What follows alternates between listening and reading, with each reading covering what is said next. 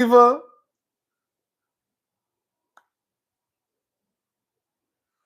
What's up, y'all? How's everybody doing tonight?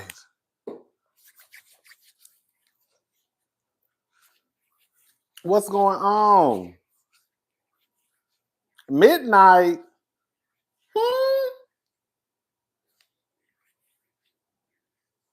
What did I say?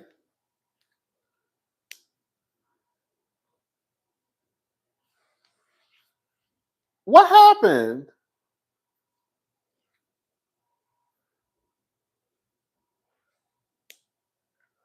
What's up, y'all? Oh, oh, you know what I think? You know what happened? You know what happened? They get on my nerves with that. I don't know if y'all know, but whenever you go back, after you publish the live, if you go back and make changes, you have to go back and change the time too. If not, I think it'll just go like it'll change the time itself. So when I went back and changed the title of the video, because at first I just had Real Housewives, I had RHOA season 16, but I went back and changed the title. And then when I changed the title, I forgot to go back and make sure that the time still said 8. So that's probably why it changed. I hope people get it. Let me see something, y'all. Hold up. I'm about to get upset. Let me click on the link on Twitter and see. Okay, they should. I mean, they click on it. It should be okay. It should be okay. I think we good. I think we're good. If not, the replay will be up. All right. Anyways, what's up, y'all? How's everybody doing? Okay. I just wanted to come down here and run my mouth. Okay, we're gonna get into some mess tonight. Girl, where's my iPad? Oh, right here. We're gonna get into some mess tonight, baby. You know, I gotta try to lose like 10 pounds, girl, by next week. And I kind of fell off the wagon. It's hard to lose weight. Girl, I lost 3 pounds. Girl, I lost 3 pounds and got to eating. And I'm not going to the gym tonight because, girl, I'm about to start drinking. So we're gonna start over tomorrow. We're gonna start over tomorrow, and we're gonna hope for the best. Okay, but I saw one muscle. I'm gonna post a picture. Girl, I'm gonna post a picture and show y'all. I saw one little piece of muscle right here when I flexed my arm and got excited. Girl, now I'm back to square one. Girl, I saw one little piece of muscle right here, just a little piece, right here in my tricep. And got excited and ain't been back to the gym ever since. I said, "Ooh, girl." Anyway, so yeah, I'm gonna post a picture and show y'all what I'm talking about. I said, "Ooh, girl, this is a mess." So anyways, we're gonna start out with Janet Jackson. So y'all know I had credits, girl galore. I had a credit with Southwest. I have a credit with American Airlines. I have a couple with United, and I think I have one with Delta. So, anyways, I was like, I've been wanting to go out of town, but I don't like flying. I've been wanting to go out of town, but every time I will book my flight to go somewhere, I get nervous at the last minute and cancel the flight. Well, this time I wanted to go see Janet Jackson because she has a residency in Las Vegas. And at the time, it said that the last date of the residency was going to be, I think, May the 31st. And I was like, girl, I gotta go see Janet. Some of y'all don't know, but I love Janet Jackson. Okay. And I don't really do concerts like that. So if I go to your concert, I have to have some type of respect for your artistry. I have to kind of like your music, because I really don't do concerts. So if you hear about me going to a concert, I really have to like the person. Like, I didn't really too much go up for Usher like that, but I always liked his music. I didn't become a stan of Usher's until I went to his concert. When I went to his concert, I was like, oh, girl, I get it. I was like, oh. I was like, oh, I get it now. I get it. I get it. But anyways, so I booked my flight to Vegas and I bought my hotel. Because for the most part, sometimes I don't even buy a hotel until like the day before I leave or like the day of. Seriously. This time I said I'm going to buy my hotel. That way I know I'm going. Okay. So I found a good rate on the hotel. And I actually stayed at the same hotel where her residency is at. It's called the Resorts at Las Vegas. I stayed there before. It's like 3 hotels in one. It's the Hilton, it's the Concord, and it's Crockford's. Hilton is on the lower end, and then it's Concord, and then it's Crockford's. I haven't stayed at Crockford before, but I have stayed at the Concord, and I have stayed at the Hilton before. Girl, if you go stay at resorts, girl, just go to the Hilton. Girl, the Hilton is a nice. Girl, it's literally the only difference between the Concord. I really don't see. The only difference is the decor. Other than that, girl, the Hilton part is still a nice hotel. So if you go to the Resorts World Hotel, girl, just stay at the Hilton, unless the rate is better at Concord. Other than that, I feel like you'll be wasting your money. So I stayed at the resort, which was the best thing because I just literally walked down from my hotel room right to the theater and then walked right back. I said Concord. Conrad. I said Concord, baby. Conrad. If you go if I've stayed at the Conrad and I've stayed at Hilton. If you go, just stay at the Hilton because there's really not a big difference. The difference is just the aesthetic of Conrad, but it's all the same. Like, it's all by Hilton. You said like it's all by Hilton. It's just, girl, just don't waste your money. Just stay at the Hilton, not the Conrad Hilton. Okay, just stay at the Hilton. That's it. But anyway, stay where you want to stay. So listen, stay where y'all want to stay. So, anyways, I waited until the day before. Because I was trying to find the cheapest ticket. Okay? I was trying to find the cheapest ticket. Because when they first went on sale, some of the tickets, like front row, was like $1,000. And then some of the tickets were like $500, $400, $300. And I was like, girl, I'm really trying to get down to the 2s and 1s, honestly. And I noticed that if you go on a certain day, sometimes the ticket prices are cheaper. I went on a Sunday.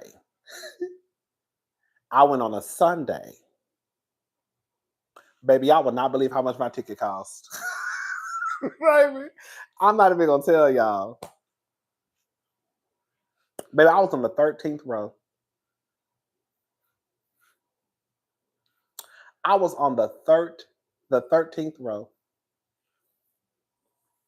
Even Brittany was like, you look like I sent Brittany a video. She like, you look like you real close. Yeah, I said, girl, I am.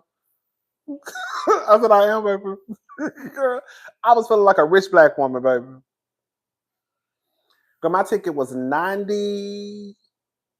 It was $90-something plus the tax. It came out to be like $125, basically.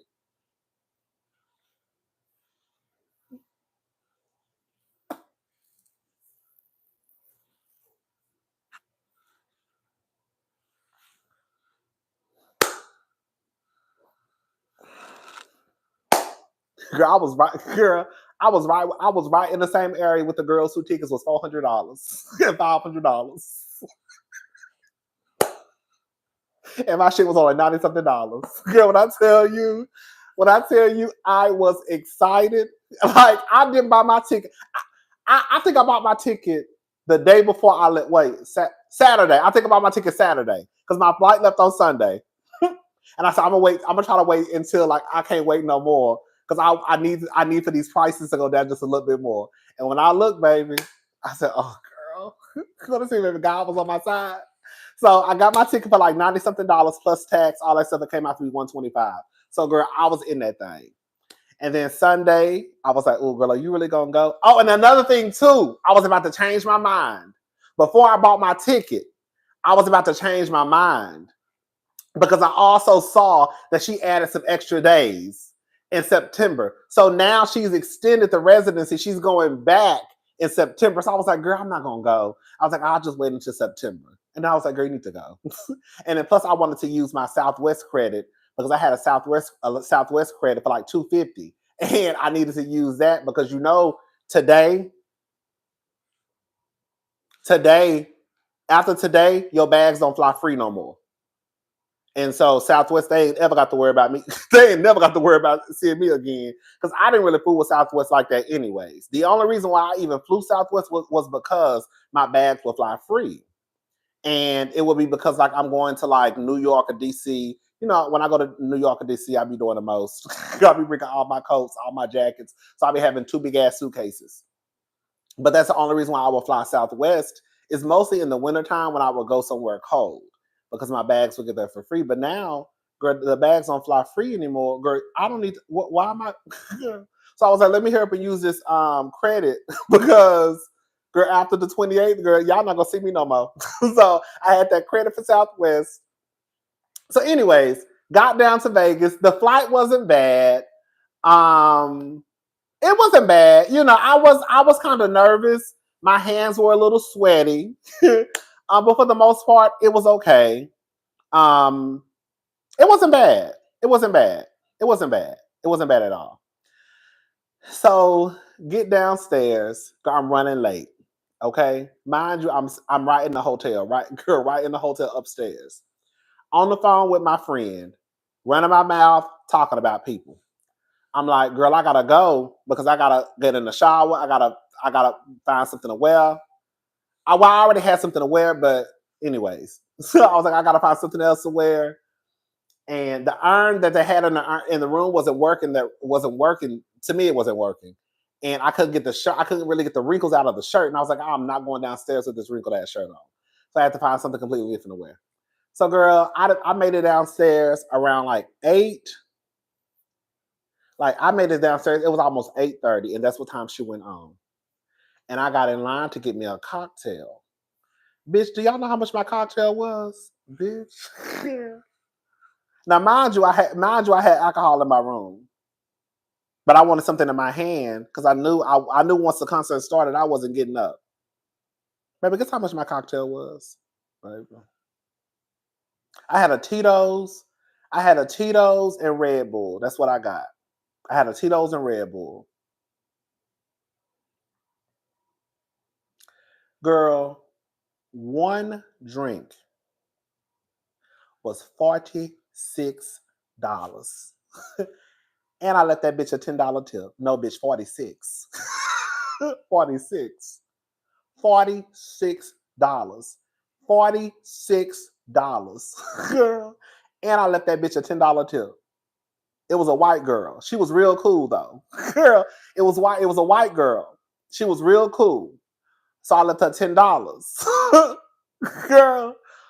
Bitch, when I walked up, she was like, I can take you, sweetie. So I walked up and I was like, hey, how you doing? She was like, how you doing? I was like, girl, about to go have a good time. She was like, what can I get you? I said, give me a Tito's and tonic. She said, you want a double? I said, yeah, girl, make it a double. You want a double? Yeah, girl, make it a double. Bitch. And I said, Tito's and Red Bull. You want a double? Yeah, make it a double. Girl. Baby, that bitch got the point. Of course, she measuring the motherfucking. You know they measure your drinks, right? Girl, y'all piss me off when y'all do that shit, girl. So she measuring in the motherfucking cup, pointing it in. I'm like, oh, girl, she about to piss me off, girl. But she just doing her job, baby. When she said 46 something, girl, I looked at the iPad. What is it called? I looked at the pad. I said $46. Bitch, $46 for a Tito's? Bitch, you acting like I just got the top. Bitch, girl, I didn't say. Girl, did you pour me some 1942 Casa Azul? Girl, you poured me Tito's. Girl, Tito's is $17.99 here in Houston at the liquor store. Now the Tito's in Las Vegas, that bottle was $31.99, and I got pissed off. Girl.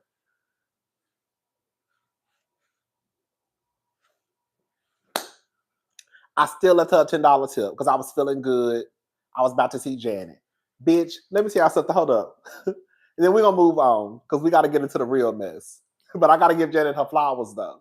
So just bear with me, y'all. Y'all know I'm a little long-winded. Just give me like 10 more minutes and we're going to move on. So I'm in line, right? By the time I made it downstairs, it was like close to 8:30. When I tell you, bitch, it was probably about 8:33. And I heard some music come on. And I heard people say, oh my God, she's about to come on stage. When I tell you that bitch came out on, that bitch was not playing with us. Bitch, when I tell you my nerves were so bad, I said, oh my God, girl, I'm shaking and shit. Girl, I'm like, girl, should I just, girl, fuck this cocktail, I gotta go. Girl, by the time I got, thank God, she had dancers on stage basically dancing. So like for the first like 5 minutes, it was just her dancers on stage basically. So glad you saw Janet. Have you ever seen the MTV Icon Janet special? No! Oh, yeah, I did. Where Pink, Pink ushered Maya for the dance tribute and NSYNC recreated That's the Way Love Goes video. Yes. That's when Pink was black. When Pink was black, hold up, y'all. We gotta stop. Some of y'all don't know, but Pink used to be black. Pink actually can dance. She don't really dance like that no more. But Pink used to really like, girl, Pink could really do a little 1-2. Girl, Pink used to do like a little one to the point where she was on stage doing a Janet Jackson tribute. Yes. Pink used to be, before Misunderstood, Can't Take You Home to Mama, the pink hair era. Yeah, Pink used to get, Pink used to get with the girlies. Pink used to get with the girlies. And that's what Maya did, the Pleasure Principle tribute. Mm-hmm. Yeah, y'all gotta go back and Google Pink back in the day before she became a white girl. When she had the pixie cut, when she had the hot pink pixie cut, girl, yeah. But Pink's still that girl. But I'm just saying, back in the day when she came out, she was a light-skinned black lady. I'm just saying. Anyways, so girl, so I get in.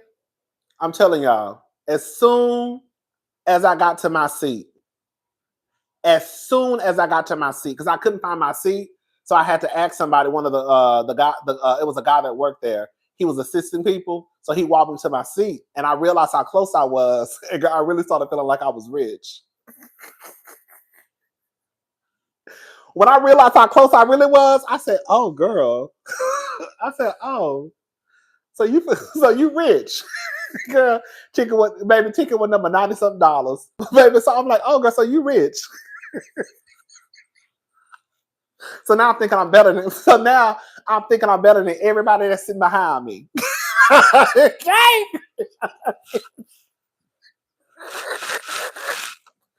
So bitch, now I'm thinking I'm better than everybody who's sitting behind me. I'm turning around like, oh girl. Oh. Okay. Girl, y'all so poor. Girl, y'all is poor, baby. Girl, shout out to the poor people in the building. Shout out to all the poor people in the building. Hey, girl up there. Hey, how y'all doing? Okay, girl. Mind you, girl, my ticket was $90-something plus tax. Okay? But they don't know that. As far as they know, my ticket was $500. Okay? So, baby Janet come out on stage. Girl, what's something called Dory? Hey, Brokey. Hey, Brokey. That's how I was acting, girl, acting real stuck up, okay? So, anyways, child, Janet come out. Baby, I mean, girl, all I can say is Janet is that girl. Janet danced and moved the entire 2 hours she was on stage. She really did. She did outfit changes. Janet was singing live. Most of the time, I feel like if she wasn't singing live the whole time, the majority of the time, Janet's microphone was on. Yes. Janet was singing live and still dancing at almost 60 years old. Now, was Janet on stage giving you a full-on pleasure principle routine? No. You have to take into account Janet is 59 years old. Janet, the pleasure principle routine days are over. Okay? But on a scale from 1 to 10, Janet, when she was younger, was a 10. I would give Janet, she not full on bucket on stage, but I would give Janet a 5.5, 6. I would. I'll probably say 6. You say 9? Come on, 9. Janet's still dancing. She's not going to give you the full routine, but Janet is still dancing to me. I'm going to say a 7, honestly. Because when she performed at the AMA, did y'all see Janet perform at the AMAs? Janet is still dancing. 5, 6 is kind of low. I'm talking about like just straight up bucking, like boom, boom, boom, boom, boom, boom, boom, like that. She's not bucking like that. You know what I'm saying? But she's still dancing though. That's why I was like, when I saw some people saying, oh, she really, no, baby, y'all, I don't know what y'all was watching, but Janet, she was barely moving at the AMAs. What?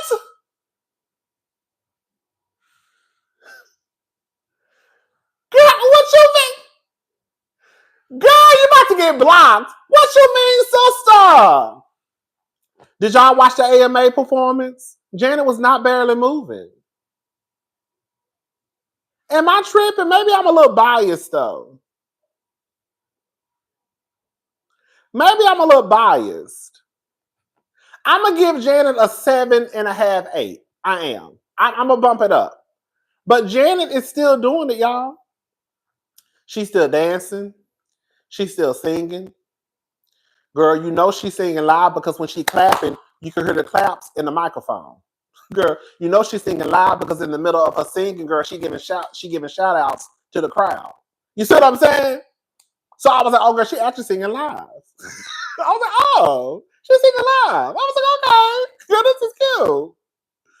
But anyways, I had a good time. I really, really, really, really had a good time. And then I bumped into a cousin. I can't remember. I couldn't really hear her name. I think you told me your name was either Elaine or Elise. I can't remember. But she was like literally right behind me. I didn't even know until we were leaving. But that music was still playing through the speakers. But I met a cousin. But yeah, I had a good time. I had a real good time. Janet, I was like, girl, I want to go back. Janet is a living legend. I think she's an icon. I think Janet is still doing her thing.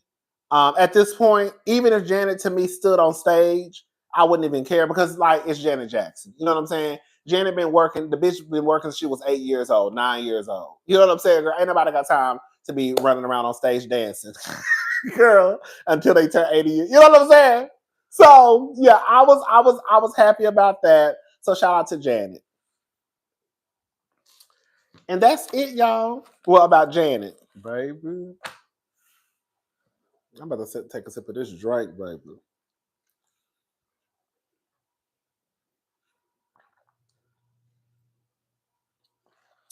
And I think y'all, I think what people need to realize too, y'all, and I've said this, and I'm saying this for everybody.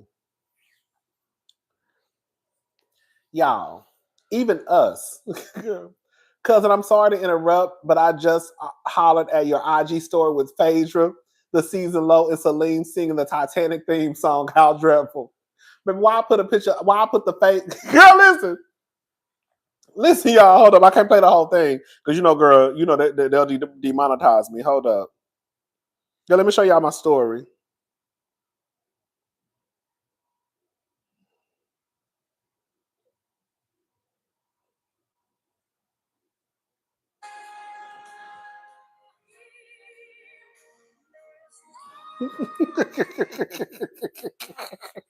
Girl, I put the ratings and I started playing a Titanic theme song because you remember she said that girl. We gonna get into it. We gonna get into it. We definitely gonna get into it. Girl, we gonna get into it. Girl, I'm gonna save RHO. I'm gonna save the Real Housewives of Atlanta for last. Okay, I'm gonna save the Real Housewives of Atlanta for last. Yeah, because we got some tugation. Girl, we talking today. Hey, cousin, just came in here with a little 1-2. You mean to tell me that drink was half your ticket? Right. Exactly. It would have stayed there with no shame. Yes, but you know what? I didn't even think about it that way. Girl, literally, that drink was half of my ticket. That drink was half of my ticket. Yes. But I told y'all that when me and my best friend went to see Usher, girl, we had just we went out to eat before. We went to a steakhouse.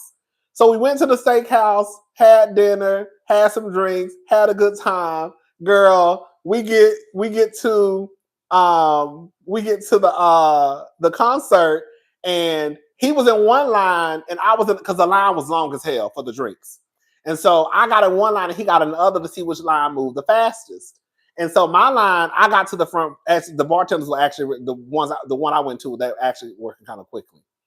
And so I was like, "Hey, sister, I made it to the front. What you want?" He was like, "I'm just gonna come up." I was like, "Okay, cool, baby." I just got a drink, and he got some popcorn and a drink. I think that's it. But why don't people say? I was like, "I got it," and he was like, "No, I got it, sister." I was like, "Okay," because we don't really fuss about stuff like that. So he was like, "I got." I was like, "Okay." Bitch, the people said $100 and something.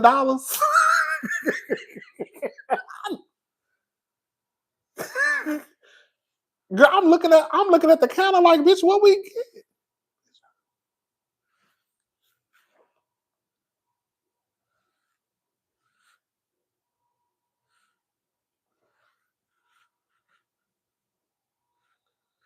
Girl, he said 100.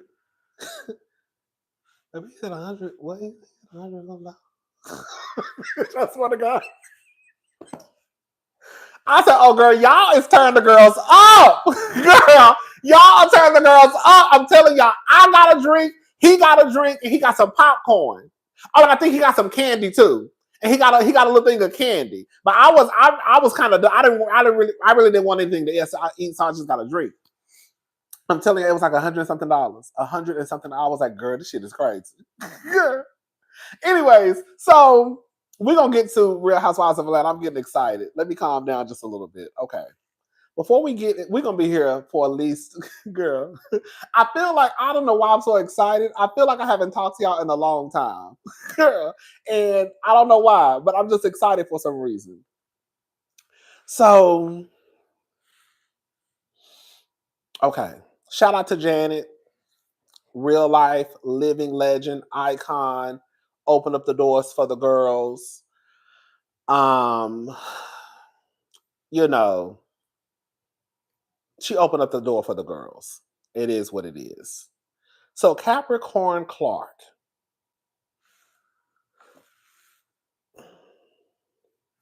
I had never heard of this lady. Who is Capricorn Clark? Volume 1. Remember that was Jill Scott's first album. Who is Jill Scott? Girl, who is Capricorn Clark? I saw all of y'all online talking about I can't wait to Capricorn take the stage. I can't not take the stage. Take the stand. I can't wait to hear what Capricorn got to say. I had never heard of this lady a day in my life. Never. That's what I'm saying. Like when it comes to Puff Daddy, I really did not know it was this bad. I'm telling you, I promise to God. Girl, I never knew that all these people had these experiences with Puff Daddy. I remember my sister saying, "You don't remember that time when Cassie came out and it was a mark on her face?" And I was like, "No." She was like, "Yeah." And this is my sister telling me. I was like, "I do not remember that." So I really never knew. I think Sister Cap is a nail in the coffin, baby. I never knew that people had these experiences with Puffy until all this shit started to hit the fan. I really honestly didn't. So Capricorn Clark, baby, this is some of what she had to say.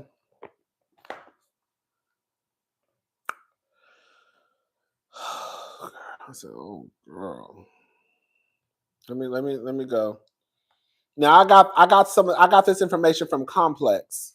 So basically, long story short, and I know y'all probably already heard some of this. So Capricorn Clark is Diddy's former assistant.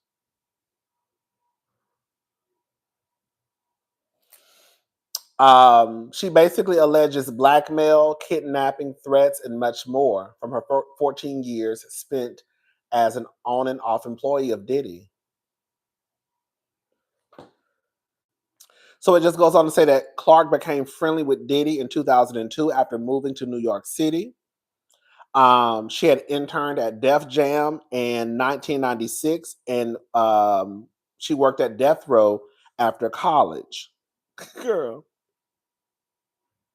So when the opportunity came up, okay. So the opportunity came. No, Diva. You were one of the ones I saw like Capricorn, and I'm like, who the fuck is Capricorn, girl? I saw y'all online in the like. I was like, who the fuck is Capricorn Clark? I had never heard of this lady a day in my life.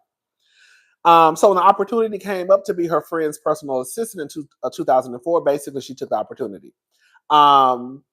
When Puffy found out that she had worked at Death Row, she said that this is what she alleged, he and a large bodyguard took her for a walk in Central Park. I'm keeping my eyes open and sipping my tea real slow, okay? Real slow. I don't like how number 47 moving with these pardons, baby.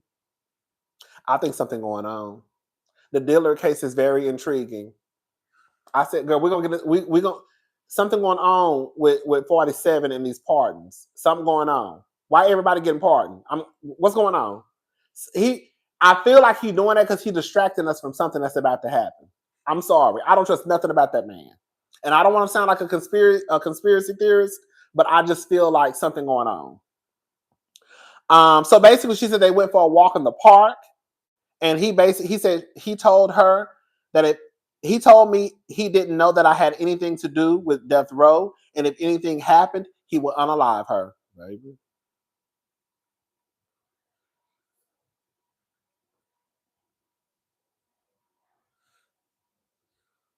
Then she went on to tell a story about how some jewelry that was on loan to him from Jacob the jeweler went missing.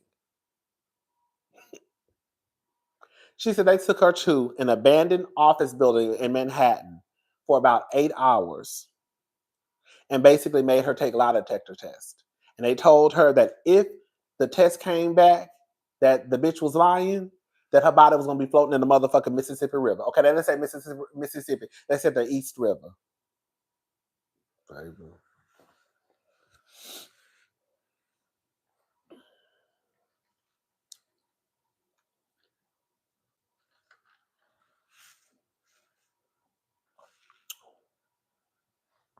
Capricorn claimed that she went through this routine, trapped in the same building for a full day's worth of lie detector tests for 5 days straight. That bitch said she was there for 5 days straight.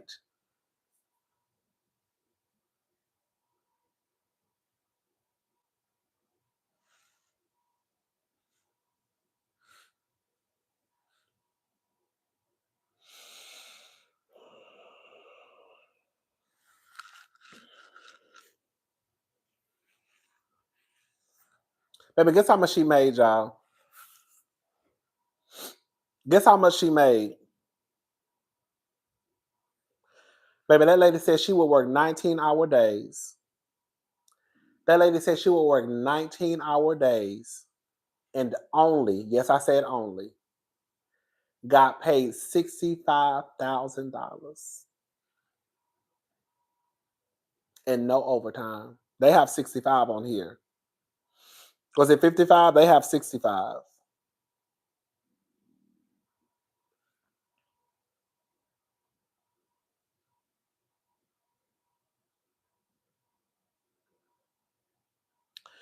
When she raised the idea of overtime, she said Diddy was presented by his own HR department with a document listing the amount she was owed.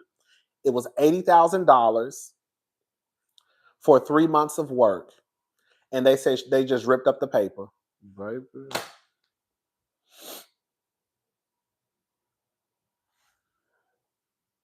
Oh, girl. Oh, girl, I'm going to tell you why I started crying at the Janet Jackson concert. Girl, that's another thing, too. Bitch, why I started crying at the Janet Jackson concert, y'all. Oh, girl. It was I don't want to tell y'all in case y'all go. Well, okay, I'm not gonna tell y'all the whole concert, but I'll just tell y'all this one little piece. Girl, at the very end, she started singing Together Again, and she had Janet and her daddy push her on the wall. Girl, I started thinking about my grandmother and just bust out crying.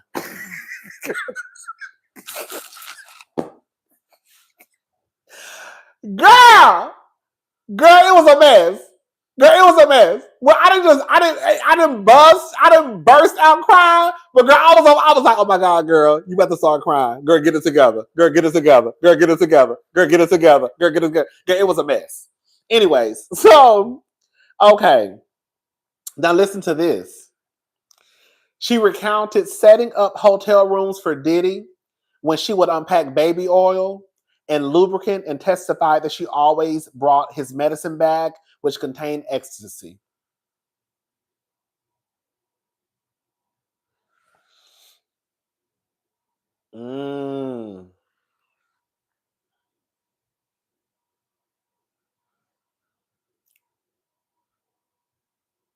Baby, that's what I'm saying. I'm sorry. Like, I don't want to sound like, listen, I'm not rich at all. I'm going to say something, and I don't mean to offend nobody at all. But $65,000 living in New York, girl, you pretty much living under a bridge if you ask me. No shade. Girl, $65,000 and you live in New York? I remember one time I read an article that said $100,000 is equivalent to like $36,000 living in New York.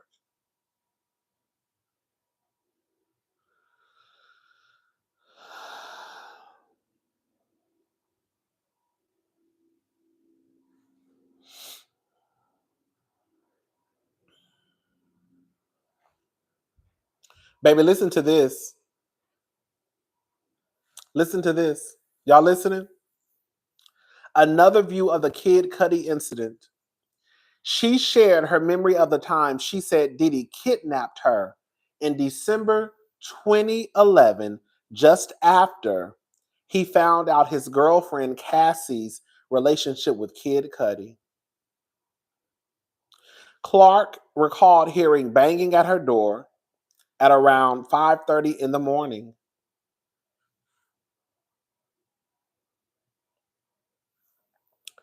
And armed Diddy was at the door, she said, demanding to know why Clark had held back information that Cassie was seeing someone else. Can I say something, y'all? Because I don't know everything. I don't know a lot of shit. But I try to Google and learn certain stuff when I get stuck. And if I don't know all the details, I still try and Google to be like, okay, let me just see what I can find. So I did like a quick Google search the other day over what is classified as a RICO. Because I see so many people, it's no I'm not trying to be funny, y'all. I'm really not. I see so many people, and maybe it's even some of you guys who are in the comments like, this don't sound like no RICO. What a RICO at? Girl, they have literally given us examples. Now, let me just say something. Whether or not Puffy is found guilty or not guilty, of course, that's still to be determined. They might say we think these motherfuckers are lying, and he's free to go.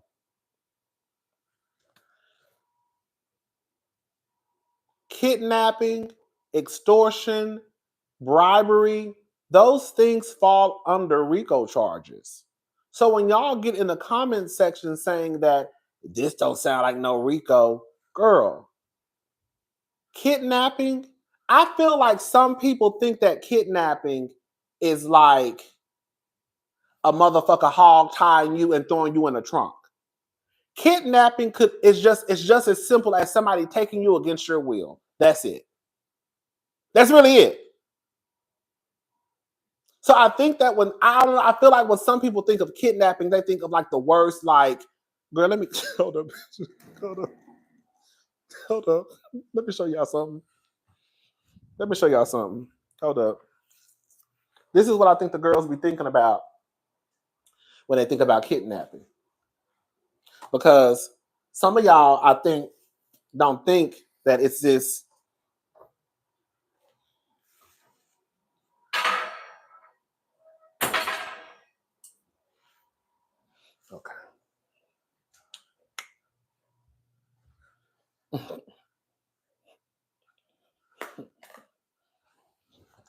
I feel like a lot of the girls and boys, when y'all think of kidnapping, y'all think of a bitch or a nigga being tied up in the back of a car, girl, like this. This is what y'all think about when y'all think of kidnapping.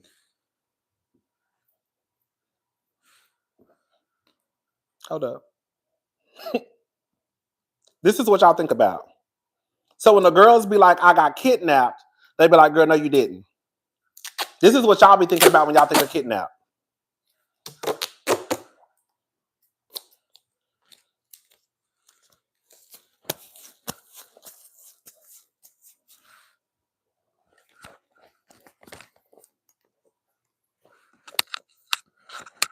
Mm, mm, mm, mm, mm, mm. That's what y'all think about.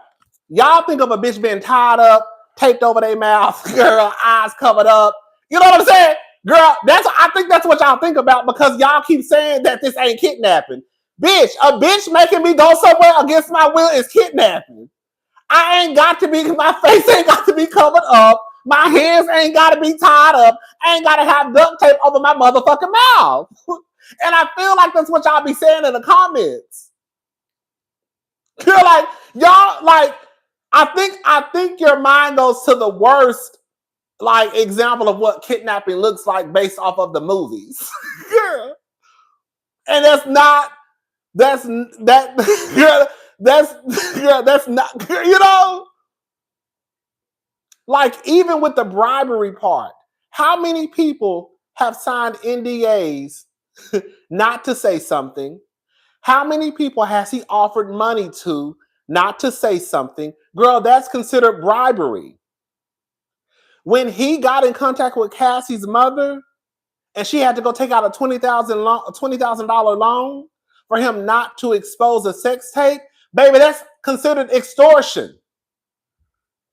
Kidnapped is what he did to her in that hotel hallway. Exactly. When Cassie tried to run away from the freak off and beat her ass and brought her back in, that's considered kidnapping.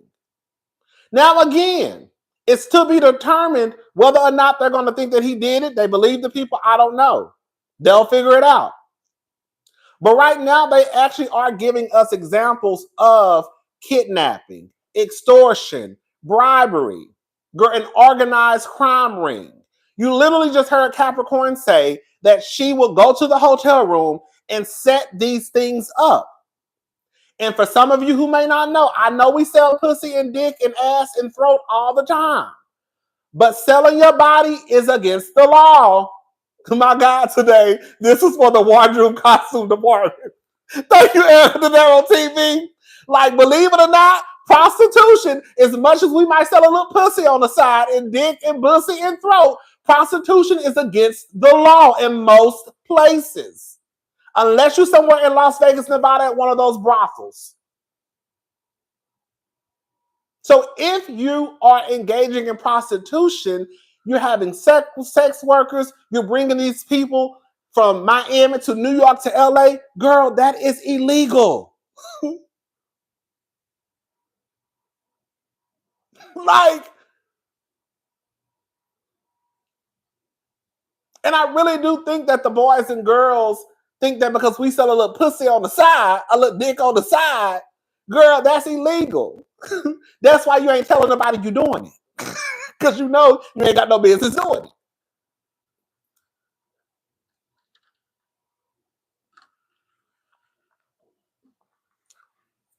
You know what I'm saying? Excuse me. Today was a very hard day and I really needed this laugh. Thank you, Rodney. Oh, I hope it gets better, Miss Fancy Pants. Thank you. Y'all send love and light to Miss Fancy Pants. Okay. So she says that at that point she remembered Diddy told her, get dressed. We going to AIL. We going to KILL this nigga. She didn't want to go. She continued, but Combs answered, I don't give a F what you want to do. From there, she said that she and Combs were driven by one of Combs' security guards, went to Cuddy's house. While Combs and the security guard went into the house, she called Lauren London. I said, oh, girl.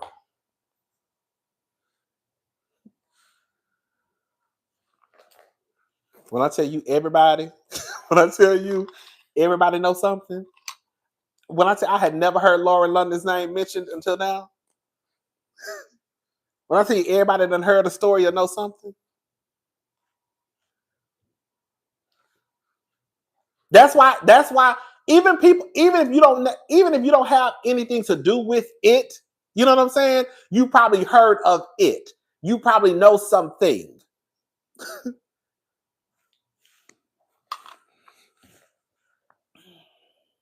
So she said she called Lauren London. I just wanted somebody to know where I was. I called her for my protection. And Cassie.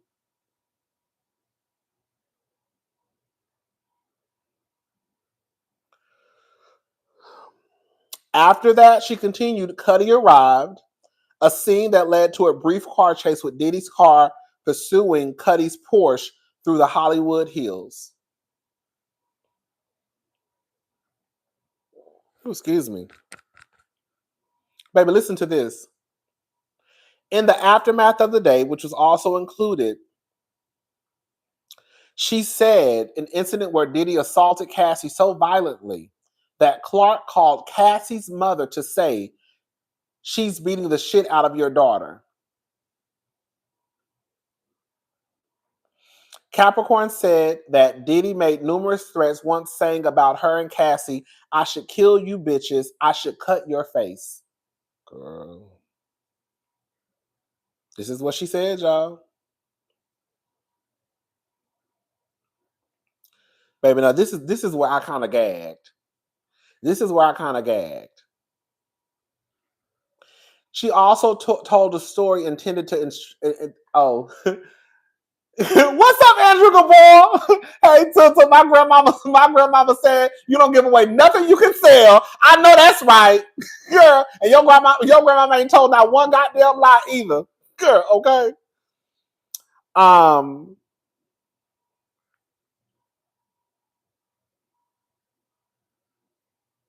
Okay. Hold up.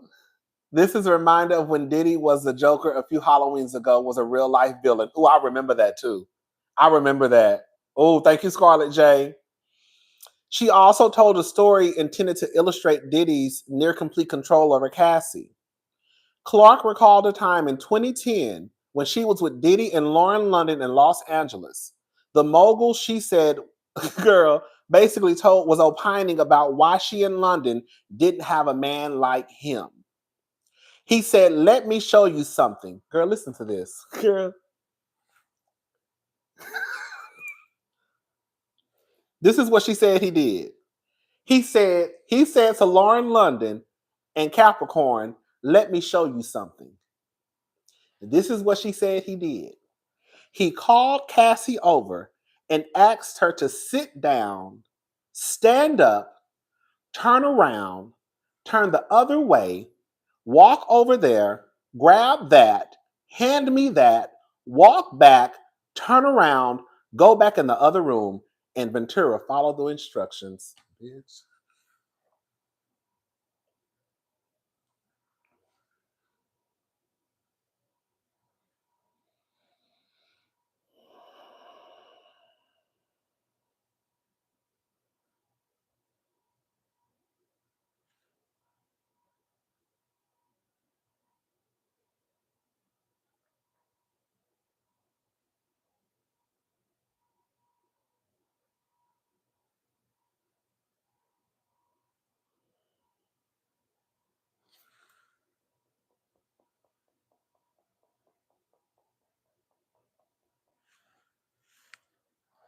Baby, let me read this again for the girls and boys and non-binary and non-gender conforming trans girls and trans boys.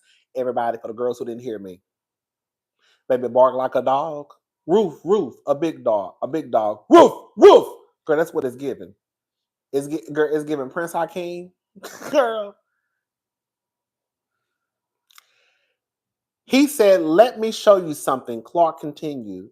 He called Cassie over and he asked her to sit down, stand up, turn around, turn the other way, walk over there, grab that, hand me that, walk back, turn around, go back in the other room. Ventura followed the instructions. After that, Clark recalled, he said, did you see that? You bitches won't do that. That's why you don't have a man.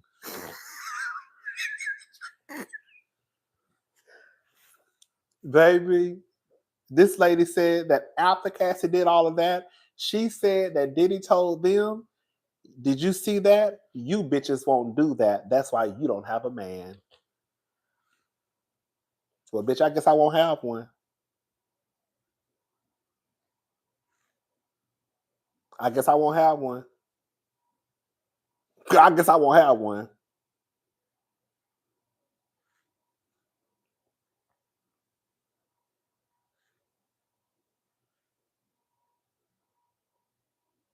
Let me tell you something. I got pissed off when I was watching Basketball Wives the other day, and Ty was in the kitchen, and Ming Lee was in the room, and Ty said, babe, can you come in here and fix me a sandwich? And I got pissed off, girl, because I was wondering, bitch, what you doing? Girl, I could see if you was like working, girl, on the phone call. You just standing in the fucking kitchen. Why do I need to come out the room to fix you a sandwich like you not doing, like you ain't doing shit? Girl.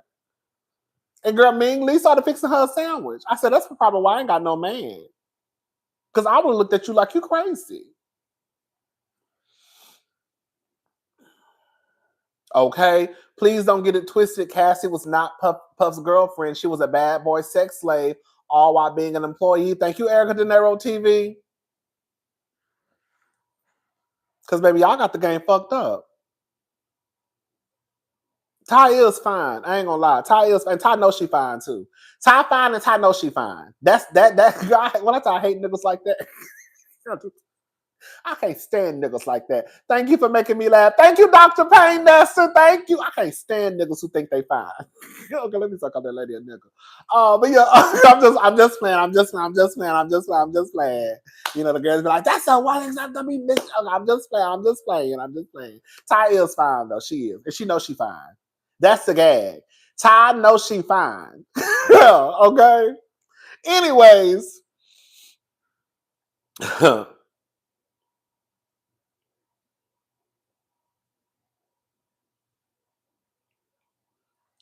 And then Diddy's lead attorney, Mark Agnefello, he leaned into the critiques of Cassie, getting Clark to admit, girl, listen to this. We about to get into some shit. I told y'all we gonna get into some shit tonight. He leaned into the critiques of Cassie, getting Clark to admit that as a vocalist, she was more of a studio artist and less of a live performer. Clark also said that after she rejoined, girl, I read somewhere else she said something like basically she wasn't a Mariah Carey or Whitney Houston. Can I say something, y'all? And I know some of y'all about to get mad at what I'm about to say, but I'm gonna say it anyways. But I've said this before.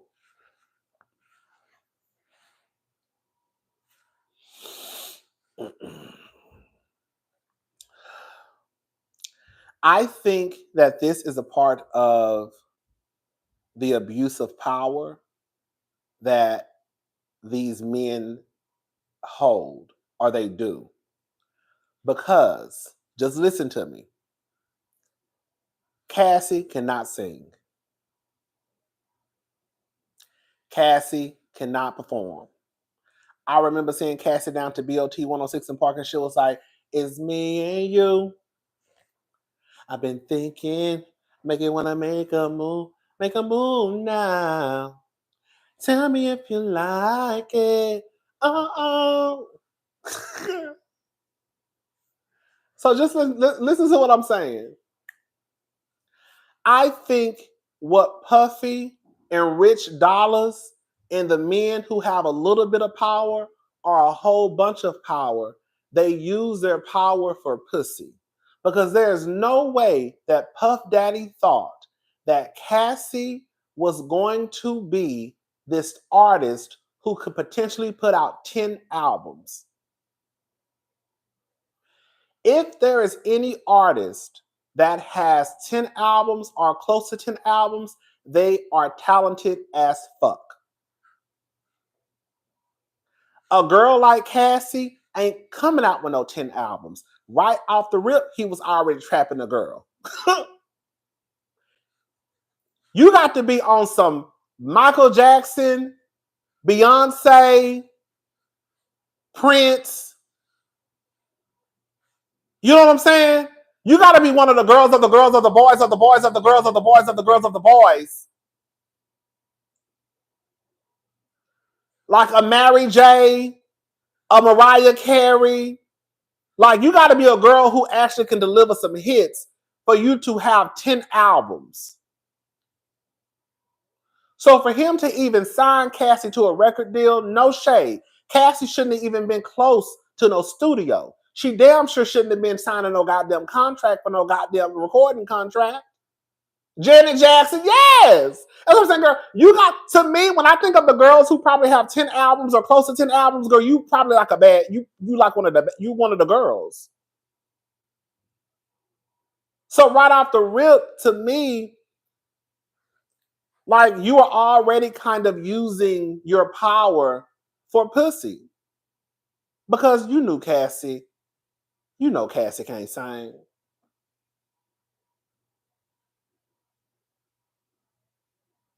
Girl, why was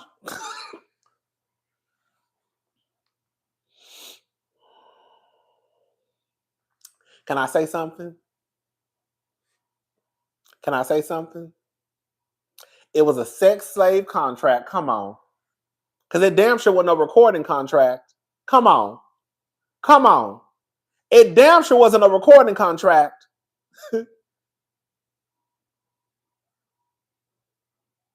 Yeah, shit, J-Lo got 50, 11 albums and don't mean you right. J-Lo just, at this point, J-Lo just putting out albums, okay? Girl. Can I ask a question? Okay. We have to think about back in those days, any one of us could have we wouldn't think a famous rich person would do the things he did. Thank you, Resney.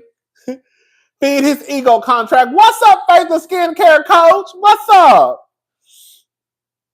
So, like, when you hear these men telling these girls, oh, I can make you the next big star, like Erica Mena, girl. How, Rodney, doesn't Nivea have a story similar to Cassie's? I remember, thank you, TV, the therapist. I remember her, she kind of does in a way. I don't know if it's as bad as Cassie's. I just remember I was crying when Nivea was on Kandi's show, and Nivea hadn't even realized that she considered herself a freak. Do y'all remember? I can't remember the entire interview, but she was telling this one thing that happened to her. Like, she was kind of like, not necessarily passed around, but the way I was like, girl, that wasn't, girl, you were just art, mama. That's what it sounded like to me. And you talking about, oh yeah, I was a freak. No, girl, they were taking advantage of you. That, and I was like, oh my God, like, this is so sad. So, but yeah. So, Cassie, let me say this.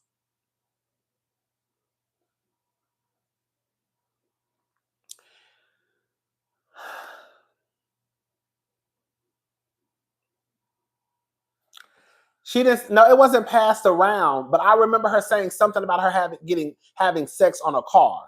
I remember Nivea telling a story about she was at the studio and they sent like something. It was like it almost looked like it did sound like she was being passed around, and the way she painted it was like, "Oh, girl, I'm just a freak."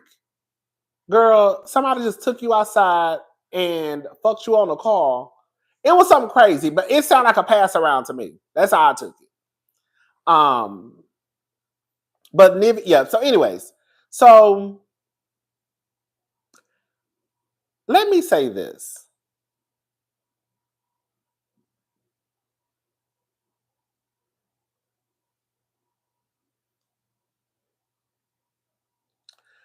Do I believe that when someone dates or enters into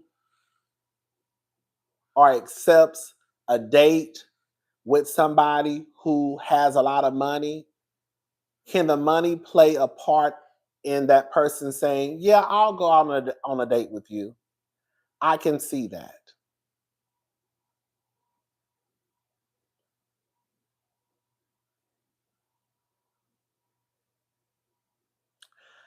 I don't know if I'm necessarily buying into.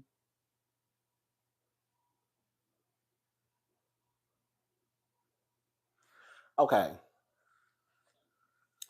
I don't know if I'm necessarily buying into the whole Cassie was with Diddy just because he had money. I'm not really buying into that completely.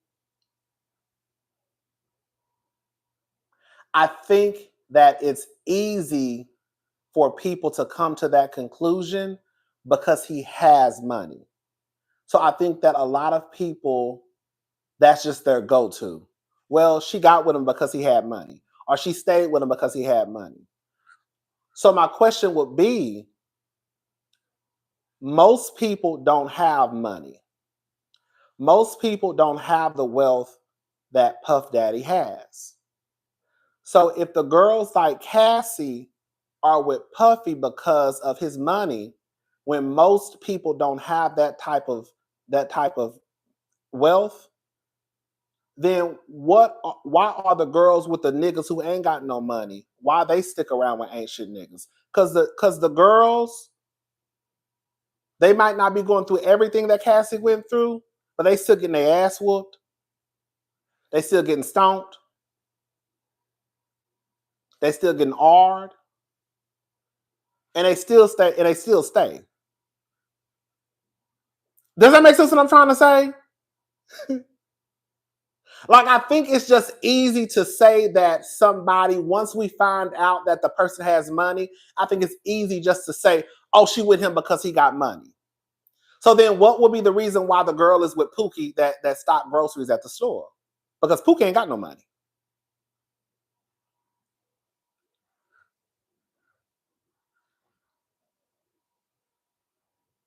And girls still fool with broke niggas who ain't shit, get their ass whooping, all of the above, and they still stay. So if does that, like, I feel like it's just easy to just say that's why a woman stayed with a man because he had money. Because that's the only way I feel like we can rationalize. Like, girl, why did you say, oh, it got to be because he had money? But then what would we say about the nigga who ain't got no money? Why would we say she stayed?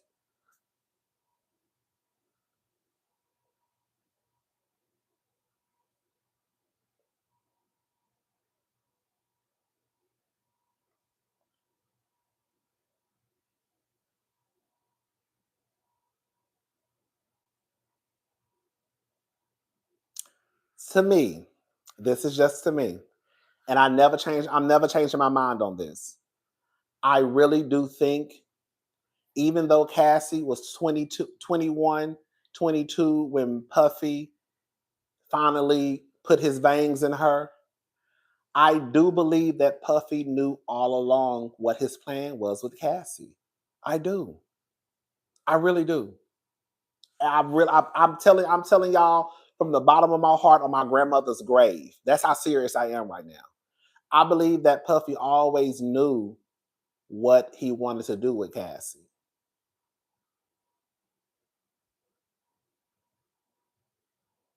So I think that the plan was to kind of lock her into this album deal, a 10 album deal,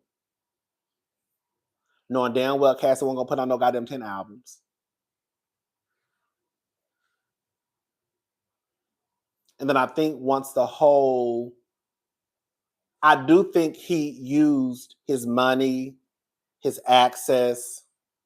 That's one of the things that's one of the things that niggas with money can use. Especially because the majority of people don't have what Puff Daddy has or had.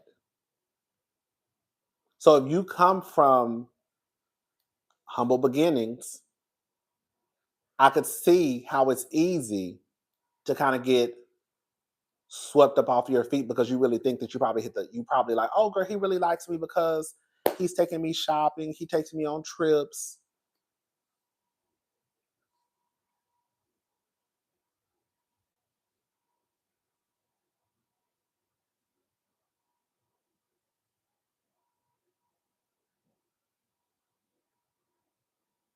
I saw people saying, I don't know if this is true, did Capricorn Clark want to be in a relationship with Puffy? I don't know. I never heard of this lady until the other day. Well, I've been hearing y'all say her name, but I never knew this lady existed. Did Capricorn Clark want to be in a relationship with Puffy? I don't know. I'm asking y'all. But why? When y'all saw? Let me go to no. Okay, no. Wait.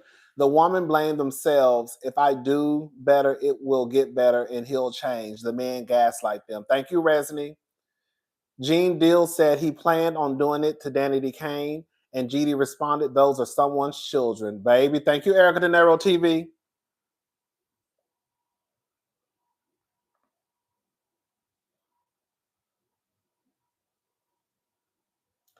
Like, can I say something? Let's play the what if game. Okay? Let's play the what if game. What if Cassie got with Diddy because he had money? Cool. Cool. Let's say Cassie got with Diddy because of the motherfucking money. Bitch, this nigga got money. Bitch, I am in that thing, baby. This nigga is the boss, baby. I'm good to go, baby. I'm about to live my life like a rich black lady, baby. You know what I'm saying? Y'all, I'm about to talk real blunt. Even if somebody is dating someone because of the money, ain't nobody signing up to be a hoe, a slut, get passed around, have different men fucking you every which way every night, getting slutted out, getting your ass stomped and beat and vases thrown at you and punched in your face and locked in rooms and thrown like even if we wanted to say that Cassie was with Diddy for the money, girl, at some point, ain't nobody signing up to just be getting their ass whooped and pissed on and knocked around and having random men just fuck them all throughout the night, having random men nutting them all throughout the night, having sores in their mouth.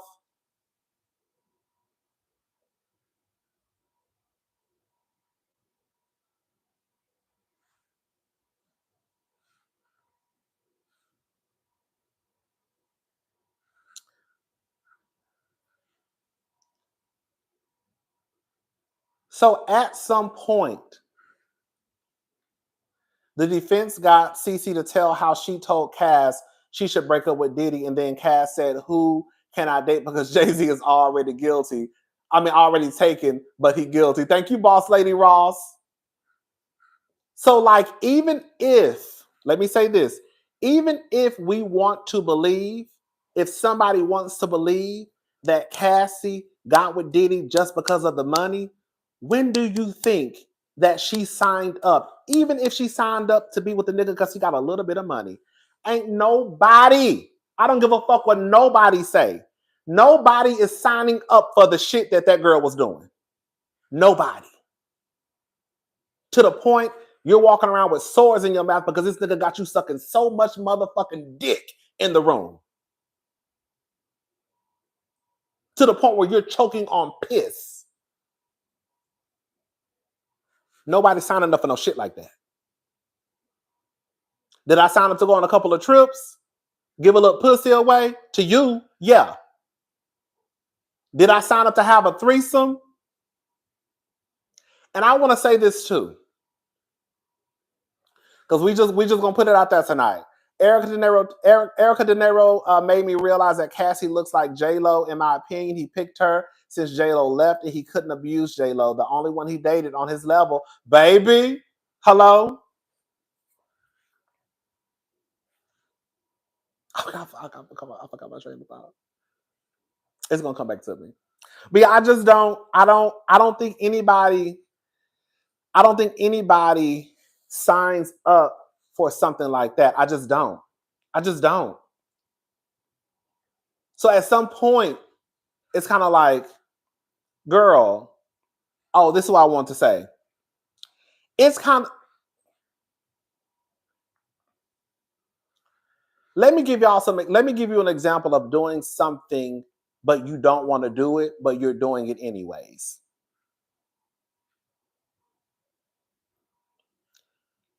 Cassie,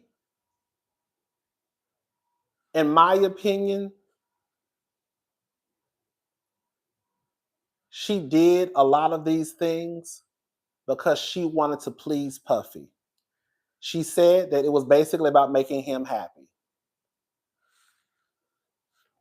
We just gonna talk real plain tonight. It ain't no different than a lot of women out there who will have a threesome with their man, even though they might not necessarily want to, but they want to make their man happy. You will literally let a bitch come sit on your face and be walking around here with pussy juice on the top of your lip for a whole week because you wanted to please your man by having a threesome, inviting another woman in the bedroom. You didn't necessarily want to do it, but you did it. So when people say Cassie did it, yeah, Cassie did it because she was doing the same thing a lot of other bitches do. Whatever I gotta do to please my man, I'm gonna do it.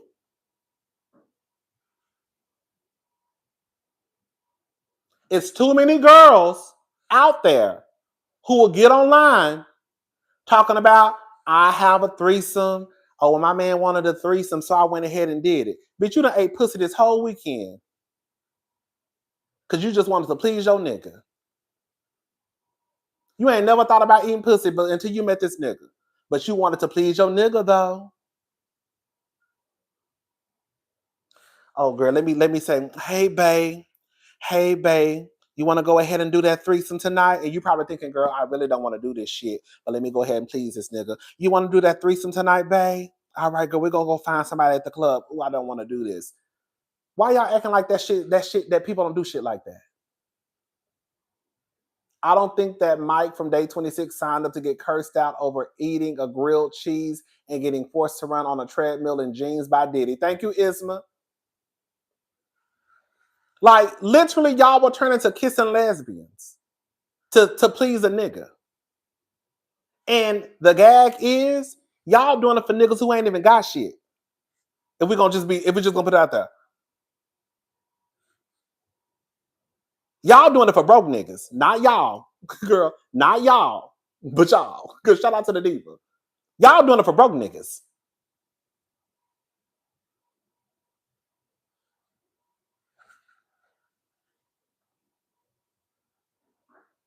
So again, I want people to stop acting as if when you're dealing with someone, you don't do things that you probably wouldn't want to do or you would do any other time, but you're going to do it in order to please the person who you're in a relationship with.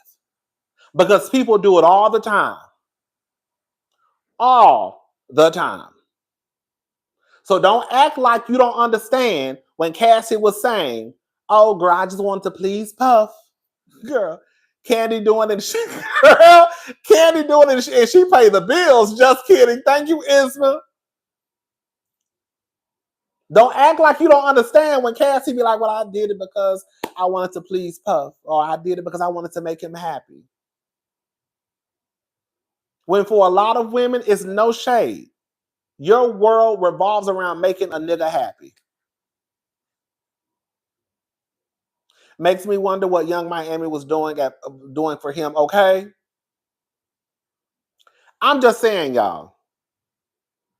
I'm not trying to be, I'm not trying to piss nobody off. Puffy lived through Cassie because he hated that he didn't have her beauty and the ability to be openly with man. Let that sink in. And then when you think about it, Cassie walked away with nothing. Like, who the fuck signing up for some shit like that and you ain't even get shit in the end? I mean, well, now, because she had to go through a lawsuit. I didn't even think about this. I want to give a shout out to Andrew Gabor. He said this the other day. When you think about it, Cassie ain't have shit. When the mama got in contact with Cassie about the $20,000, Cassie didn't even have the $20,000 to give her mama. These folks are pissing me off, conflating being freaky and having kinks with being outright abusive, sick, deviant. There's a huge difference. It really is. When you think about it, Cassie should have had $20,000. You see what I'm saying? But this is what Cassie's put up was. He put her up in houses. He bought her clothes, shoes, cars. But he was also, if we're going to be honest, financially abusive. Because when Cassie's mama called her and told her what was happening, Cassie should have been able to say, Mama, let me just send you the $20,000 to shut this nigga up. But she couldn't even send her mama the $20,000 because she was broke. She wasn't even getting shit out of the goddamn relationship. Like nothing.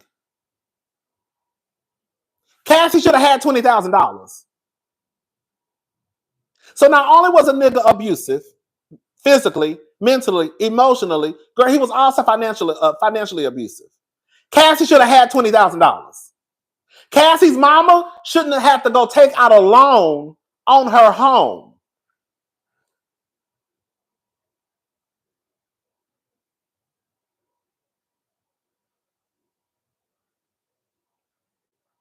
Cassie's mama, while Cassie was fucking with a millionaire, had a record deal. Girl, had these little movies going around, right? Maybe DVD movies.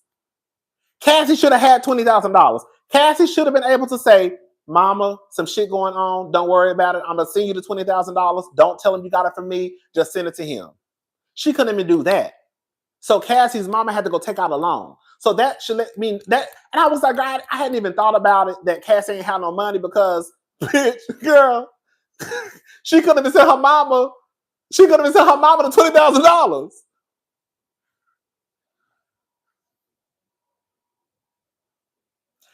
Nobody is signing up to go through the shit that girl went through, and you ain't got shit to show for it but sores in your motherfucking mouth.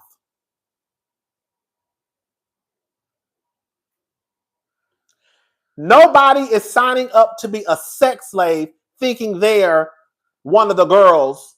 I'm the girlfriend. But girl, you really just want me so you can pass me around to these niggas and I can get fucked out.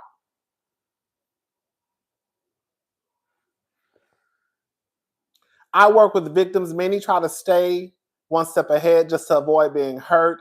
So they do things they don't want to do. Diddy, Cassie case is sadly way too familiar. Thank you, V Lockett.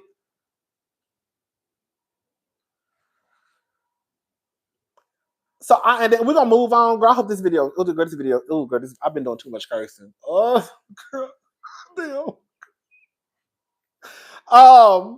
Anyways, it's too late now. I already said what I said. I said too much stuff in this video.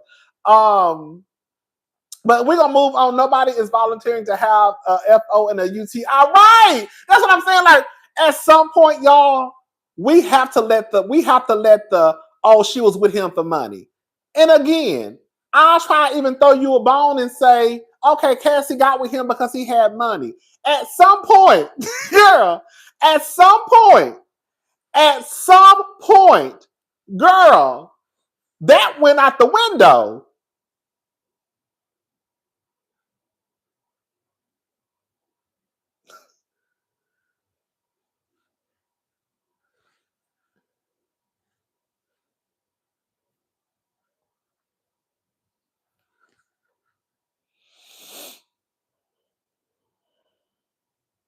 I'm. I,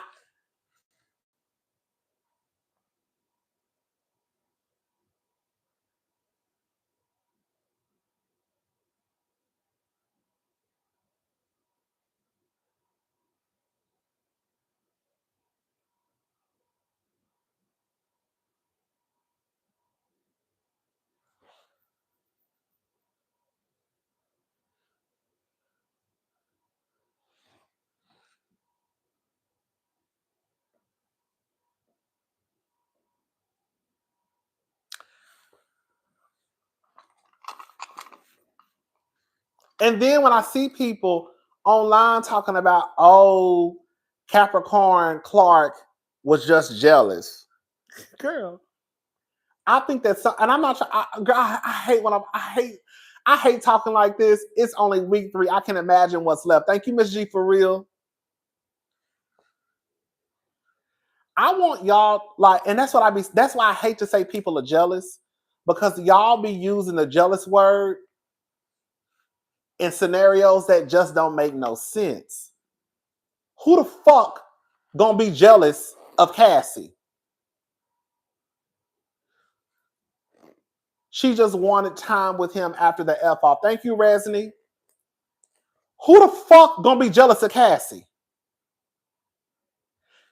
Not y'all, but people be online just saying some weird ass shit. Y'all be so quick to think somebody just want a nigga at all cost, to the point you will get down to the internet and say that somebody is jealous of Cassie, someone who was a sex slave, someone who was passed around from man to man to man, choked on piss, got her ass whooped, got her ass stomped, got dragged in the hallway, didn't have no money. Girl had random men fucking her all throughout the week. Who the fuck gonna be jealous of some shit like that?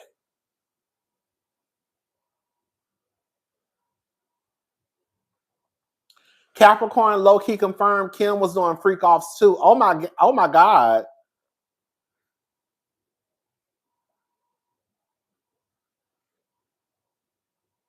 Like y'all act like Cassie was over there like living like girl Sierra. You know what I'm saying? Girl, y'all acting like Cassie was over there, girl, just living in a lap of luxury, girl. Y'all act, girl, like, what do y'all be talking about on the internet, baby?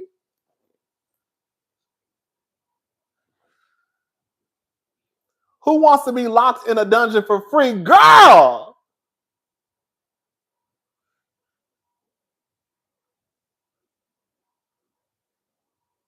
Right, y'all act like Cassie was living a soft life. Baby, Cassie was living a hard life. Be very clear. What ain't nobody jealous of no shit like that.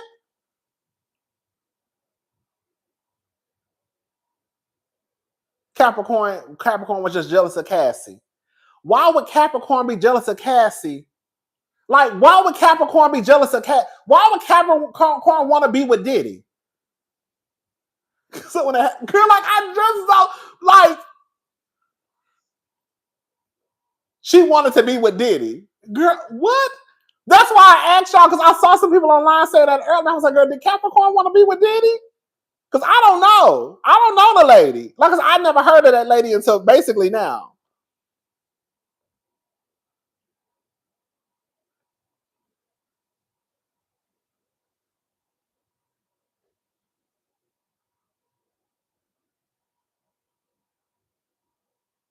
And I want to say this too.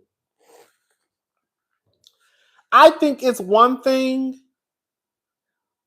for you to sign up to do a threesome with your man.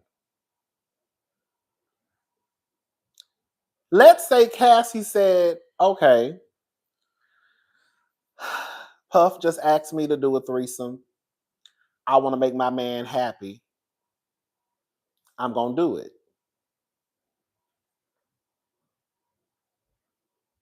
Let's say you sign up to do a threesome with your man.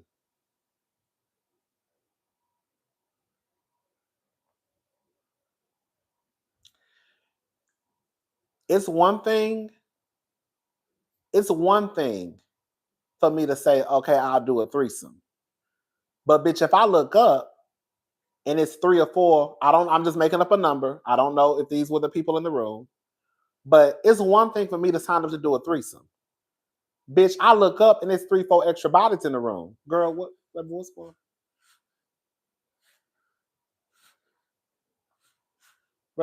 on? What's going on? I just feel like some people, I get it. Please don't get it twisted. I think that it's important to ask questions. Look at the ish Tina Turner went through. Right. Like, right. Cassie's thought, who will want me after this? Thank you, Resney. I get it.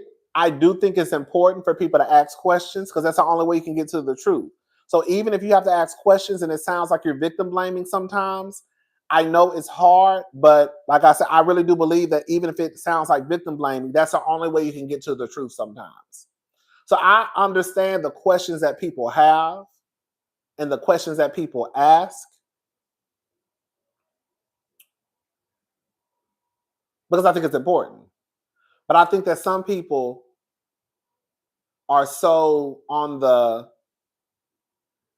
Cassie agreed. Yeah, to a certain extent, she did agree.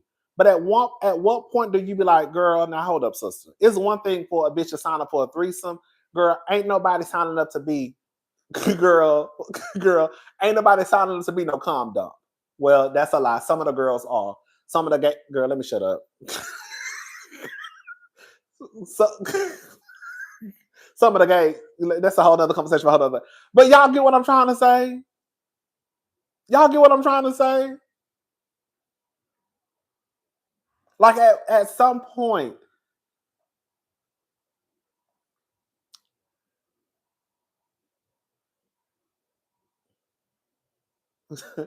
Diddy had Capricorn hooked up to a lie detector test while threatening to unalive her, but she was jealous of Cassie. People are stupid. Right! Right! Like, girl, what? I'd be so confused.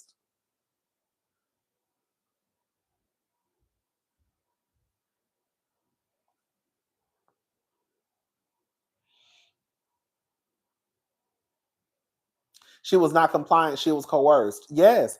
I believe like and I'm sorry. Girl, can I say something? Some of y'all got mad at me. Come on, look out for Lauren. I've been a therapist for 15 years. The first 6 was DB counseling. The ignorant shit I've heard since this case started shows people don't possess critical thinking skills because what the entire elf. Thank you. Look out for Lauren.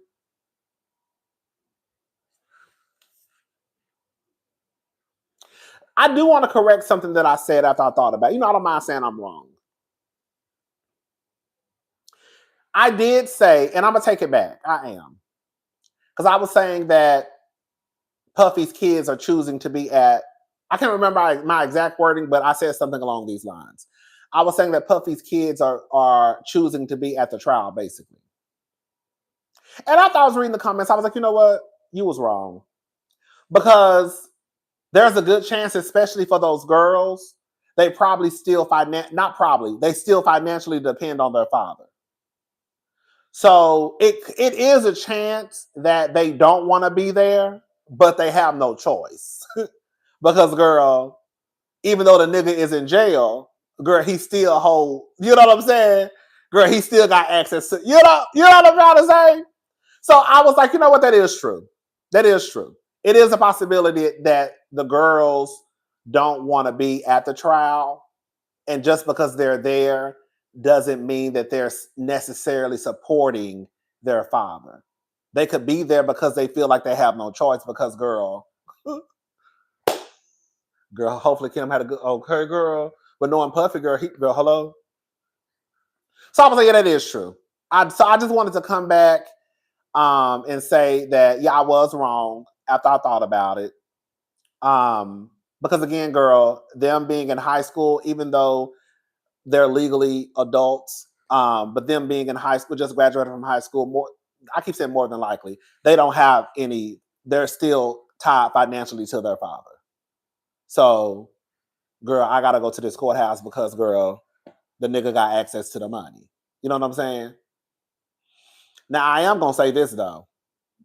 Girl, this is why I need a Patreon. This is why I need a Patreon. This why I need a Patreon. One thing I ain't gonna change, girl, because some of y'all got worked up. Okay, girl, calm down. Some of y'all got worked up because all I said was, I want to know those girls, the sons. I just want to know, like, what do they think about Kimora? Girl, some of y'all tried to get into my ass. Girl, I just was like, girl, because y'all, some of y'all tried to act like the question that I asked was just so disrespectful and so. Girl, Kimora said that y'all daddy threatened to punch her while she was pregnant. And now she's assisting y'all with prom. Like, they don't think about what this woman said that their daddy did. Does that make sense what I'm saying? All the people in his orbit have been abused. Thank you, Resney. I thought that was a not, girl, I thought that was a valid level 1 type of question. Kimora also believes that their daddy, okay.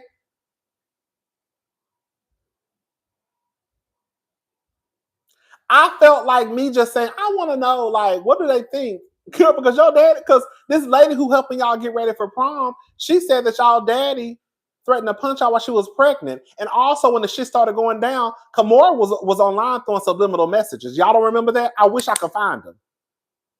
I remember Kimora down to the Instagram, kind of like, oh yeah, they got his ass now. I'm paraphrasing, but I know y'all remember that. I know y'all remember that. I know y'all remember. Thank you, Two Brown. Thank you. That's a compliment. I know y'all remember that. Kimora was down to the Kimora was down to the Instagram low key throwing subliminals. Yes. Yes, all y'all ready to talk? Yes, it was something like that. Yes. That's why I was like, why y'all acting like me wondering like what they think? Like I hate that they are children in my book, and to have this, especially having to go to school, right, and see your classmates and see people, I know it probably had to be tough on them.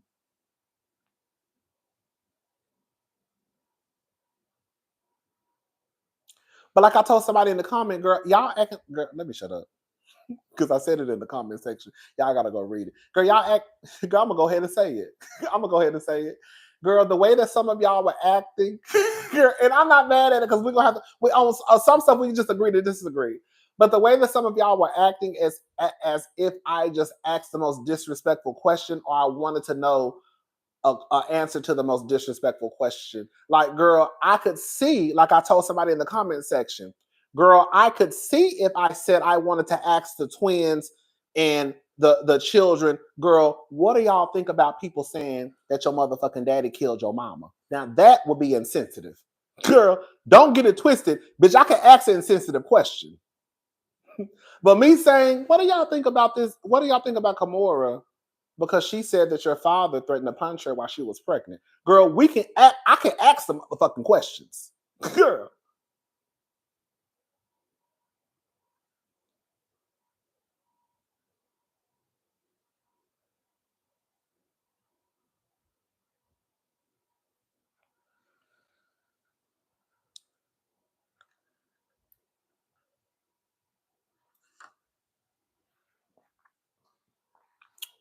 I felt like it was a valid question too. I mean, girl, first of all, I didn't ask the girls, of course, but I feel like it was a valid question too. I thought it was a nice little soft question. I really did. But we on here too long. We gotta hurry up. But yeah.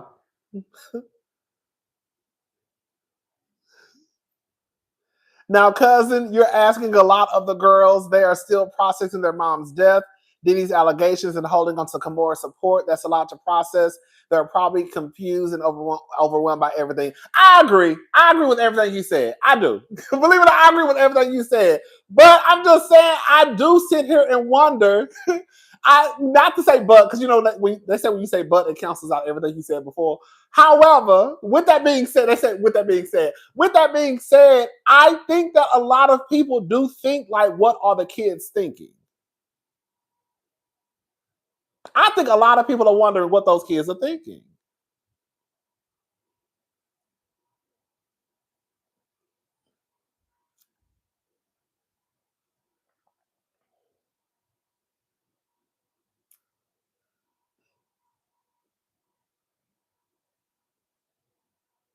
Because it is a lot, especially for someone of a certain age. So I acknowledge that. But I just be over here wondering, like, girl, I wonder what they be thinking. Girl, like, I know they can't say anything now, of course. I know they can't say anything now. They probably can't say anything ever.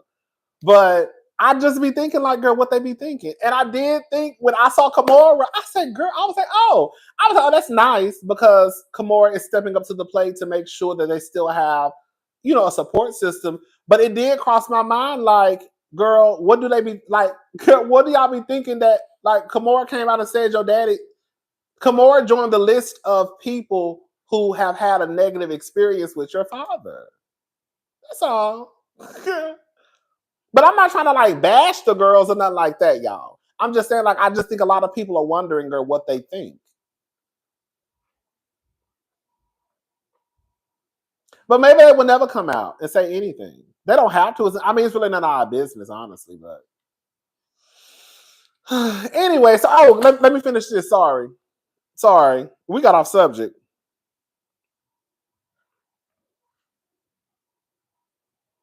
Long story short, Capricorn said that she basically wanted to work in the music industry.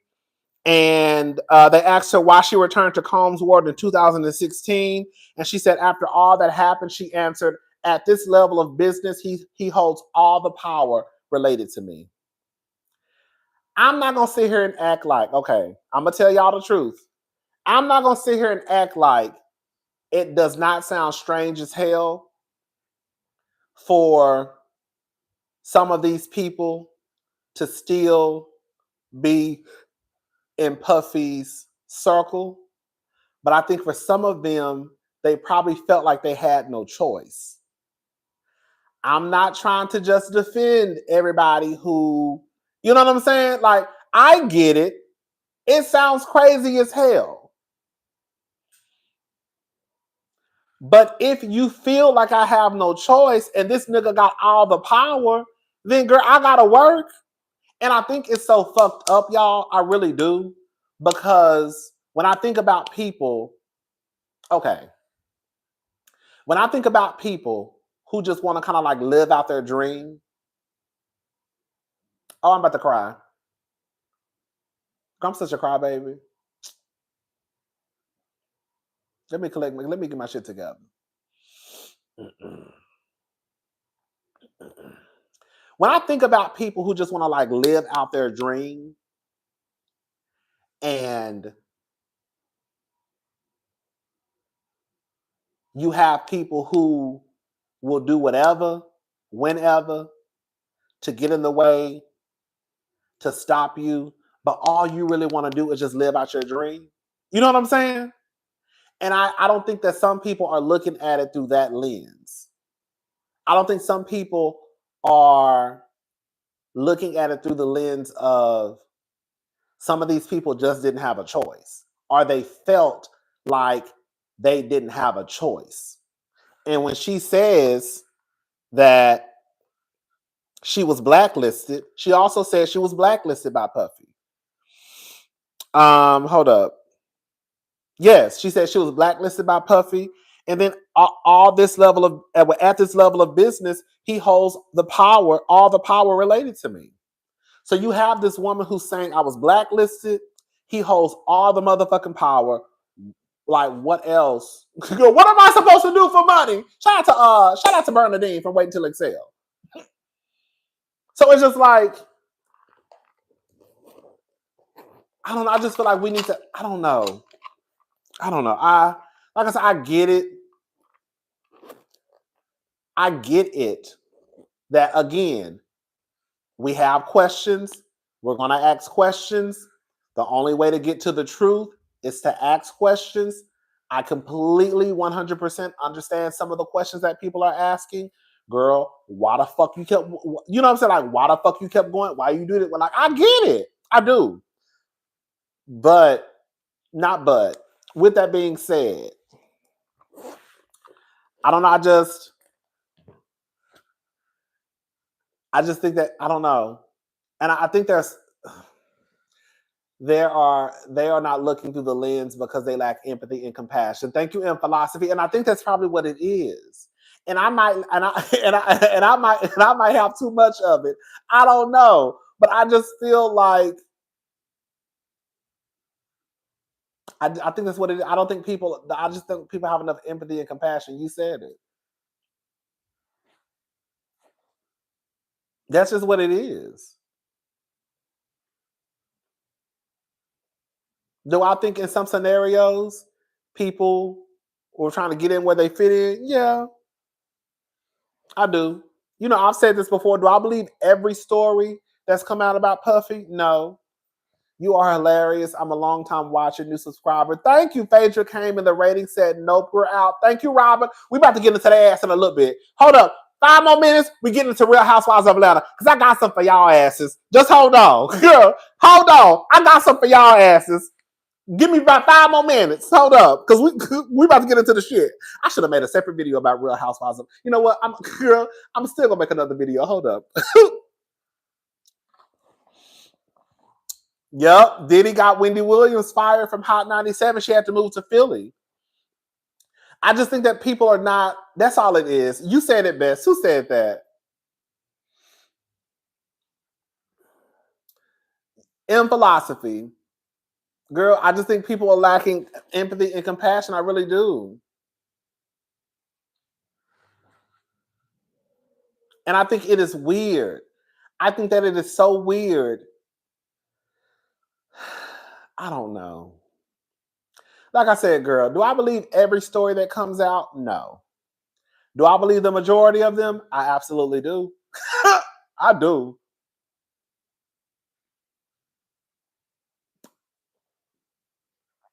I do.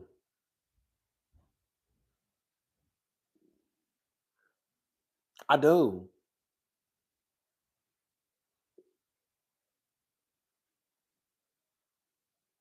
I do. That's all I can say. I do. And I think it's weird that I feel like I see too many people trying to place the blame everywhere else, if that makes sense. Thank you, Marjan. Thank you so much. Love you. Thank you. Like but what he had me side eyeing Cece, her texting Diddy. She had a crush on him in 2021. Oh, after she went through what she saw with Cat. Oh, so she did text. Oh, I didn't know that. So Cece texted him about having a crush on him in 2021. Mm. Y'all ain't tell me that. They didn't say that. Mm.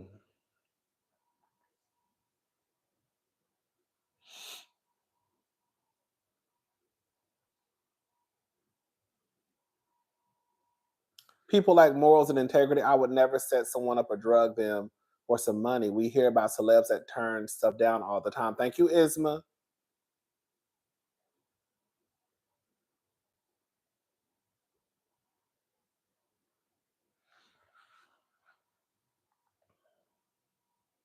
She was trying to butter him up. She was trying to get her job back. I could see that.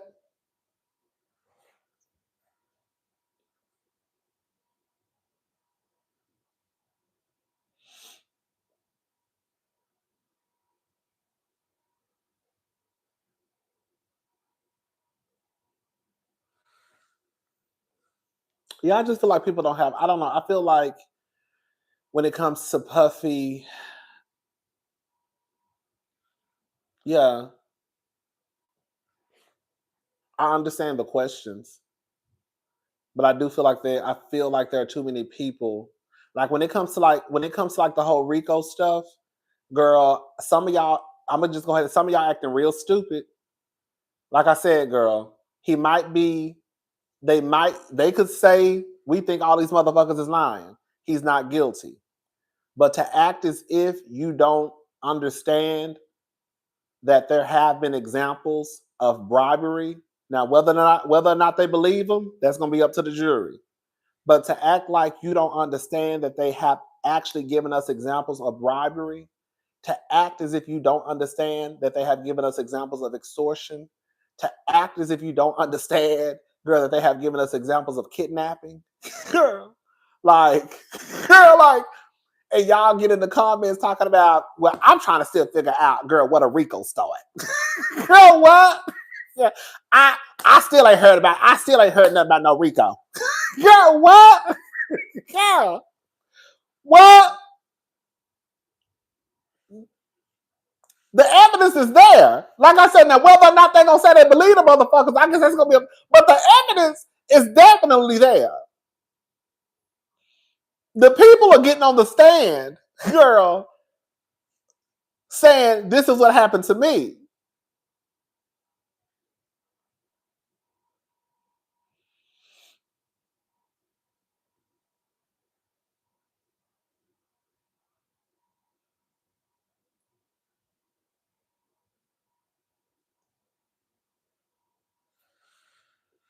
Like I said, girl, I think, girl, what I say, girl, I think some of y'all, girl, Capricorn get on stage and she said she was kidnapped. And then people be like, girl, I think some of y'all really think that kidnapping is the worst. Like, I think that y'all think of like the movies when somebody is kidnapped and put in the back of a trunk and hog tied, girl, and got a mask over their face and tape over their mouth.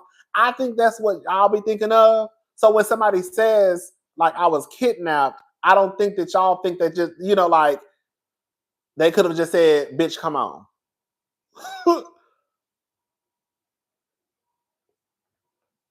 Like holding somebody. Isn't that what happened to Christian Gold? Isn't that what happened to the lady? Why did Christian Gold go to jail? Hey, cousin, just dropping a little something towards the next Ross or HEB ride. Thank you, Dr. Tiff. Thank you, baby. Okay, thank you. Because baby, this video about to be demonetized. I just talk too much shit on here. Gotta talk about com dumps and shit. Girl, I be talking too much. Okay. What did he go to jail for? False imprisonment? Is that what it was?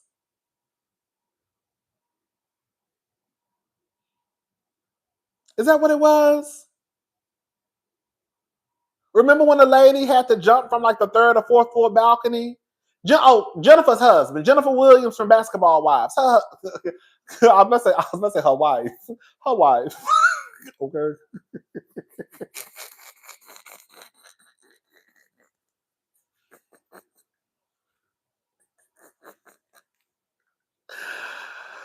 Oh, girl. Oh.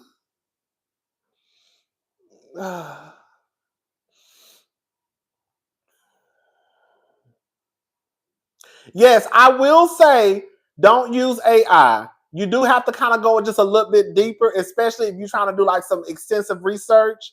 Don't just necessarily depend on AI. So like when I was looking up RICO, I was like, let me see what RICO is. But I also went like to a couple of articles too. So you just can't go to AI because, girl, you just can't. Girl, go to the actual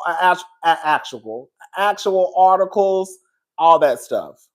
But yeah, Jennifer's wife, Jennifer's husband.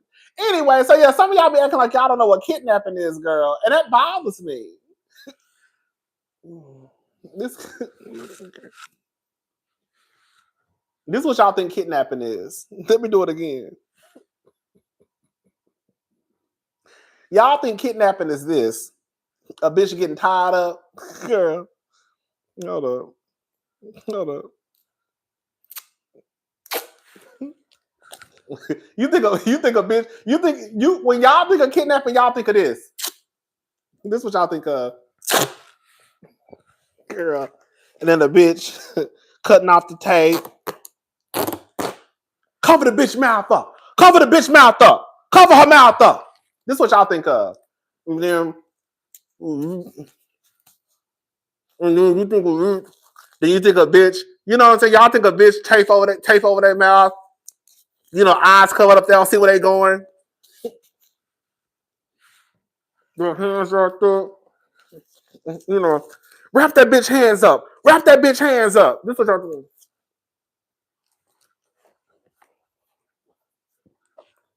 And then they think you be in the back of a trunk with your feet tied up at the bottom. And you know, woo! Woo! Woo! Woo! Woo! Woo! I think that's what y'all be thinking of when y'all think of kidnapping. I think y'all think of the most, I think y'all think of the worst of the worst. You know what I'm saying? That's like, I be like, girl, the girls act like that. Girl, like, I was like, well, maybe they don't know. Girl, I be thinking like, girl, maybe the girls don't know. Maybe the girls don't know what kidnapping is, girl. They thinking of a bitch being thrown in the back of a trunk. You know what I'm saying? Right. Y'all think y'all watching Power. Girl.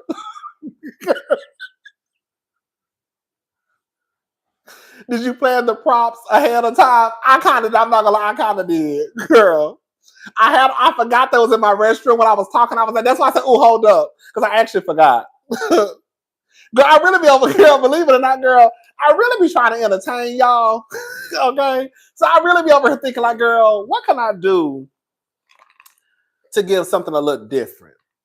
Because at this point, girl, they done already heard this shit.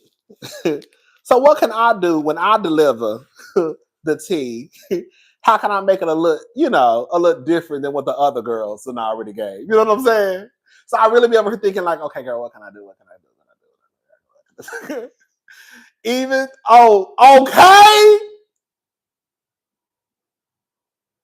Even the Molotov cocktail in Cuddy's car. Why ain't the car blown up? I said y'all watch too much TV. Send help.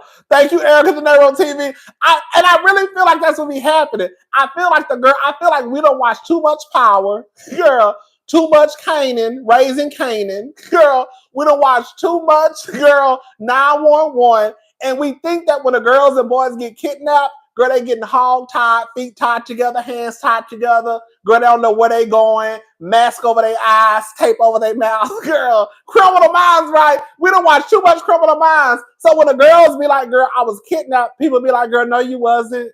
Girl, no, you wasn't. Yes, she was. Girl, yes, she was. Girl, CSI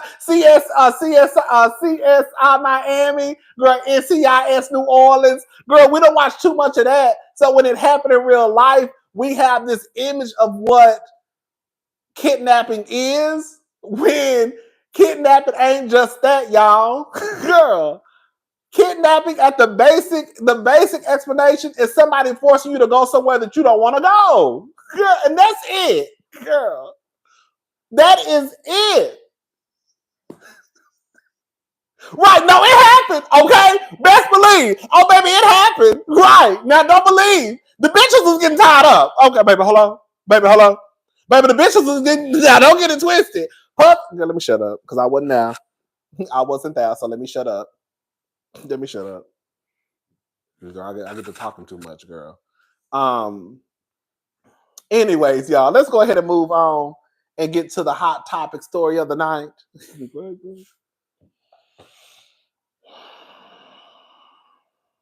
Real Housewives of Atlanta.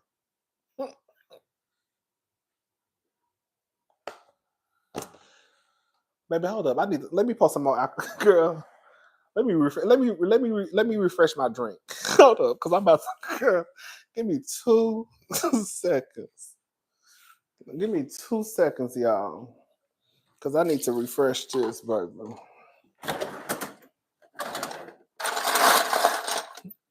Let me show y'all something. Let me show y'all something, baby. I live my life so much like a rich a rich black woman. Baby, I have an ice scooper, baby. Let me tell you something. I live my life so much like a rich black woman, baby. I don't even, baby, I have an ice scooper, baby. Do you hear me? Okay? Baby, baby, baby, baby, I have an ice scooper. And I do.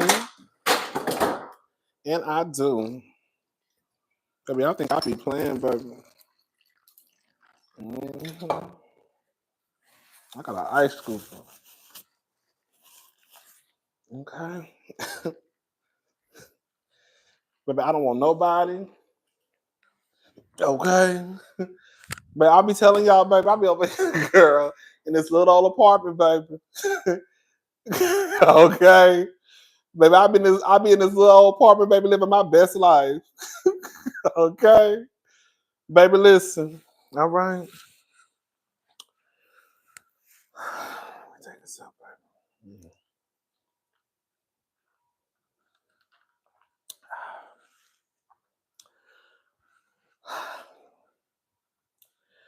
Real Housewives of Atlanta. Y'all girl returned. I remember 100%. I remember Phaedra saying this. Let me just play some audio of what Phaedra had to say a couple of years ago about the Real Housewives of Atlanta. And she compared the Real Housewives of Atlanta to the Titanic. Hold up, baby. Let me find it. Okay, here we go. So let's just play this small clip of Miss Phaedra. Phaedra, I know you get asked this all the time, that fans are dying for you to come back, and they also thought you were going to come back this season. So what needs to happen for you to come back to Real Housewives of Atlanta? Probably, I don't know, probably a lot of things. And just being honest, I did that for 8 seasons. Both of my kids were born on there. And I mean, it was a great ride, but you got to get off the Titanic before it sinks. The boat is going down, and I don't want to be on the boat when it's sinking. So I get it. You want to leave on a high, but we really do miss your one-liners. Like, I cannot wait to see your comeback. Thank you, Lisa. Hold up, y'all. Hey, cousin, I need people to read the transcripts. The car was ruined due to the gas in the car.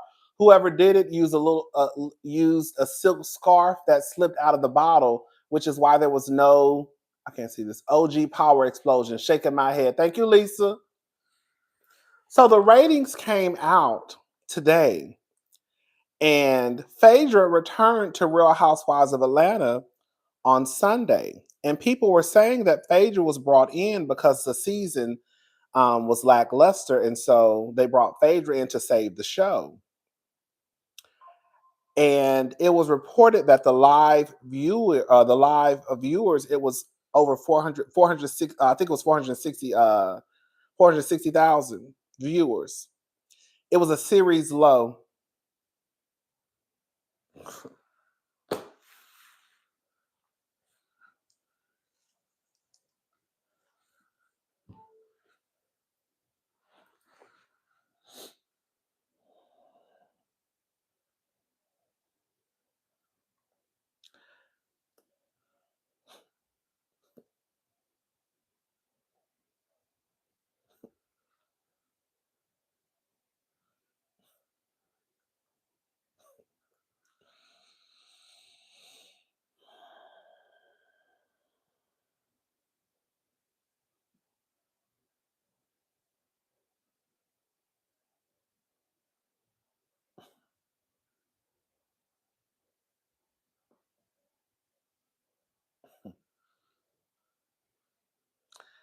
It's rich. They're asking Phony what Bravo needs to do for her to return when she's the one that ran it across the iceberg. Baby, thank you.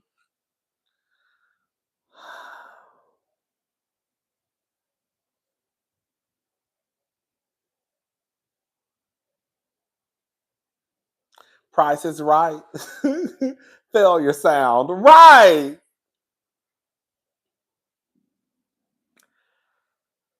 I try and tell y'all, and some of y'all think that because I go up for Kenya, that I can't still tell the truth at the same time.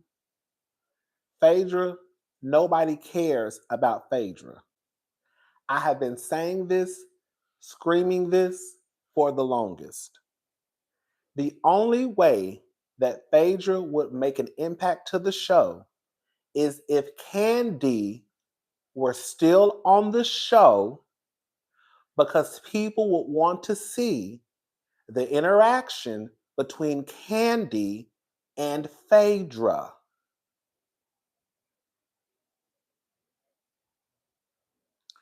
Outside of that, nobody cares about Phaedra. It's no tea, no shade. I know Twirl and Kandi had a key. Girl, I know Twirl and Kandi had a key over those ratings. Thank you, Angie. Phaedra has been on multiple shows and nobody cared. People just saw Phaedra on Married to Medicine, and she didn't do shit on Married to Medicine. She didn't do anything, excuse me, that would make people think that when she went back to Atlanta, she was going to do something. I am fundamentally not understanding this lie. Bravo keeps telling itself that Phaedra can bring some shits to the shows. Married to Medicine flop, now RHOA. I'm so confused. The lowest rating, series low, the lowest ratings in 16 seasons is crazy work. Freaking fraud to be the it girls. I can't tell. Girl! She didn't do shit on Married to Medicine. So why would y'all think that she would have some type of impact returning back to Real Housewives of Atlanta? Yes, I do recall people talking about Phaedra when she was on The Traitors and all that stuff, but that's a show about scheming and lying. So Phaedra's going to excel in that type of environment. They are lucky I'm watching. Drew's the only one with the storyline. Angela is running the girls, and Baltimore needs to get off my screen.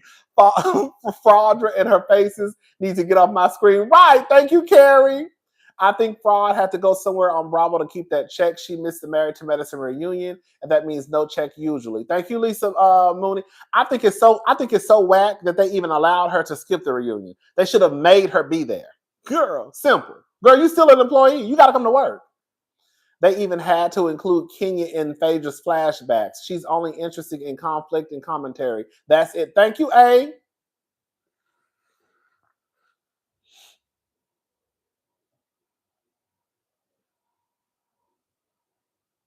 Phaedra has been on multiple shows since her exit from Real Housewives of Atlanta. Phaedra was on what was that show called? Marriage Boot Camp, Love and Hip Hop Boot Camp. She was on there. Nobody talked about Phaedra. She made an appearance on Real Housewives of Dubai. Nobody talked about Phaedra. She was on Married to Medicine for 2 seasons, and she was a flop both seasons. The most I've heard Phaedra's name be talked about was when she was on Traitors. I will give her that. But again, that's a show about lying and deception. Girl, we're just going to call it for what it is. And I think that it is so fucking comical that she left Married to Medicine calling the girls mean girls. Now, let me be clear. What Phaedra said on Sunday's night's episode did not bother me at all. It didn't. I kind of giggled at some of the stuff she was saying, honestly. The point that I'm trying to make is you just left a show calling the girls mean girls, only for you to return to Real Housewives of Atlanta, and within your first reintroduction to the show, you're already really talking about some girls who you don't even know. If they want ratings boost, Married to Medicine bring Mariah, RHOA, Nene, and now Kenya, who's in charge at the network. Baby, clearly nobody. Clearly nobody. Girl, you come back You talking about Britt? You don't even know Bang Bang, girl. You talking about Kelly?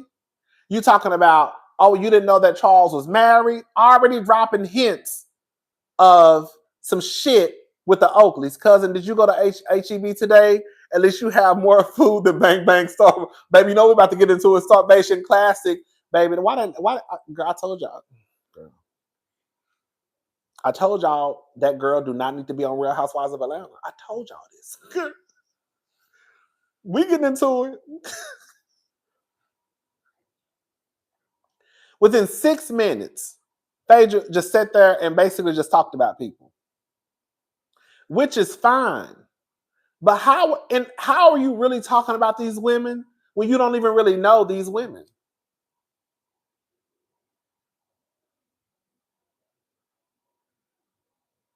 Did I laugh when she said that Brittany had more bodies than Willie Watkins? I did. I did giggle.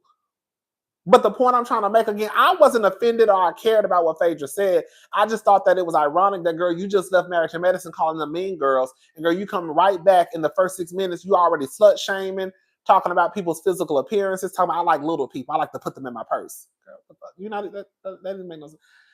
Then you talking about, oh, I didn't even know Charles Oakley was married, the secret wife. Girl, like, okay.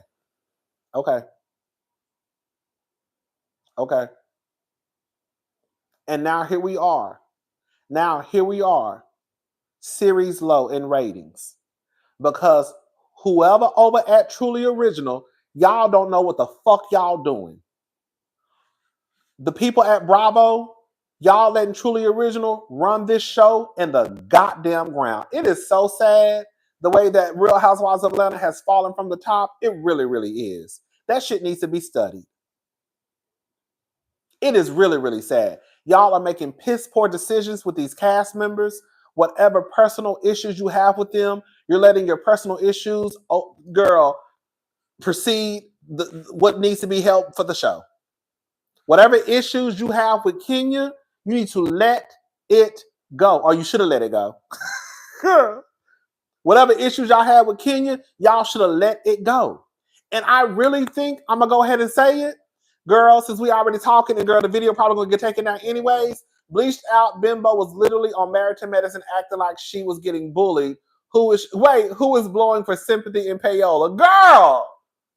You know, as far as I'm concerned, I'm not, girl, this is why who is she blowing? Oh, I just feel like, who is she blowing for sympathy? Girl, you know, I really do believe that.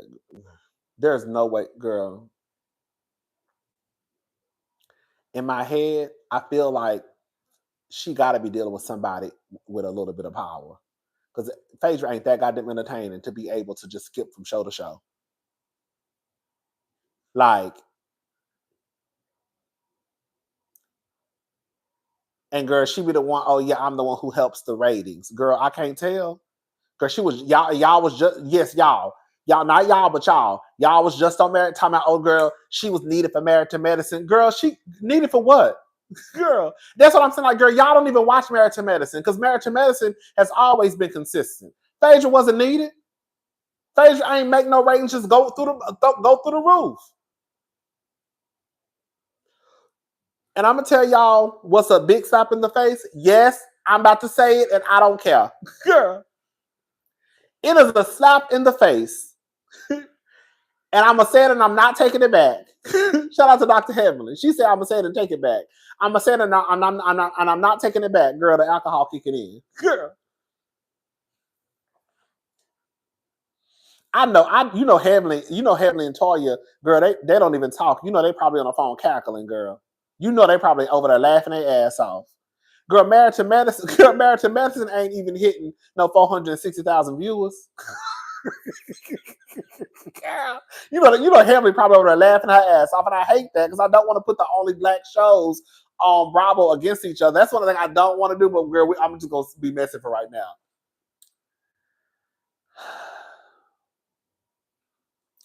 It is a slap in the face.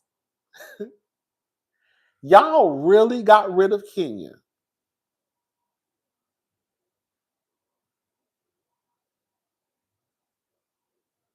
Y'all really fired Kenya.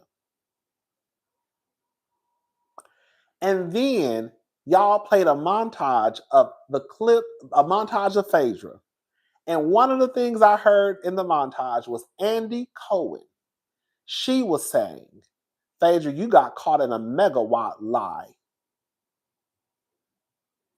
This lady lied and told Porsha that Kandi and Todd were going to take her back to a sex dungeon, drug her, and violate her. And then when she's brought back to the show, don't get it twisted, I caught exactly what they tried to do. Then when y'all brought Phaedra back to the show, y'all thought that the way that y'all would hold her accountable is by having her narrate the flashback clips and then saying, and then I played with fire. And saying, hold up, where my notes at? I got my notes right here, girl. Come on. This is what she said. I can tell you what she said. Everything was good until I played with fire. This is her voiceover. She's doing a voiceover.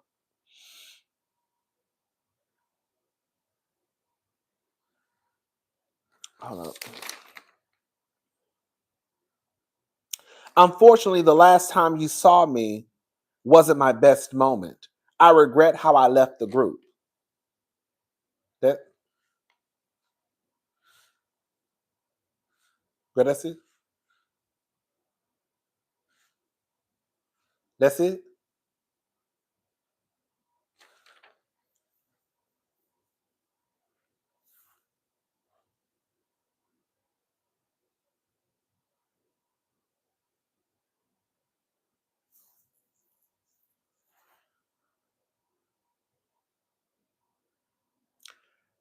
Baby, I'm telling y'all, I couldn't write down everything, but I'm telling y'all, go back and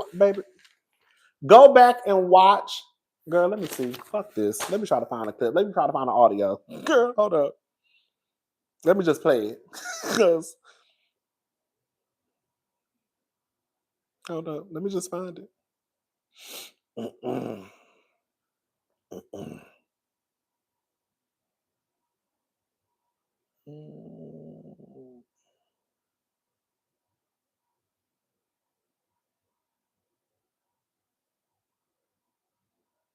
Minute. It hurt. Oh, it really hadn't been. It was but I hadn't been to this house. No, you hadn't been to this house. Unfortunately, the last time you saw me wasn't my best moment. Phaedra, you got caught in a megawatt lie. I mean, obviously, I didn't think this was going to happen like this. When I started this journey, I could have never imagined where I would end up. I'm a Southern Belle from Athens, Georgia. Southern women have a certain type of charm. I always stay true to myself, and even when faced with adversity, I always keep it classy. Can somebody give me some more vodka, please? I don't know. She's just not normal. Something in the buttermilk ain't clean. Life has thrown me many curveballs. Today is the day Apollo is to report to prison. I don't have access to my garage. What are you talking about, Apollo? Stop playing with me, Phaedra. Please, go away from me with this. But I rose above it and never let it dim my light. Are you thinking you're gonna leave? No, you're not gonna leave. I'm gonna put you out. Security. Security. Everything was good.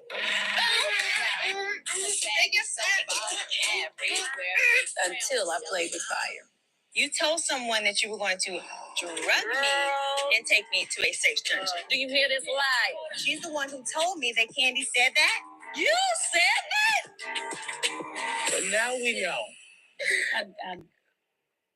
I regret how I left the group, but he who is without fault cast the first stone. So you know you were back in the streets getting a little date. No, it just don't feel right yet. Like I just. That's what that was it. They made Kenya take a college class. Baby, you know I was about to get into it. I'm about to get into it. They made Kenya take a college class for wearing I can't get my eyes.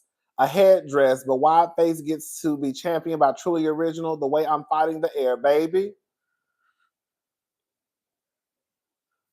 And that's why I be screaming. Y'all be trying to act like, oh, Phaedra ain't apologized. Phaedra didn't take any type of accountability. I swear, baby, okay. Y'all already know. If this was Kenya literally had to get down to the reunion and give a full-on speech, girl, on why it was inappropriate for her to wear a Native American costume. Kenya has had to be held accountable and apologize for every fucking thing that she has done. Phaedra can lie and say that someone was going to drug Porsha, Kandi, and Todd and take her back to a sex dungeon and rape her. And she comes back, and this is the most that she says about it.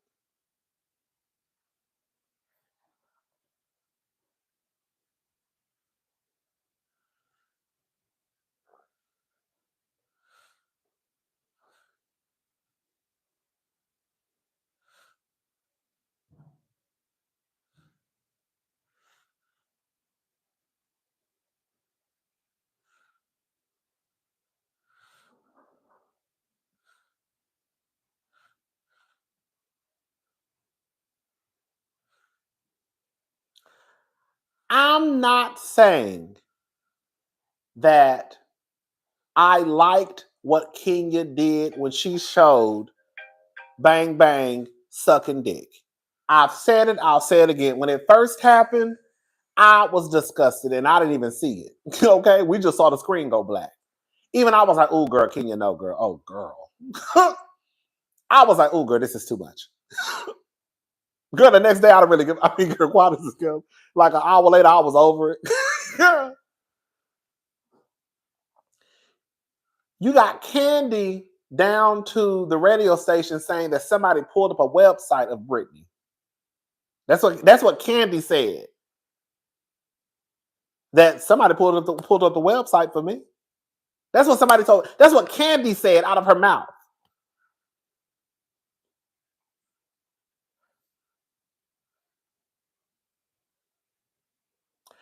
I'm not gonna take it back. While yes, who just said that? It was. I was shocked and it was poor timing. I didn't like it. I think that most people, believe it or not, even the Kenya fans were like, "Oh, girl, Kenya, girl." Kandi could have been in jail and DCF at her door, girl. Y'all really not gonna get me to believe that what Kenya did, basically taking a picture that was already on the internet, while you might say it's copyright, girl, to me it's no different than somebody probably taking a picture from your OnlyFans or Just for Fans or Pornhub or X2. I would rather, I'm just gonna talk real plain. If I were an adult entertainment star and I done did webcam, sucked on dick on camera, and I did it in the past, to me, I'm sorry. I think that falsely accusing somebody of rape is way worse than, girl, us already seeing what your ass girl got on the World Wide Web anyways. I'm sorry. I really think that's worse. I do. Because I can guarantee you, if Karen St. John had lied and said that Pookie, because y'all was just hollering and fussing and cussing the other day about, girl, what was the name?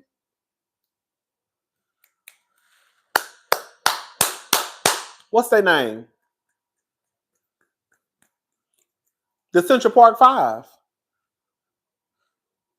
Y'all was just fussing and cussing the other day about the Central Park Five. But now all of a sudden y'all don't care about false rape accusations? Oh, okay. Y'all don't? Y'all don't? Y'all don't? Y'all don't?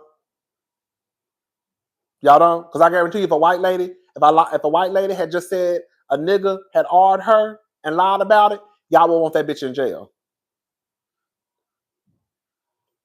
If a white lady had lied and said that James, Pookie, Keith, John, had awed her and we found out she lied, y'all would be in the comment section saying, off with that white bitch head.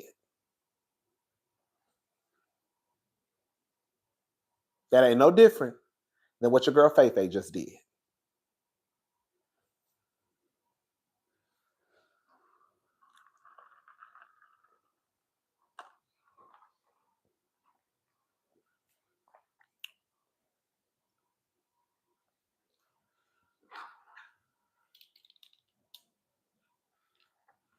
I don't think it's right that Phaedra is able to come back to this show and not address why she even left the show in the first place.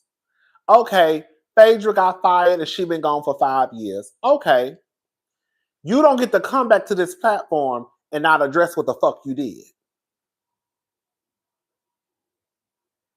At the if they were going to allow Phaedra to come back, they should have said, baby, if she come back, she gonna stand in her shit. They should have made her stand in her shit. If Kenya said a lie like Phaedra made a comment about Charles like Porsha, baby, actually threatened pow like Bullatina, filmed with BD like Drew, she would have got 10 times the smoke. Yes, she would have. It's always different for Kenya.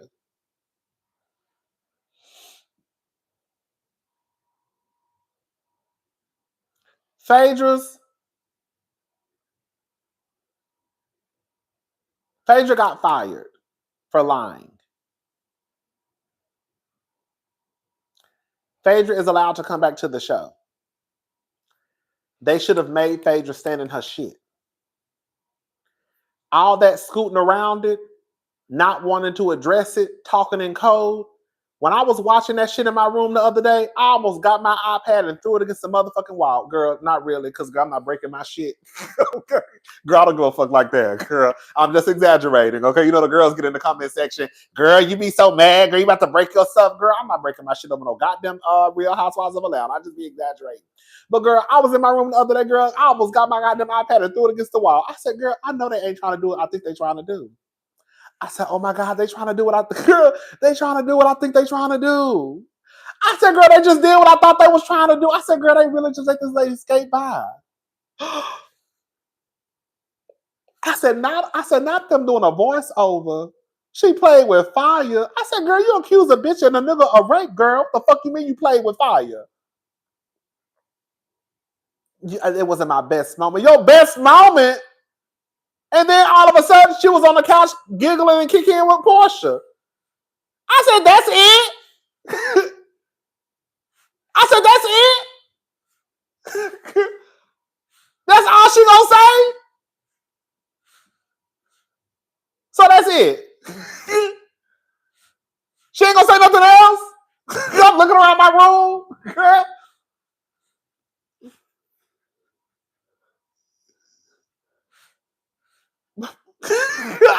When I say, bitch, I was so goddamn confused. I said, oh, girl. I said, they really trying to play in my motherfucking face. Okay? Because they really trying to play in my face. I said, oh.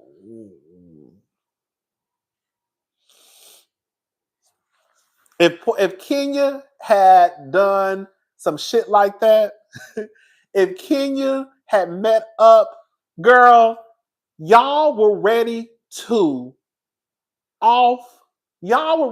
put Kenya's head on a block and chop her head off because she called Apollo fine. Girl. Baby. Okay? Just imagine if she said, girl, she would have fucked Charles, or she would have met up with. Even though I will be honest, a lot of the people were dragging.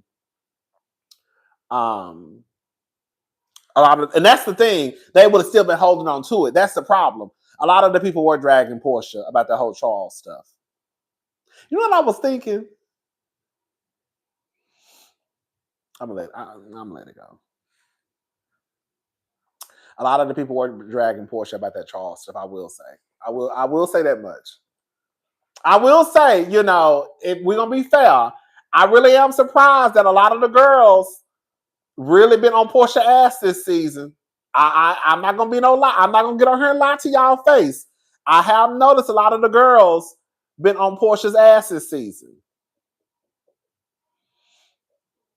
Baby, let me tell y'all something about that Bang Bang Edie. When I tell you that lady, girl, when I tell you Bang Bang Edie got down to my motherfucking television screen on Sunday night, when I tell you that bitch had 2 pork chops, 2 pieces of grilled chicken, and 3 pieces of tilapia, and 1 salmon. And she tried to stretch that food. Girl, she had some leftover mashed potatoes, a little asparagus, and some carrots. And that bitch tried to stretch that food out for the cast members. And then had those people standing around eating motherfucking nibbles and bits. I have been telling y'all, I ain't got no issue with the girl. I just don't think I don't think she should be on Housewives. I have been saying that from the get-go. I have been saying that from the get-go. She does not need to be on Housewives. And once I finally saw her throw an event, and y'all cannot be trying to. I'm about to get ahead of it right now. I'm about to get ahead of it. Some people were like, "Oh, girl, Kenya did the same thing when they went on the girls' trip, and she only ordered 1 sandwich." Let me say this: acknowledgement. Kenya was trifling as fuck for that. Okay. But that is not the same thing as sending out invitations to a group of people, not only the cast, but also people outside of the cast. Did you see the decorator still say she owes her? I sure did. Thank you, Angie Winston. Britt sent out invitations, had a bitch put on her Sunday's best. Let me tell y'all, let me break it down for the people in the back. And after skating past season 9 talks about Drew munching, next is Charles cheating, but I thought if you weren't married, you can't talk about people's husbands. Come on, baby. Bang Bang Edie sent out invitations and told those people to put on their Sunday's fucking best.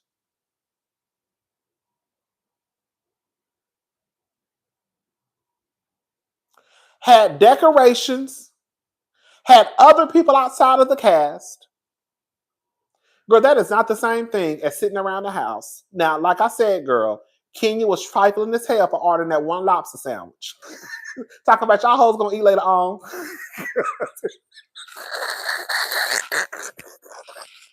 I would whoop that whole ass. Bitch, can you order 1 motherfucking sandwich? So then say, bitch, y'all eating later on. Baby, then telling people, girl, y'all eating later on. Girl, I would throw that sandwich on the motherfucking ground. Bitch, if I ain't eating, ain't nobody eating. Hello?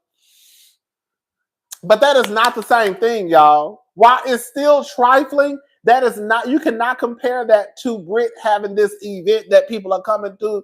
And you know what I'm saying? It's funny how a few content creators are windmilling hard for Blicky this season only to be used as starving background cast at her event. Thank you, M Love Black. Thank you.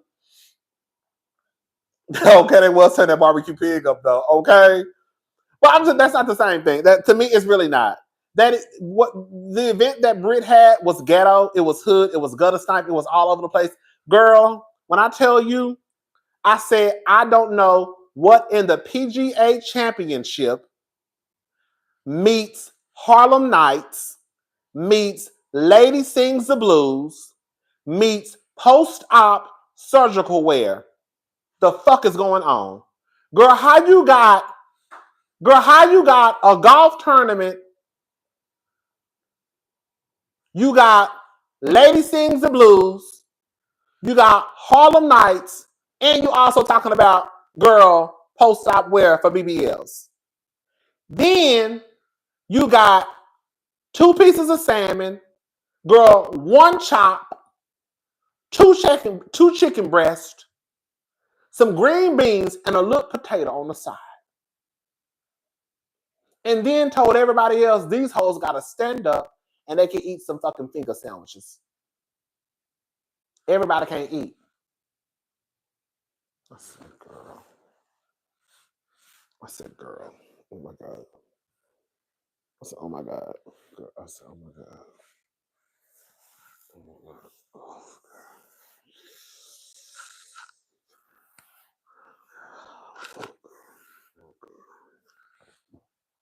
this is exactly what Cynthia did. Let me tell you what Cynthia did. This is what Cynthia did, y'all. Let me show y'all what Cynthia did. Where my keys at? Oh, they're over there. This is what Cynthia did. Let me show you. Baby, Cynthia walked in. She said, hey, y'all. How y'all doing? Hey, good to see y'all. What's going on? All right. Yes, how y'all been? Oh, girl, this shit is a mess. All right, y'all, when I'm gone, I'll talk to y'all later. Y'all have a good night. All right, I'll see y'all tomorrow. When I tell y'all, baby, Cynthia was the last bitch to walk into the building and the first one to walk out that motherfucker. Do you hear me? Girl, I'll tell you, Cynthia was the last one to walk in the building and the first bitch to walk out. Do you hear me? I said, girl, Cynthia sat down. Girl, had a drink, ate a piece of food, and walked out that motherfucker. I said, girl. The last one to leave and the last one to arrive and the first one to leave. I said, oh girl.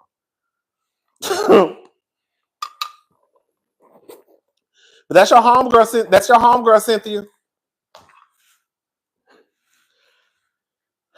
Britt is playing. This is the problem. Britt should have never been a housewife.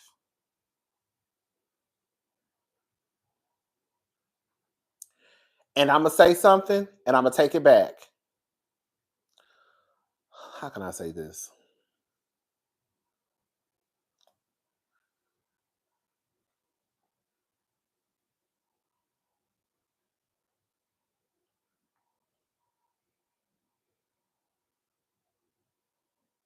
Okay. Sometimes I do think, and I'm being honest, sometimes I do think that we can be a little bit more critical of the Black Housewife shows. I do think that sometimes. But when shit like this happens, I then start to feel like, well, girl, you were actually right in what you thought. I understand that the Housewives is not necessarily about the girls who got it, because, girl, at this point, y'all starting to let the regular girls on. Girl, Barcelona tried to give you, is it Vu? Oh, I bought that for my friend. Polo Classic at a country, oh, that's the Champagne. Country club, golf course with no food. This is what we lost Kenya for, right, Carrie?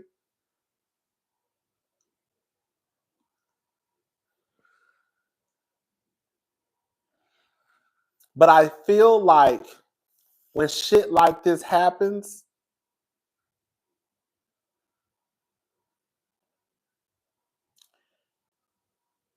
for those of us, I'll just speak for myself. I'm gonna speak for myself. I'm not gonna bring y'all into it. Sometimes I feel like I am too critical on Potomac and Atlanta. I do. But when we have situations like this, I then say, see, girl, you were right.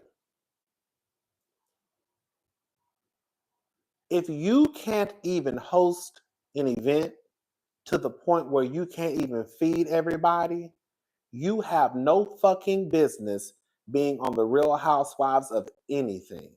Budget Edie could have ordered Little Caesars.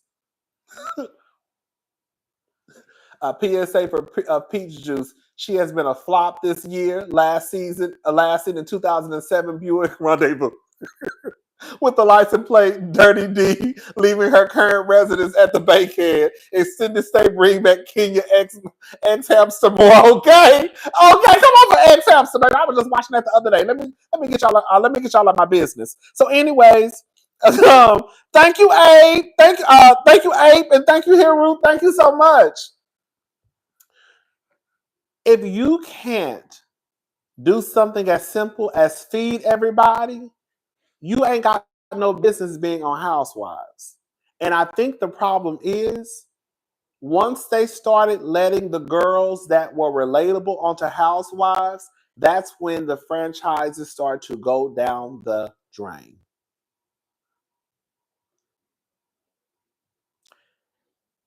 We really shouldn't be able to relate to any of these bitches, if we're being honest. Because that was the whole purpose. I want Housewives to go back to the beginning. Girl. I want them to go back to the basics. I shouldn't be able to relate to Heather Dubrow. Okay? That's literally the whole purpose of the show. And I think that when y'all started letting bitches on that only got $25.11 in their account, shout out to Robin. When y'all started letting the girls on who ain't got no hot water, shout out to Robin. When y'all start letting the girls on who can't feed everybody in the room, shout out to Bang Bang Edie.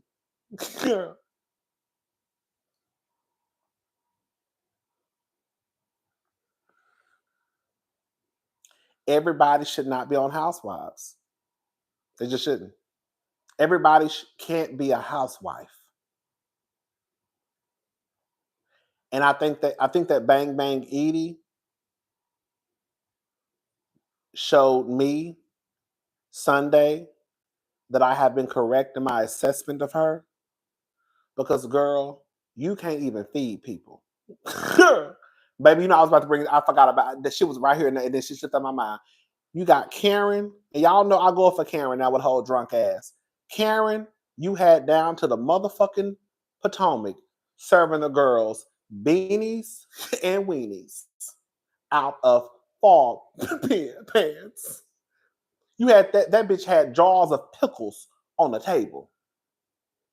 They did the old school Housewives would have taken out a payday loan before they had an event feeding 7 out of 100 people. Girl, I know that's right. Let me say something. And I'm about to say something. I hope y'all get what I'm about to say. One thing I appreciate about the old girls is that, girl, they faked it until they made it. I'm sorry. Girl, they was gonna put on a show like they had it, even if they didn't have it. They was gonna fake it until they made it. They was gonna fake it until they made it.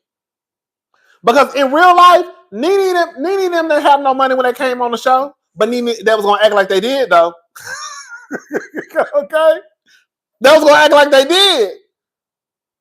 Like the girl, like Britt really threw a shindig, and girl, she only had enough food for 12 people, and it was 59 people there.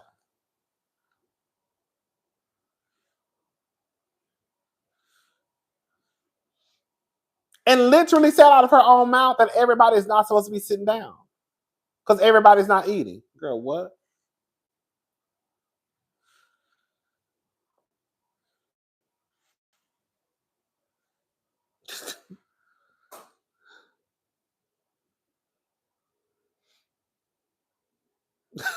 Because in the Housewives wasn't always aspirational. The girls on OC the first few seasons were getting foreclosures on the show, and ATL definitely didn't have it like that the first season either. I really didn't watch OC.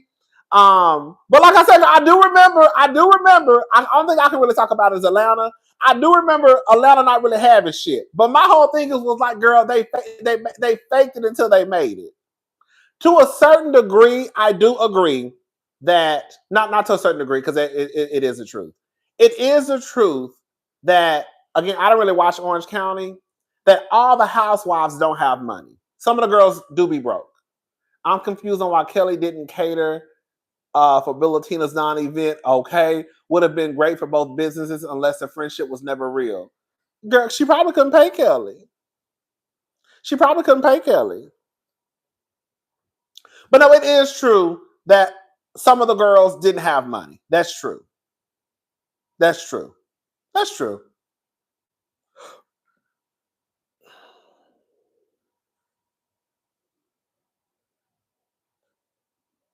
Can you imagine?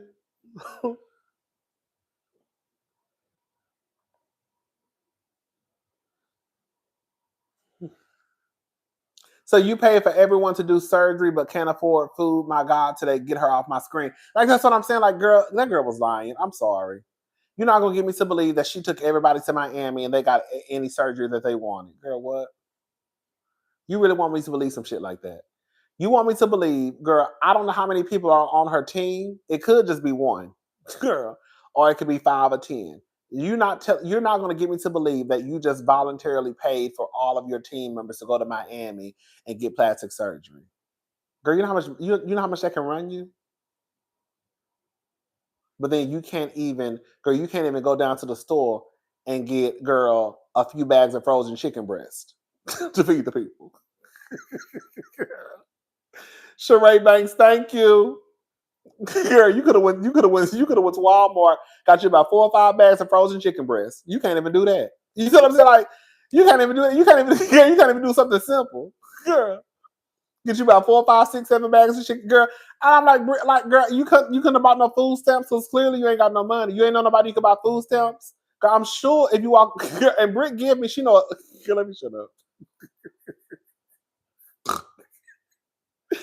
You can't be broke and boring, girl. And it's like, and that's my problem. Like, y'all really got rid of Kenya.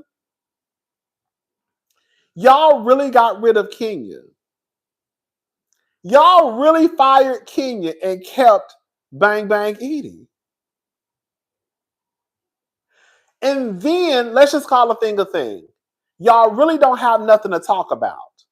Because at this point, there's nothing to talk about. The conversations are repetitive. So y'all bring Phaedra in because y'all think that she's going to save the day. Because y'all really don't want to bite. Y'all really don't want to bite the bullet and just say, Kenya, girl, can you come back to work? Girl, we'll give you your whole check. Girl, we just need you to come back to work.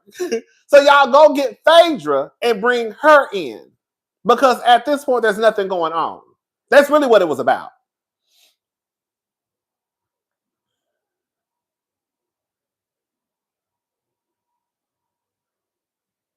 And Phaedra has been going around since Married to Medicine talking about she helps the ratings and blah, blah, blah.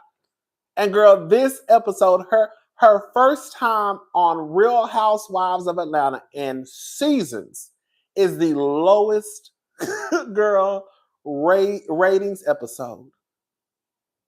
Live viewers. And I'm going to say something. Say what you want about them RHOP picnics. Candace at least had Chris on the grill, and Robin had at least a 6-pack of soda. You're Aldi ready to go. Girl. What was I about to say? I forgot what I was about to say.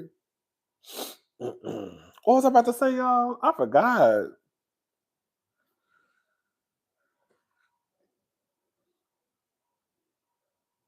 Oh, while we had to acknowledge that the ratings across the board for Real Housewives has dropped, right? The only girls that are probably even getting close to 1 million is probably Real Housewives of Beverly Hills. But other than that, the ratings are pretty much, nobody's going to be pulling in 3, 4 million viewers. The RHO golden days of RHOA, those days are long gone. However, we got to stop acting like, even with the ratings dropping, Beverly Hills can still pull in 900,000. So as much as y'all want to get on and be like, oh, ain't everybody watching. Everybody don't watch. They watch, Peacock. They watch this. They watch that. Girl, please. If it's something that the people want to watch, the motherfucker's gonna come down and watch it. Because when all that shit was going on the other side of town, on Vanderpump Rules, at one point the motherfuckers was bringing in over 2 million viewers, close to 2 million and pushing over 2 million. So when you got some shit that people want to watch, girl, people gonna stick their head in. And that's just what it is. If Beverly Hills can pull $1 million last season, I think most of the episodes this season, it was like 800,000, 900,000, somewhere around there, I believe. The people are going to watch. They're not watching Atlanta because Atlanta, girl, y'all not doing what's best for the show. It's too many people. It's too many people on production that, in my opinion, their feelings are getting in the way of what's best for the show. Let me put some more alcohol in here. Hold up, y'all. It's a little. This tastes more like juice, girl. I really didn't want to pour a lot. You know what I'm saying?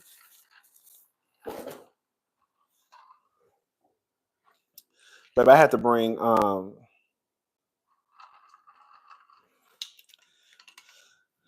girl, this bottle of Tito's was kind of full, and I was not gonna leave that bottle.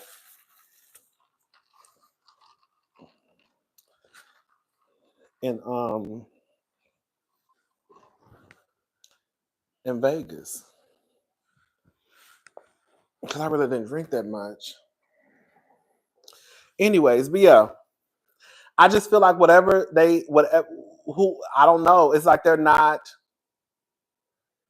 doing what's best for the show. They're just not. And I really think they really could have. I'm gonna tell y'all, girl. Porsha really could have worked this season. She really could have. But Porsha don't want to be honest. And I feel like that is a lot of the girls across the board. I do. You can say what you want to say about Kenya Moore, but Kenya Moore has been honest about her life, even when it embarrassed the fuck out of her. Okay? Kenya done told us about her mama. She done had crazy niggas on the show. The bitch got married. Baby came back. When I tell you Mark embarrassed that lady the whole goddamn season. Baby, to the point the next season, Kenya was so goddamn stressed out. Girl, when I said that nigga had my girl stressed, bitch. Remember the next season, Kenya couldn't even zip her dress. Kenya gained so much weight, baby. It's not funny. Remember when Kenya was going to talk to her lawyer? I think they should replace Bang Bang with Mia. Thank you, Kennedy.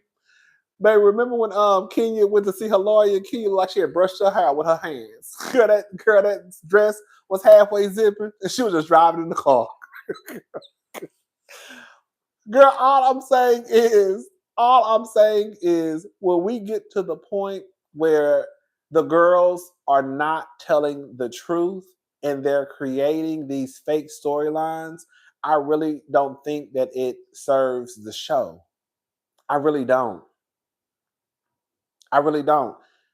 I think that they think that they're smarter than the viewers. I think that they think that because they're the experts, and some of them are, right? They've been doing this a long time. A lot of us have never produced a show.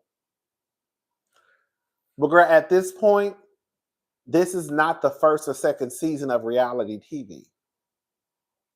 Girl, we in 16 seasons on Atlanta. How many on Orange County? Porsha would have been a great villain this season. Thank you, Carrie.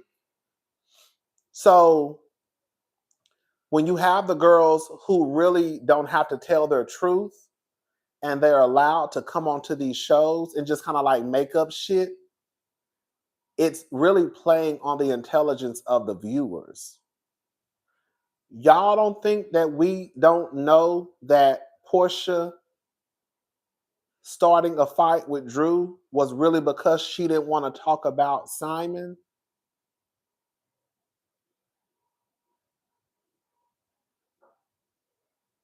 And then Drew comes out and says, girl, I don't even know basically why she was acting that way, because she had already heard some of my music. And she knew I was working with Dennis.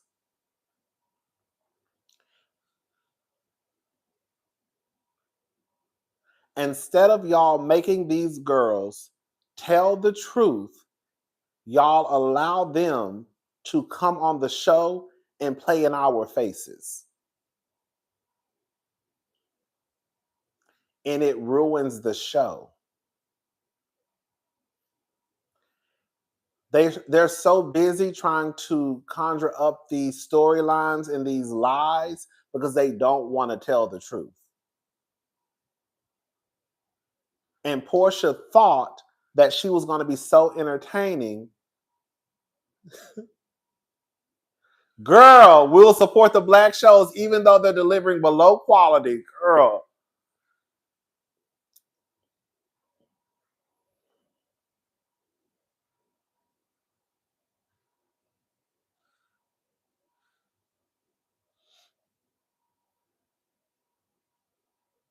It's just not, it's not a good look.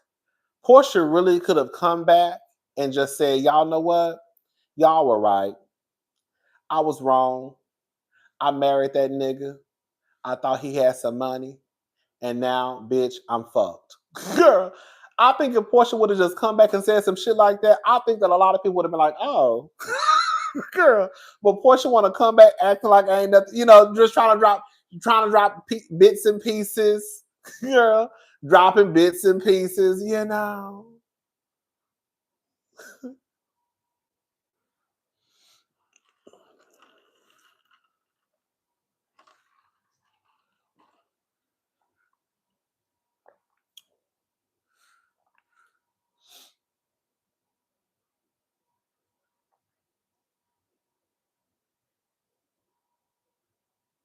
And then on some real shit, it's kind of like,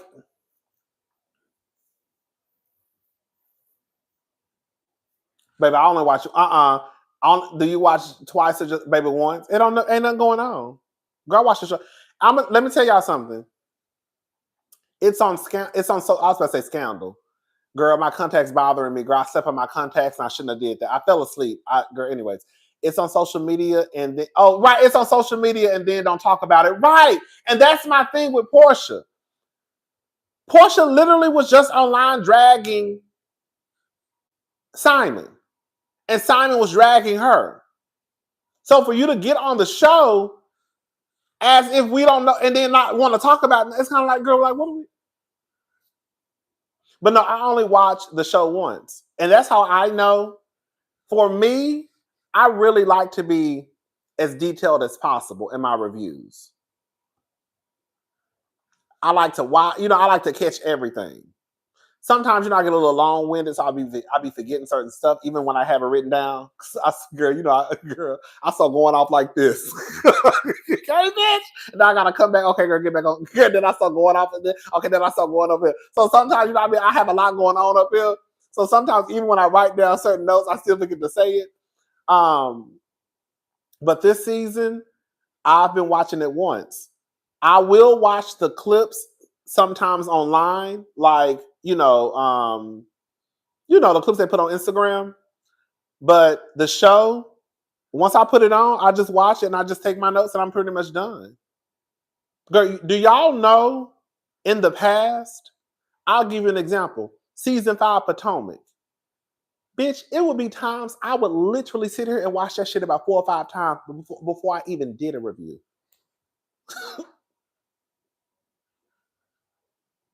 It's been times I have literally sat there and watched, girl, the show for 4 or 5 hours before I even did the review.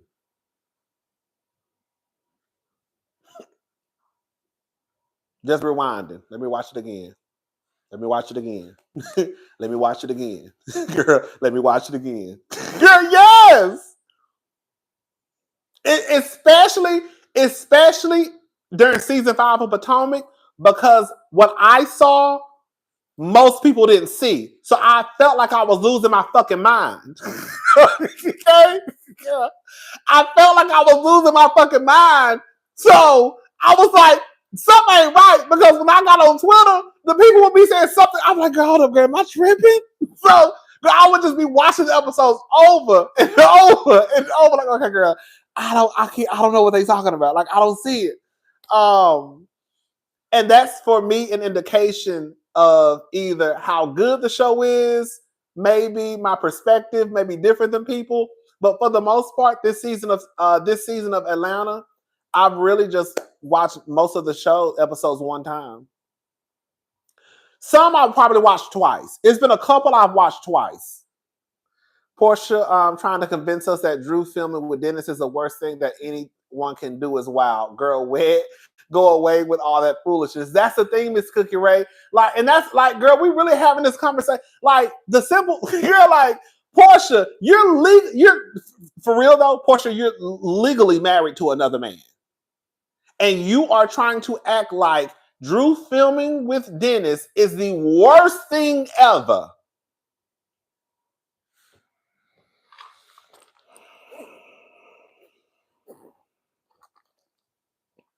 Somebody who you said that the friendship isn't even that deep.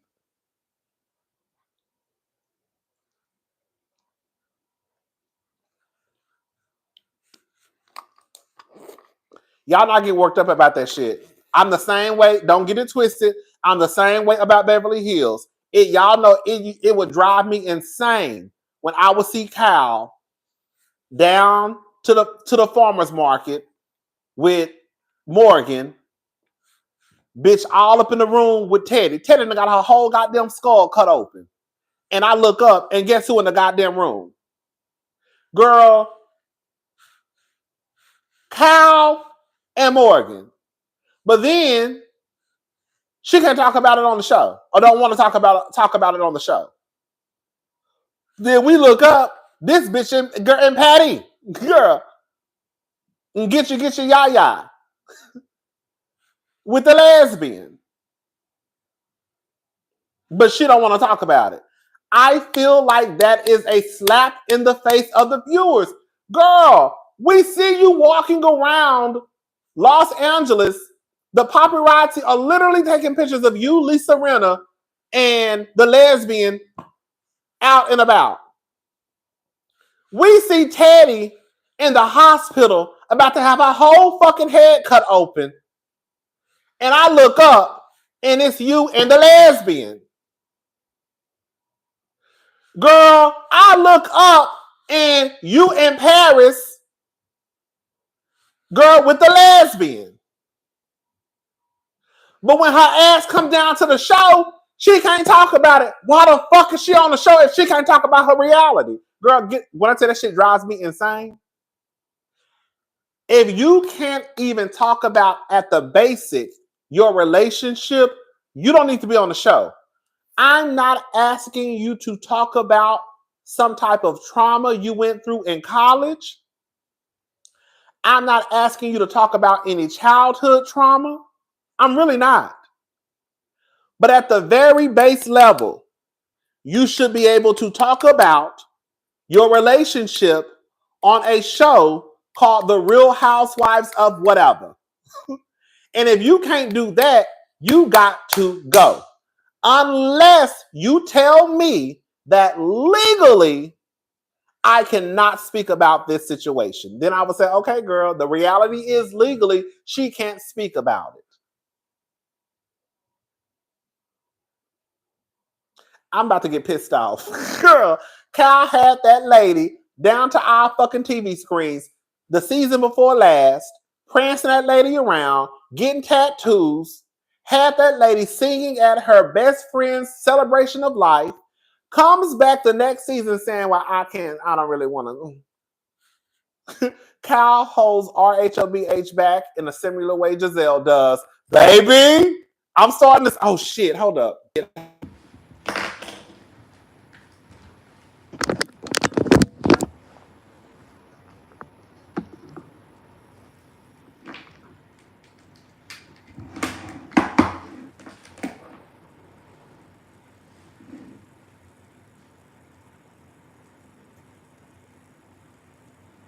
Thank you, Dana, so much. Thank you.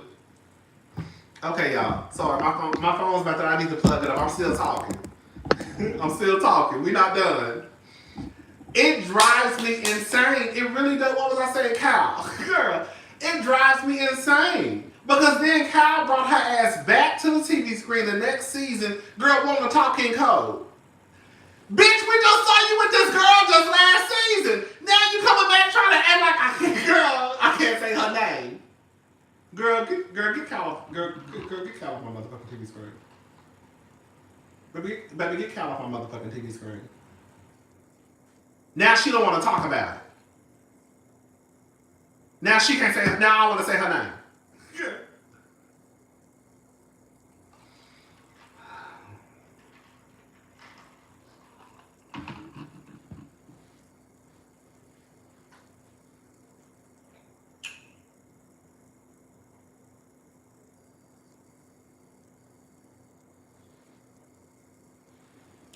Girl, they get on my nerves. They get on my nerves, and they really do. I think that's a downfall for a lot of these shows. Girl, Potomac included. You got the girls over on Potomac, right? And I have to, I'm gonna give Gizelle her, I'm gonna give Gizelle, I do have to acknowledge. Y'all know I got a love-hate relationship with Gizelle now. I like Gizelle, but I don't like Gizelle. But I like Gizelle, but I don't like Gizelle. But I like, Gizelle used to be my girl, though. You reviewing RHOM off topic? Probably not. I'm probably going to watch it, but I'm probably not going to review it. SLC is the only franchise that I know that has carried in the year. Baby, and thank you. Salt Lake City is the only one. Salt Lake City is the only one. But I will say, in Gizelle's defense, like I said, I have a love-hate relationship with Gizelle now. Like, girl, and it's so sad because they used to be my girl. I really thought that Gizelle was gonna be like the girl of the girl of the girl after her first season. Girl. I was like, oh, Gizelle like gonna be my girl. I was like, oh, this is cute. Cause Gizelle was like, when Gizelle said, girl, wherever I sit is the baddest seat in the room. I said, oh, that's right, bitch. Wherever I sit is the baddest seat in the room. And then her tag, girl, I'm sorry, y'all. Gizelle's tagline, Gizelle had, girl, that she wore it out, though. That's what I was like, girl, she looked good. I was like, okay, girl, she really, let me show you. Girl, her first season tagline was the best to me is the best tagline of all time. But then she kept, like, repeating herself. Girl, I'm like, okay, girl. She can't,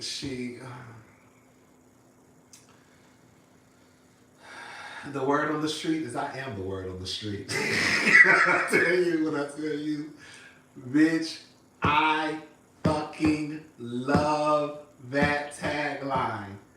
That is like my favorite tagline of all the taglines. Girl, the word on the street is I am the word on the street. Come on, bitch. Yes. Oh, girl, I used to fucking love Gizelle. And then I was like, oh, girl, she's a mess. Because she didn't think of herself right. What happened with Gizelle? I'm gonna tell y'all what happened, y'all. I know some of y'all gonna disagree, but this is what happened. Gizelle was always messy, but it wasn't mean-spirited, in my opinion. It wasn't like evil. She was just a messy girl. I really think, this is the only reason why I give Gizelle grace. I really think when they fucked up her relationship with Sherman, that really fucked up Gizelle. I think that when they fucked up her relationship with Sherman, girl, after that, Gizelle ain't never been the same. And she take it out on everybody. I really think so. I think Sherman was like, I think she really, really, really, really, really liked Sherman. And I think that when the relationship ended, Gizelle completely changed. And ever since then, girl, she go right in line. Boom, boom, boom, boom, boom, boom, boom, boom, boom.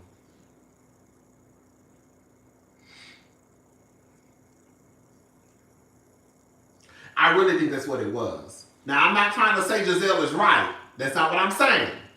I'm not saying Gizelle is right. Girl, I'm just saying that I recognize that after that happened with Sherman, Gizelle completely changed. Before that, she was messy. But she was just messy. But when they fucked up her relationship with Sherman, baby, Gizelle ain't never been the same. and she been held on wheels ever since. Remember, it was really Monique. I also think Sherman was the first and last time Gizelle told her real tea on the show. I think so too. No, for real. I think so too. I think that was her last time really telling her real tea, especially about her personal life. That's what I'm saying. Like, I'm not like, y'all know. I'm just. This is just my. This is just my truth. Yeah. I know y'all used to be dragging Gizelle, but I like Gizelle, but I don't like Gizelle, but I like Gizelle, but I don't like Gizelle. But I do think we have to at least acknowledge that Gizelle wasn't like that at first. It wasn't until they really fucked up her relationship, Gizelle really changed. And ever since then, it's like, bitch, she go after everybody, marriage, relationship, boyfriend, girlfriend, husband, bitch, she gonna say it. So that's when I be like, girl, I kind of get it, but then it's like, girl, you do be doing a lot. But it's kind of like, oh. Gizelle wasn't bad at first, y'all, I'm telling y'all. She really wasn't. Like I said, she was messy, but it wasn't like no evil messy. Now the bitch is just, I'm like, girl. Now it's like, oh, girl, you'll make a bitch go to jail. Because I ain't did it. Girl, bitch, you better go talk to Monique. Because Monique was the one who was walking that lady down the street. Girl, hold on, because I think Charisse, didn't Charisse introduce, so basically what happened was, Sherman, they tried to bring, not tried to, they did. They brought Sherman's ex-wife. Was that his baby mama or ex-wife? Or ex-girl? His ex. Some lady he used to mess with. They brought her on the show. And really and truly, that was supposed to be Gizelle's takedown season.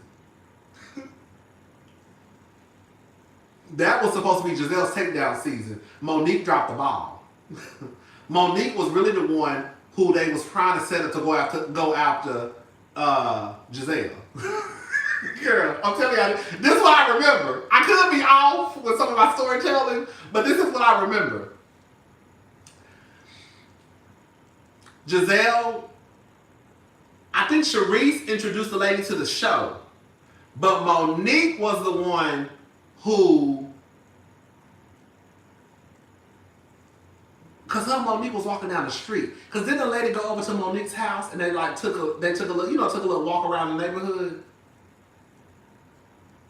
And that's when I think it kind of got out that what was it? He fucked with some strippers or some hoes. I can't remember. What was it, y'all? What did they say Sherman did? Was it sucking dick in the... Oh, no, that was Cardell sucking dick in the park, allegedly. Okay. Okay. That was Cardell, baby.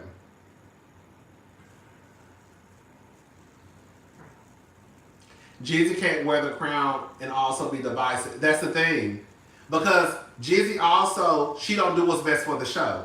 She doesn't. Gizelle doesn't do what's best for the show. She doesn't. Oh, he was cruising. And basically, and then when Gizelle told Monique that what she said, I'm like a ninja in the night. She said some shit like that. She says, basically, bitch, I'm gonna get my lick back. And Gizelle got her lick back. When I tell you Gizelle act like a rich white woman, I'm not like, girl, when all that shit happened with Monique and Candace, y'all, and that's the thing, what Candace fucked up, shout out to Candace if she watching my channel. What Candace fucked up is she thought that Gizelle was her homegirl. No. Because the fact of the matter is, that was really going after you that season. Go back and watch season 5. Candace was actually the target season 5. Candace was the target season 5. Monique fucked it up when she lost control and knocked Candace upside the head. Then Gizelle jumped ship and she got the person who she really wanted to try to get off the show, which was Monique. Go back and watch it. Go back and watch it. Go back and watch it. Girl. Season 5 is real. Okay? Season 5 is a touchy stuff. Girl, okay, girl, you know, season 5 will get the girls worked up. Girl, okay, girl, I'm trying, okay? You know, season 5 get us all hollering and screaming and cussing each other out. Yes, Candace was the target, but Monique fell into Gizelle's lap. Candace was the target. Go back and watch it. Candace was the target. They were about to ice Candace out. Remember at Ashley Sip and See when Monique was like, maybe she would but we ice her out? Monique was the one who said that and then turned around and said, oh my God, it feels like I'm being iced out. And then Monique hit Candace and then Gizelle said, and then the focus went from Candace to Monique. And then Gizelle pulled out what Gizelle brought, bodyguards around the shit. Bitch. Did she have a security guard at Karen's house too? I know she had one at the reunion because Chris said if he was a trans woman, he'll beat the shit out of Gizelle. Didn't Gizelle have a security guard at Karen's house too? Wasn't that at Karen's house that they met up? I can't remember.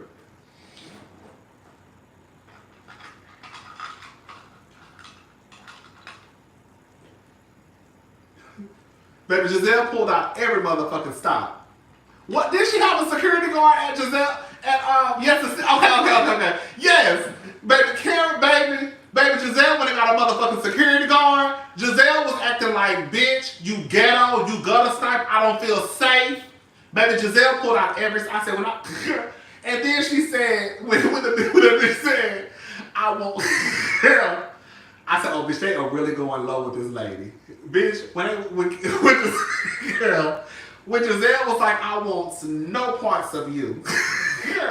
And when they start, I'm gonna tell you when I was like, oh girl, they really trying to get this bitch off the show. When they started talking about her being a mother, I said, oh girl. I think it was Robin who brought that up. I can't remember though. I said, oh baby, they really trying to get her, baby. They really trying to get her. They trying to get her. Oh, they trying to get her. I think it was Robin who started talking about her being a mother. Like her child, like her daughter saying this or something. Girl, it was, girl. And then at the reunion, Gizelle brought another security guard. I tell you, bitch, when I tell you Gizelle was putting up a full-on motherfucking performance, girl, when I tell you Gizelle said, I'm getting that bitch up out of her. When baby Gizelle said, I'm getting that bitch up out of her. She gone. I'm getting that bitch up out of her. I'm going to make her quit. Giselle said, I'm going to make that bitch quit. When I tell you Giselle's eyes was set on Monique.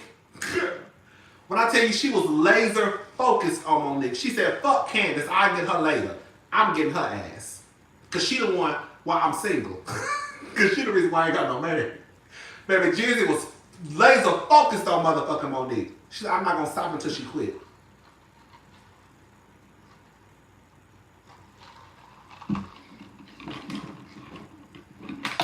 And Monique didn't come back. Monique didn't come back. And Monique did not come back.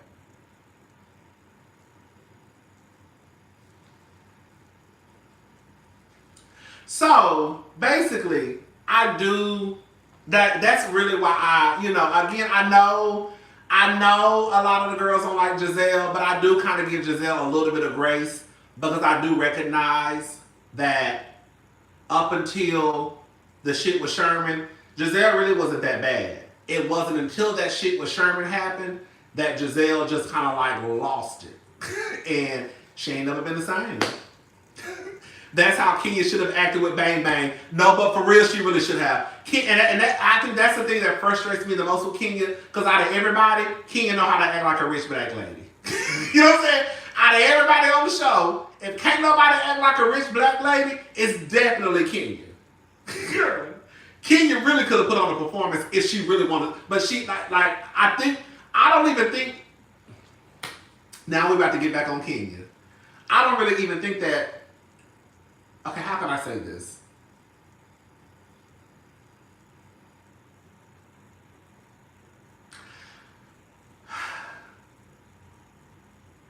In my head, this is just what I think. I really think that like Britt just kind of caught the wrath. I really think that Kenya's issue was really with production.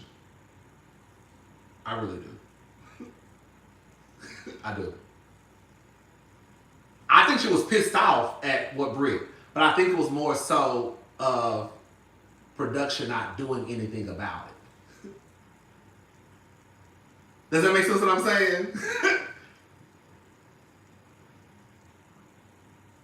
Okay. Britt still did what she did, but I think Kenya was really pissed off at Truly Original. And she said, okay, bitch, since y'all want to play, I'm going to fuck this hoe up. I think that's what it was. Because Kenya had just did that interview with Carlos King. And I don't think production liked that interview because she called them out. And so I think that when it happened, Kenya really was pissed off at Truly because of what Britt did and because they didn't really step up. Because y'all have to realize Kenya had just talked about feeling like she wasn't protected. She felt like other people on the cast, they're protected by production, but she's kind of always left out to dry. Like she's always there to protect. She has to protect herself. So here I come off this interview feeling like I'm not protected, and then I come on this show the next season. You got this bitch who I don't even know threatening me with pistols and whips. I come tell y'all don't do shit about it. Okay, well, bitch, I got y'all motherfuckers at. I got y'all asses. When I tell you about that key, I'm not gonna get drunk. I'm not gonna get drunk. I'm gonna take 2 shots. I'm gonna tell you what Kenya was doing. Hold up. When I tell you Kenya was fucked up. Hold up, y'all. Man, when I tell you that Kenya was fucked up,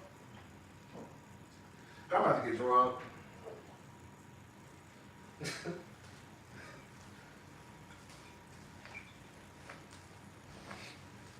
But Kenya had that motherfucking. But Kenya had that motherfucking I'm ready over taking shots. But Kenya had that motherfucking bottle. When I tell my sister, when I tell my girl was in the back. But Kenya was back there, girl. Baby, I'm talking about taking them to the head. But every time I saw Kenya was back there taking a motherfucking shot.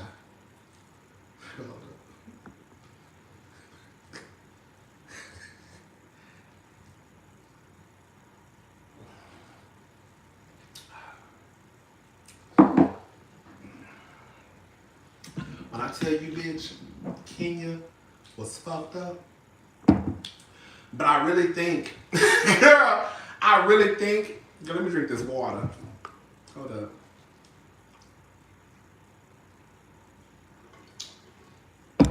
I really think she was really more pissed off at production. And I just think she kind of like crashed out, honestly. That's what it was. Like, I think she just crashed out. I think she was really pissed off. I think she was hurt. Because you can say what you want to say about Kenya, but y'all not going to sit here and say Kenya don't work. And I just think it's like when you one of the girls of the show, and you know, like, bitch, I come to work every season. At least I try to when y'all give me the right cast. And y'all treat me like I'm some noob. I'm not going to listen to what I'm saying. I'm not saying that seniority rules, but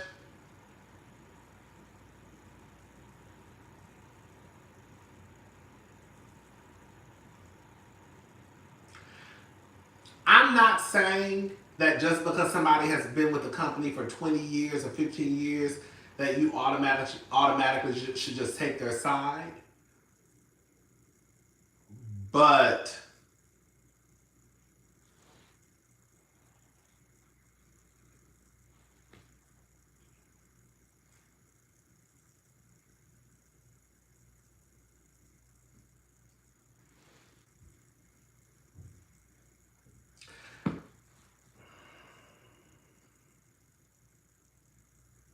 Okay? No seniority does rule. Girl, okay, I'm trying, like...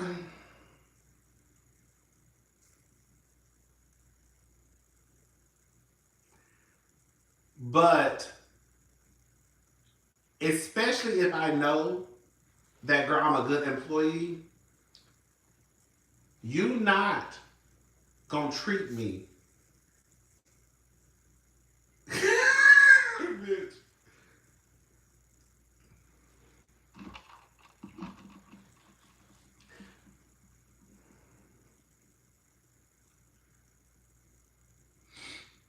You're not gonna treat me no any kind of way. You're not gonna treat me like I'm some new bitch on the block. You're just not.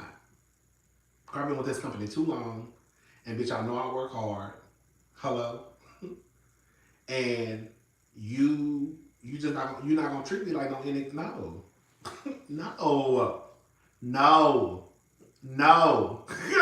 So, anyways, all I'm saying is I get it. I was mad at Kenya because I wish Kenya really would have handled it like Gizelle. Gizelle is corporate fish. Gizelle going to HR. She gonna get you fired. She gonna complain. She gonna, you know what I'm saying? Gizelle do stuff.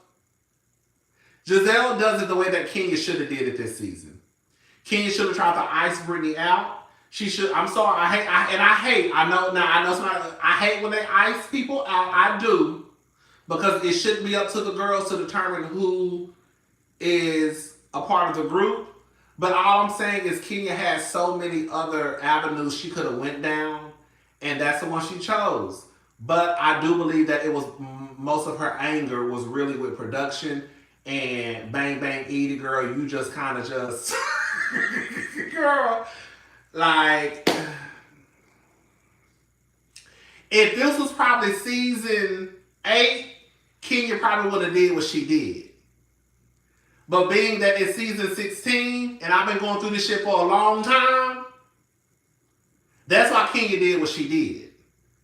If this was season 7, season 8, Kenya probably wouldn't have said nothing. But season 16, and I've been complaining, girl, I'm about to burn all that shit down. When I tell you, baby, Kenya really showed that lady sucking dick at her. Bulletina clocked in her first day for 5 minutes, barely met 2 colleagues, and threatened the third and kept her job. Okay, but when I tell you, I ain't gonna never understand no shit like that. Because again, the fact of the matter is, and I'm never gonna take this back, even though Kenya already watched my video and said, hey Kenya girl, if Britt was over on Beverly Hills and threatened Sutton or Cal or Kathy, girl, Britt would have been on the same motherfucking day.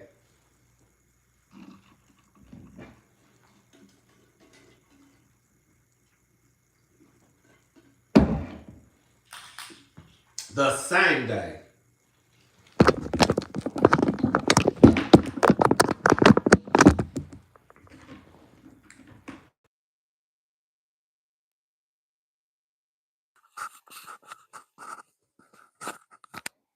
Should have been gone. If Britt had did that to one of those white ladies, girl, Britt would have been gone and never heard of again. Not on Bravo. Maybe on We. Maybe on We.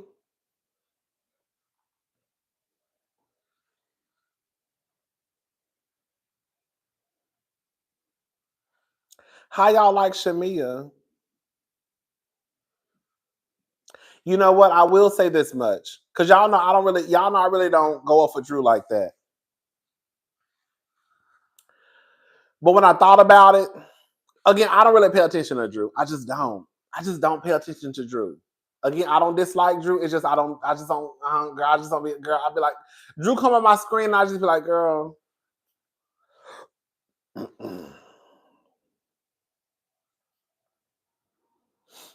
Drew was right though. I'm not gonna lie. I did notice, and I did say this in my review, it looked like they were like fucking with Drew. Like out of the blue,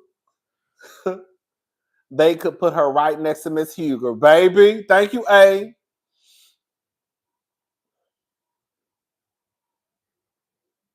Drew was kind of getting them together at that table a little bit low key. Drew kind of tugged on Shamia's wig and Kelly's wig.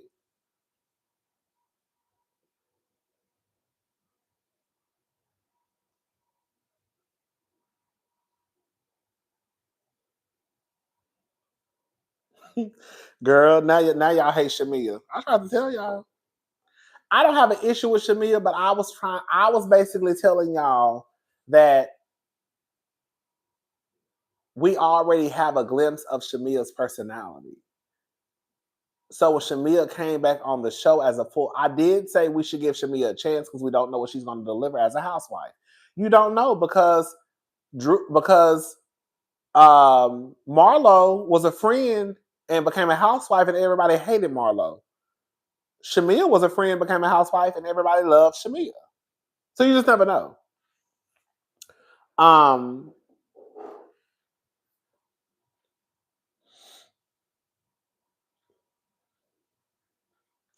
think Shamia looks crazy.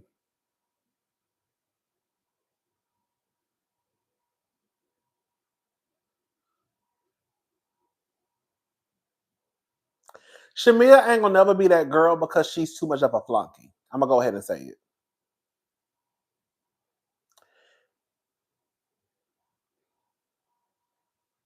Let me give you an example. And I'm gonna use Kenya as an example. Kenya gonna always be that girl. Because even though Kenya, go back and watch the seasons, Kenya really used to low-key kiss Nene's ass. She did. And Kenya never wanted to fight with Nene. But when Kenya realized, oh, I'm not gonna let this bitch keep playing in my motherfucking face, Kenya said, okay, well, girl, let's go. And it was on and popping with Nene. But Kenya didn't want to fight with Nene. She really wanted to be Nene's friend. Nene was threatened by Kenya, and Nene made Kenya an issue. And when Kenya said, okay, well, girl, since you want to fight, then girl, we're just gonna fight. Kenya don't be no flunky to nobody. Kenya likes Kandi. But Kenya ain't no flunky to Kandi. She has respect for Kandi. But I don't look at Kenya as a flunky, a lapdog to Kandi. Shamia has the ingredients to be a good housewife. But girl, you can't be a bad bitch and be a flunky at the same time. I'm sorry. I hate to say it that way. You just can't. Either you're going to be a bad bitch or you're going to be a flunky. I'm just saying. You know what I'm saying? Like, Shamia too much of a flunky for Porsha for me to give her the respect of being like, girl, the girl of the girl. That's why I was telling y'all, girl, y'all trying to give Shamia, girl, the face of the show. Whoa, whoa, whoa. She cool. I like the money. I like the house. I like the cars. But we just not gonna make Shamia the face of the show just quite yet. You know what I'm saying? And I feel like Shamia drops the ball because she's too far up Porsha's ass. Girl, if you're going to be a bad bitch, you got to be a bad bitch through and through. You can still have respect for your friends, right? You can still have respect for your friends. But it's beyond having respect. At this point, it's just like even, I can't even really remember why does Drew and Shamia, why does Shamia have a problem with Drew? I can't remember.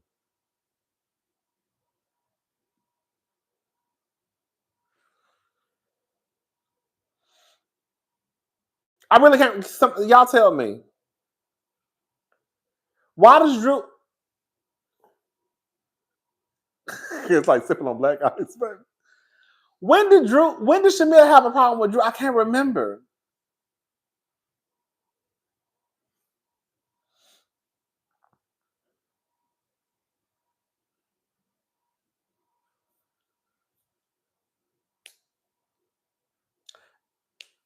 No, because no, like what was the no one knows. That's what I can't remember.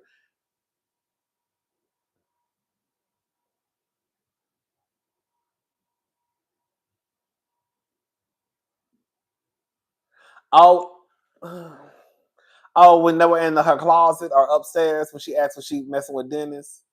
But I thought that wasn't like necessarily a beef though. I thought she was asking. I thought that she was just saying I was asking the question. Basically, from what I can tell from the comments, maybe if somebody sees this video later, y'all can tell us. But it sounds like everybody's on the same page.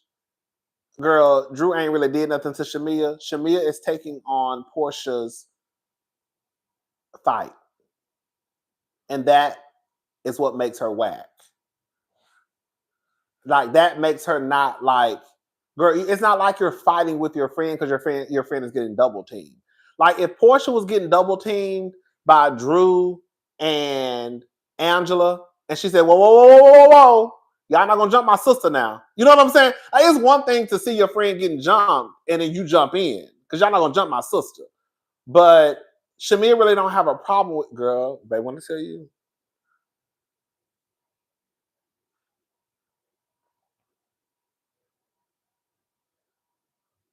Some of my friends are ignorant, believe it or not.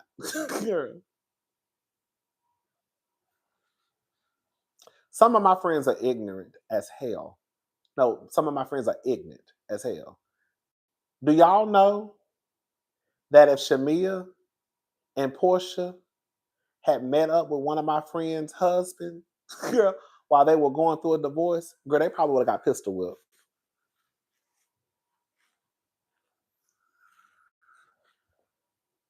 I'm telling y'all. I know some ignorant ass bitches. Girl. And I already know who would have did it. I'm not gonna say the name out loud, but I already know who would have did it. If Porsha and Shamia had met up with one of my friends' husband that was going through the middle of a divorce, and you trying to get information from him about me, and he trying to get information about me from you, and I found that, and my friend found out, girl, they would have got pistol whipped.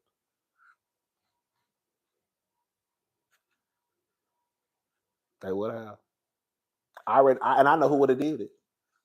I'm not saying I'm not doing no shit like that. I'm saying I'm telling y'all one of my friends who's a girl, they would have whooped Porsha and Shamia's ass. One at a time. Like hopped out of a bush and whooped their ass.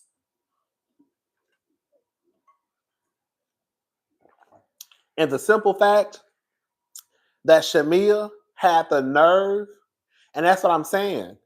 The fact that Shamia had the nerve to sit there and say that basically Drew shouldn't be working with Dennis. I mean, yeah, Drew shouldn't be working with Dennis, and that, you know, there are no other producers around. But then you literally meet up with this lady's husband because you did some little podcast with him in the past.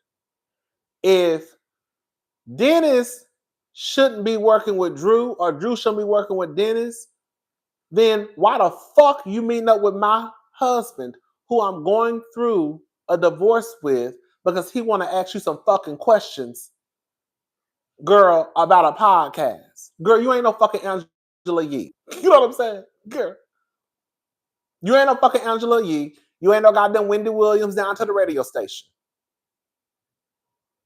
And then you invite your friend because y'all low-key think y'all getting y'all lick back at me because I'm literally in a business relationship with your baby daddy. So you think that it's okay to meet up with my husband, who I'm going through a divorce with, and you start to ask him questions, and him asks you questions.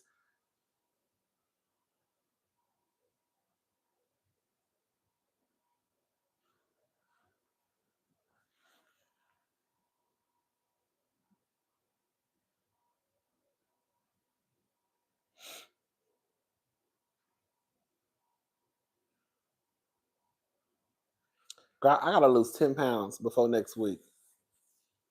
I don't know how I'm gonna do it. I just sat here and drunk, girl, a drink and a shot, and I'm talking about losing 10 pounds in a week. Girl.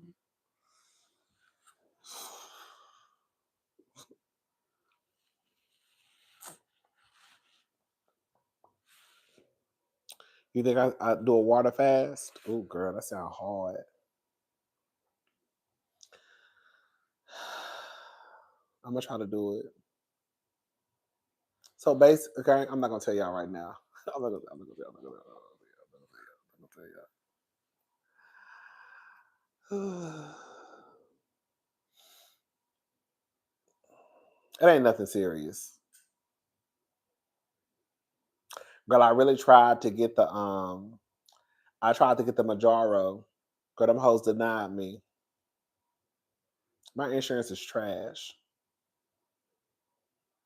I tried to get the Majaro. I tried to get the Wegovy. Them hoes denied me. I done tried like 5 or 6 times. Girl, y'all do not want me to get skinny.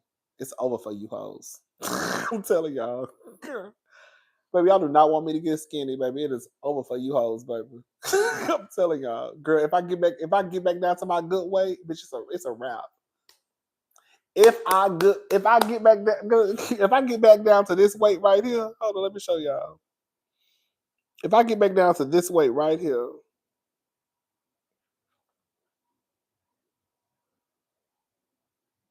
hold on, let me show. This is my good weight. This is the weight I'm trying to get back to, baby. This is girl. Let me show y'all. Hold on. Y'all looking? Hold on. It's on my story. Hold on. Let me wipe my screen off.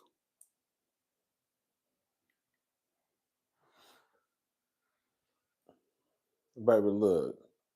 Baby, that's my good. Oh, girl, hold on. Baby, that's my good weight, baby. But that's my good weight. Hold up. This is my good weight. If I can get right back down to here, that's my goal. Bitch, I was fine as hell. Bitch, I was fine as hell. Bitch, if I can get back, bitch, I was fine as hell, baby. Look at that body. Bitch, girl. Arms, ass, thighs. Girl. Bitch, the body was bodying, baby. That's what I used to be at the gym.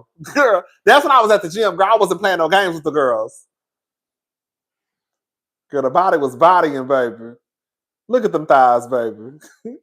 Look at them arms, baby. Look at it. Look at it, baby. Look at them arms, baby. Look at them arms, baby. Look at them thighs, baby. But the body was T, baby.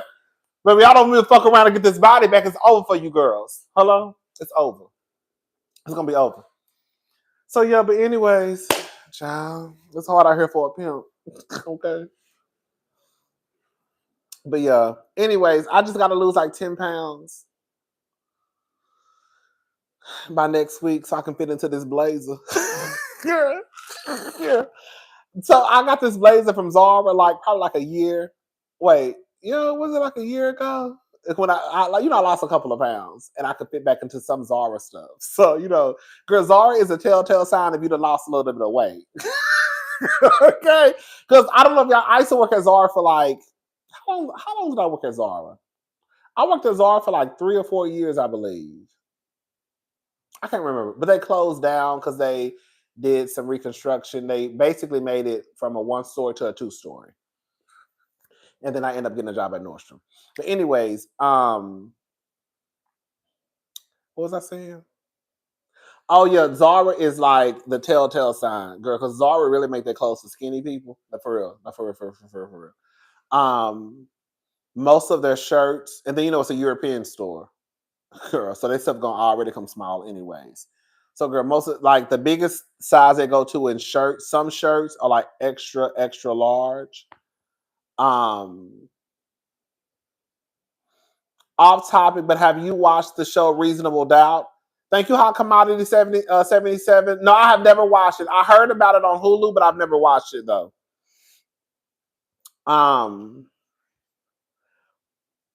But yeah, Zara make their clothes. Zara really for skinny people, girl. And I think some of the jeans, some of their pants, the biggest they go to is like 36 in the waist. I think like 36. I think that's the biggest, I think. I think so. I think.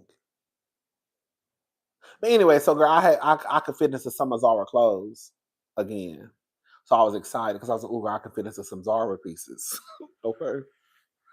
Even though I could always wear their coats. But the thing was with the coats, I would have to get like the biggest size. So like if the coat was like an extra large oversized, then I could fit the coat. But it would have to be oversized. So on me, it wouldn't be oversized though. love you, cousin Rodney. I'm late, but hopefully you got another hour in you. I'll catch the replay. Thank you, Kim. Oh, girl, I don't know about an hour.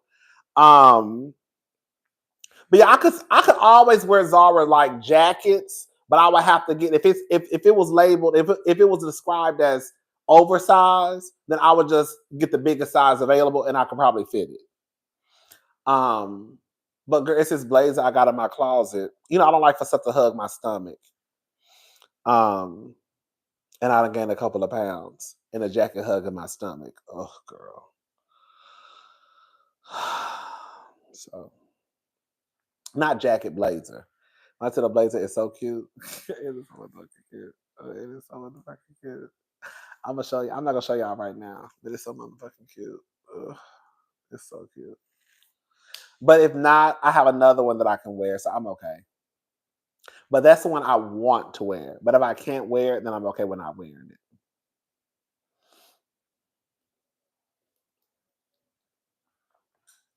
But hopefully we can fit into it. I'm gonna make it do what it do. Anyways, what else, y'all? What else is going on?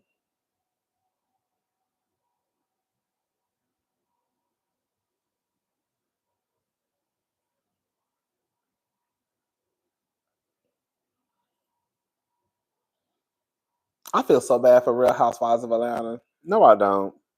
You know why I don't feel bad, even though it's my show? You know why I don't feel bad? Because they're getting exactly what they want.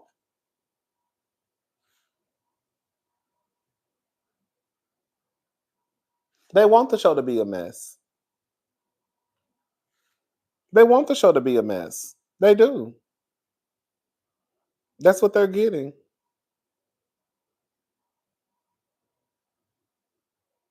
Phaedra ain't that girl like y'all think Phaedra is that girl. I've been telling y'all that. Interested in Housewives Rhode Island? Thank you, A. No, I'm not. I'm probably going to see what's going on, but I'm going to see what's going on. But I'm not. I'm just not jumping up for joy.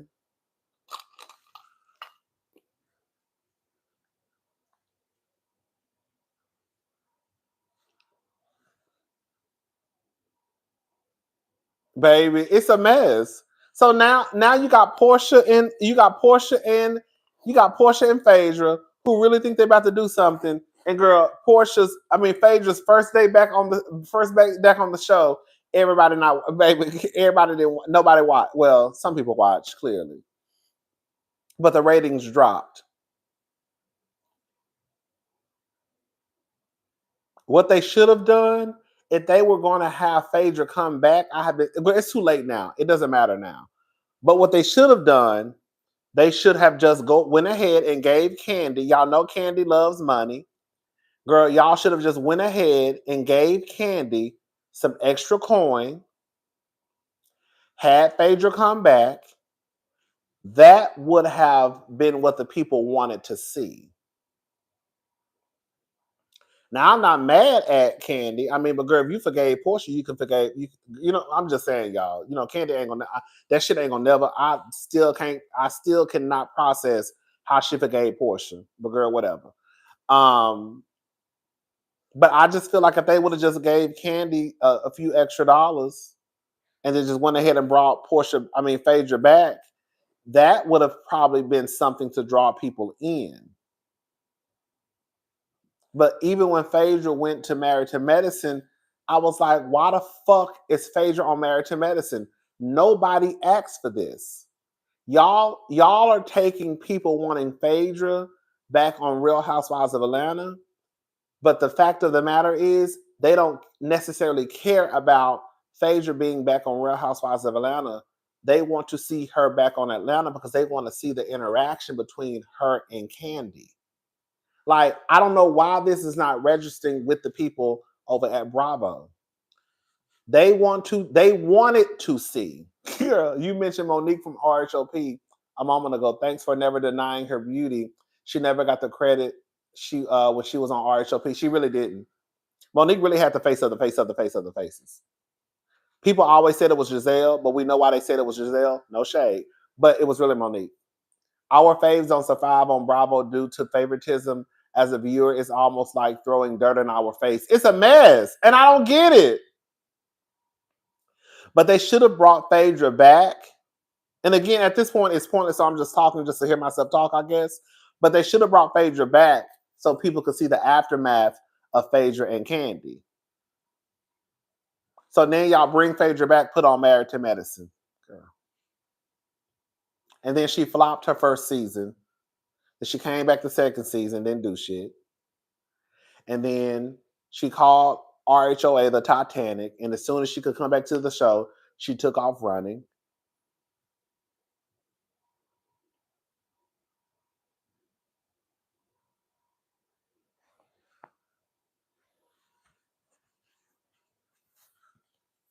I don't think Carlos had anything to do with it, honestly. I don't. I used to because I heard so many people say it. I'm going to tell y'all why I don't think Carlos King had anything to do with it. And maybe I'm wrong. I don't know. But I don't think he had anything to do with it because I really think Kandi would have said something by now. Kandi already don't like the nigga because he tried to fuck. He tried, from what she said, he tried to tell their escape story. If I think that if Kandi really thought that he did, oh, she did? Oh, she did? Oh, I didn't know. I gotta walk it back. What she say? Yeah. Okay, I gotta walk it back. Scrape it. This why I should have said it live. Oh, she did? What she say? Okay, y'all, I don't watch Speak on it. Oh no, what she say?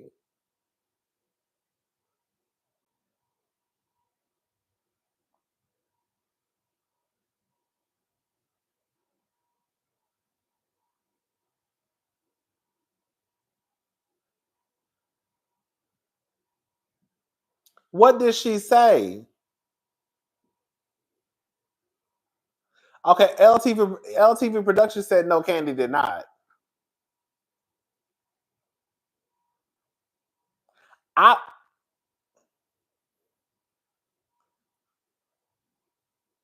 don't think she, I don't think she, I don't think. The only thing I remember Kandi saying was when she said that Carlos got in contact with Mama Joyce, I believe, because he was trying to tell the story, write the story, get the rights. I don't know. Kandi said on House of Aaron, Carlos did not do it.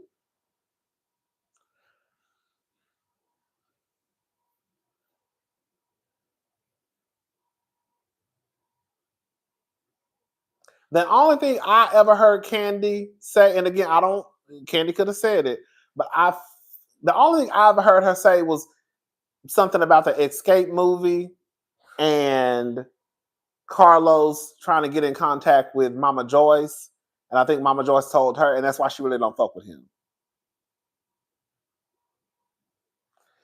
Kandi did say on House of Aaron that Carlos did not spread the rumor. I remember.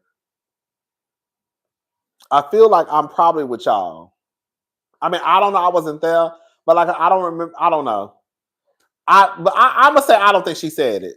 I'm gonna say I don't think she said it. All I'm saying is this. This is what I'm about to say though.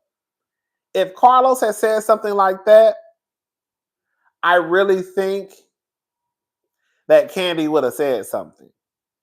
And I'm gonna take LTV and Chateau's word, and they said she didn't. She said he did not. I think she would have said something. I do. I don't think he had nothing to do with it.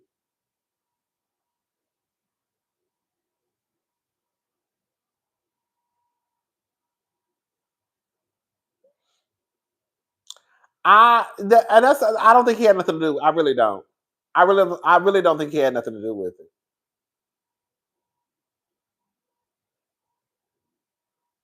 He got fired? Who said he got fired?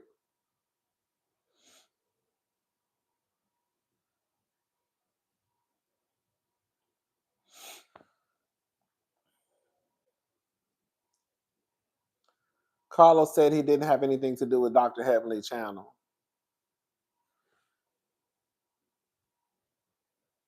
I mean, technically he doesn't. I mean, technically he doesn't have anything to do with her channel. Technically he doesn't. Technically he really doesn't. That's Dr. Heavenly's channel. He probably was a guest. I mean, I know they work together, but you know what I'm saying? You know, sometimes the girls, you know.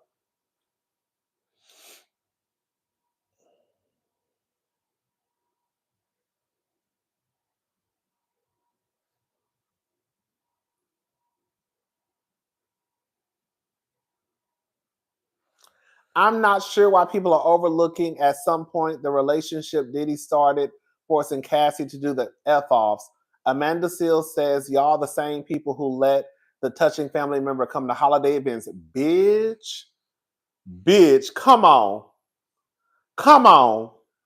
Come on, Amanda Seals. And that is so true. That is so true. The same ones who make all of the girls at the house hug that nigga, the uncle, the cousin, somebody's girl boyfriend at every motherfucking girl family reunion. And they saying, I don't want to hug him, and y'all make them hug him anyways. Let me shut up.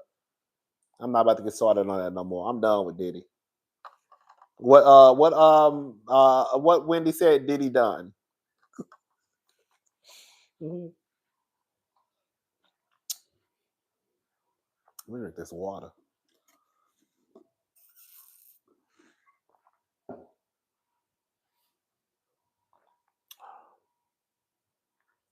But yeah, I just think back to what I was saying. I just think that Bravo dropped the ball. I really do.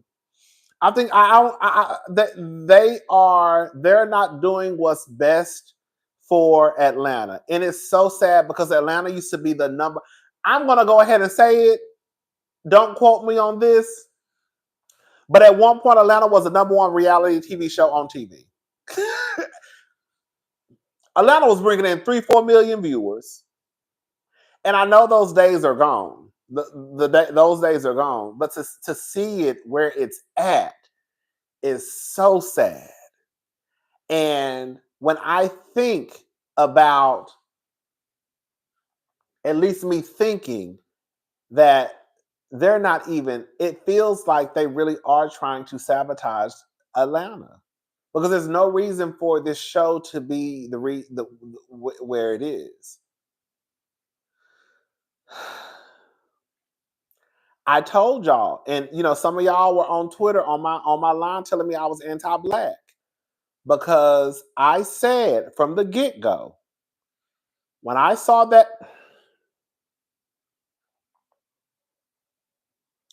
I said, girl, this is giving real baddies of Atlanta. This is giving baddies of Atlanta. It's giving baddies of the South. Sorry, I already knew what was about to come down the pipeline. I already knew. I told y'all this. I be telling y'all this stuff. Y'all be good, anti-black. Blah, blah, blah. No. Well, that, you could think of a girl. No.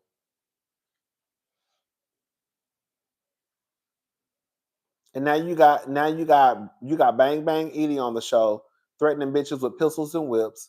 And girl, when it's time for her to throw an event, girl, the most she got is 3 chicken breasts, 2 pieces of salmon, 1 tilapia, 1 catfish, and 1 pork chop.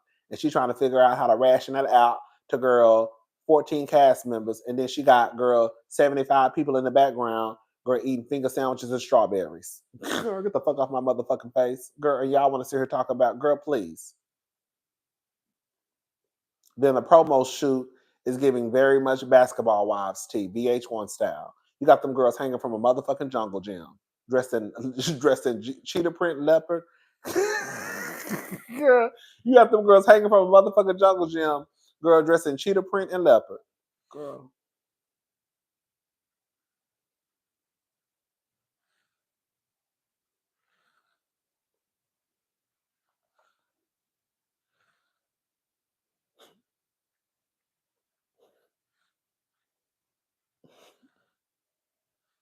Let me shut up.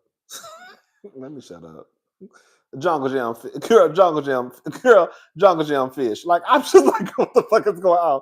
Bravo never expected ATL to be the housewife juggernaut. They always wanted either NYC or Beverly Hills to be the flagship franchise. They never did ATL ladies right. I can actually believe that, honest. I can believe that. Thank you, Staff J75. I can believe that. Baby, a jungle, baby, they had the girls, a girl like that with Simone Biles. Girl, bitch, when I saw Porsha leaning back on that pole like she was about to do a motherfucking girl, when I saw Porsha leaning back on that pole like she was about to do a balance beam routine, I said, oh, girl. I said, what in the Gabby Cinnabay, Simone Biles, Dominique Dawes is going on? Girl, I don't know if the girls is about to do an Olympic routine. Girl, they got the girls hanging sideways. Girl with leather on, and girl, you got Angela hanging to the side, you got Porsha hanging to the side. I thought the girls was about to do an old nasty routine. I thought they was about to start doing flips and kicks, bitch. I said, what in the fuck? I did like the photo though. The photo was fab. It was. It just wasn't it just didn't fit with Housewives. I think two things can be true. I thought the photo was fab. I really did. I just thought that it did not fit with Housewives. Girl. It was a fab photo. I thought the girls looked amazing, but it just did not fit with what I'm used to seeing on Housewives. I said, girl. I said, this is a mess. Like the solo, the only person I didn't too much like was Cynthia. I'm not gonna lie. I thought Cynthia, I hate to say it, and I'm not trying to sound like an ageist, but Cynthia gave me, girl, I'm not a mom, I'm a cool mom. Girl, like she gave me like, girl, I'm trying to hang out with the young girls. You know, she had the glove on. And I'm like, girl, what is Cynthia doing? Like, the only one I didn't like was Cynthia. I thought everybody else looked fab. I really did. I thought Porsha looked fab. I don't like Porsha, but and it's sad. That's the only thing I can really think about. Porsha always gonna be fab. Girl, I really. Porsha gonna always be a fab girl, physically. Now, girl, physically she gonna always be fab. She gonna give you a look. She gonna give you a picture. She gonna give you hair, makeup, all that stuff. So Porsha was fab. Britt was fab. I thought all the girls looked nice. Even Phaedra. Phaedra was giving me an old nasty Elvira tea, but I thought Phaedra looked nice. Everybody looked nice. Girl, it just, I was just like, girl, this is not Housewife though. It's fab. The girls are eating. It's fab. The girls are eating. I'm not gonna lie, the girls are eating the picture up. But baby, this is not Housewives. This is very much basketball wife tea. It is. It's giving basketball wife. It's giving baddies of ATL. It's giving basketball wives edition. It's giving Wags to Riches Atlanta. It's giving bold and bougie Atlanta style. It's not giving the Real Housewives of Atlanta tea. And that was my biggest thing. I was just like, oh girl.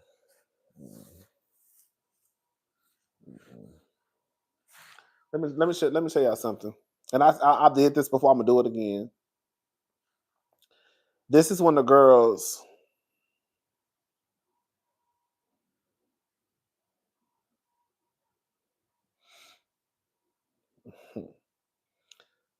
For the most part, believe it or not, the people who probably who's been the most consistent with their baby, look, fish. God, that's right, bitch.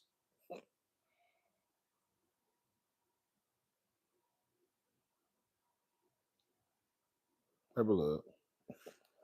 Have a fish. I'll tell you the post. That's what I'm saying, girl. I be want to see shit like this. Girl, the girls is eating, baby. When I tell you Candace, I thought Candace was turning the girls up. Girl, one thing Miss Candace gonna pose, bitch. Girl, Candace gonna pose, bitch. Like this is shit I be wanting to see. When the other girl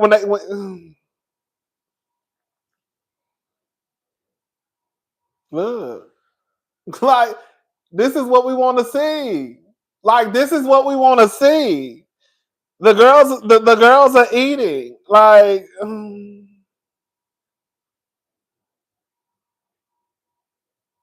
baby, look. Potomac probably got the most consistent photo shoots. Girl, the consistent. But I'm gonna tell you the one. This is gonna go down. This is the best. This is the best look across the board. Hold on.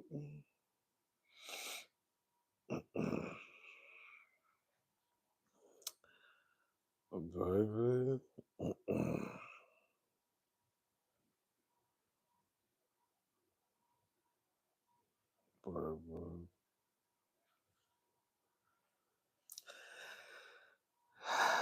When I tell you these bitches did not even play, when I tell you these bitches was not coming to play this day.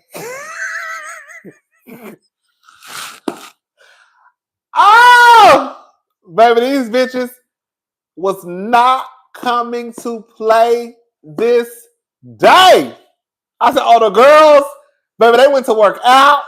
Girl, they went and got their skin. They got their, when I tell you, bitch, no, this is gonna forever be the best housewife picture across the board. When I tell you these hoes was not playing. Girl, when I tell y'all, every time I see this picture, I be like, bitch.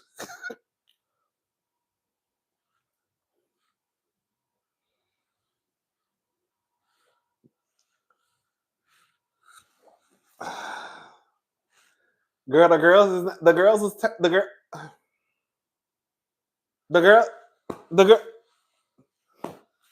girl.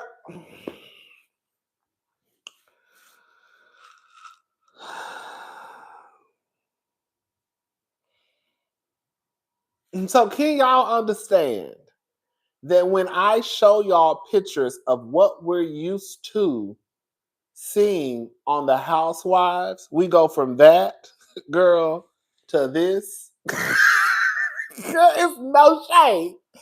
It's no shade. Girl, we go from this. You got Shamia with some poom poom shorts on. You got Shamia with some poom poom shorts on.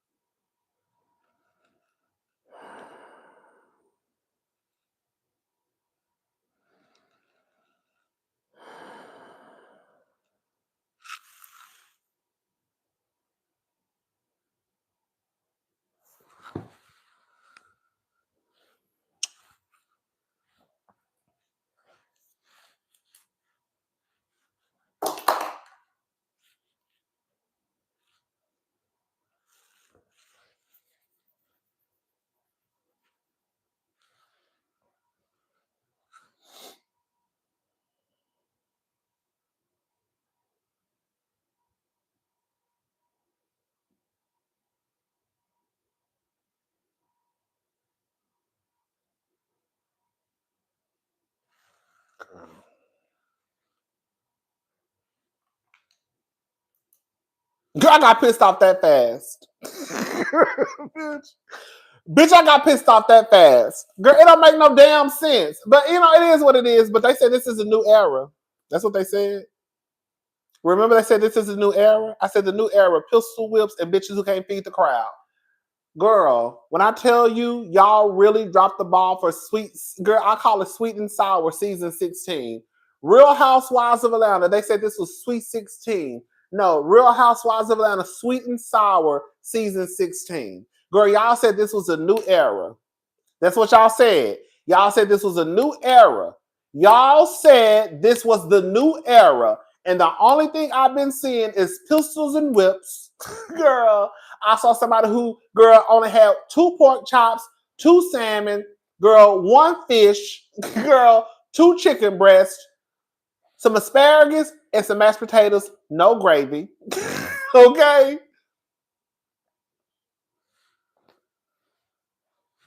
And this is the new era.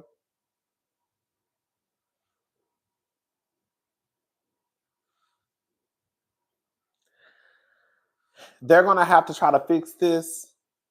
I don't even know if Atlanta, girl, believe I don't even know if Atlanta coming back next season. I could really see them putting Atlanta on pause if we're gonna be honest. I could really see them putting Atlanta on pause. I could really see them putting Atlanta on pause. I could. And it's sad because Atlanta should not be on pause. Atlanta should still be kicking and thriving. It really should. Atlanta should be right up there with Beverly Hills.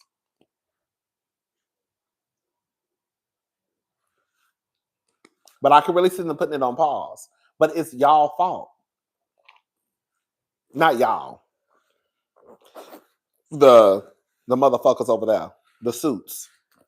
It's their fault. Because instead of y'all doing what's best for the show, like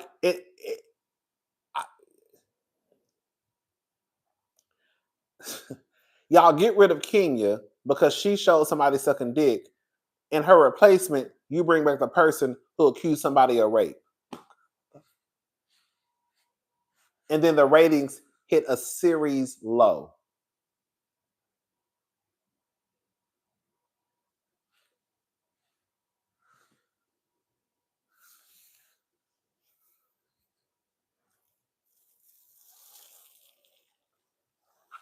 So you get rid of Kenya because she showed somebody sucking dick. Okay, cool. She shouldn't have did it. She shouldn't have did it. But then you bring back the person who accused a castmate and her husband of premeditated rape. And then you have the boss's voice playing in the montage saying, Phaedra, you got caught in a megawatt lie. So you're showing us that y'all acknowledge that she lied. Girl, like what are we doing? What is going on? To the point, the man who started all of this is saying in the clip, Phaedra, you got caught in a megawatt lie.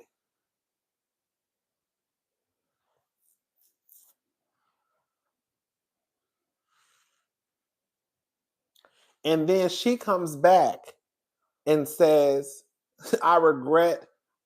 What did she say?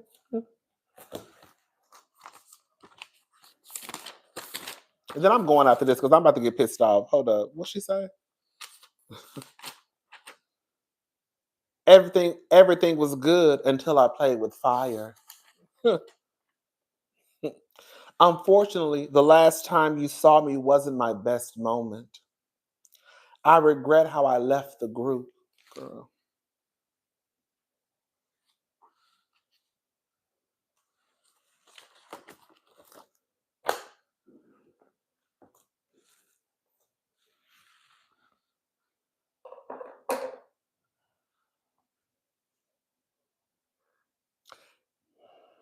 I don't even care. Girl, it's not my show. Let me tell you something. Whether or not the show go off or not, bitch, I'm still gonna be down here. Okay. So I don't give a damn. I might not catch the shows, but I won't miss your reviews, Rodney. Thank you so much. Thank you. Thank you.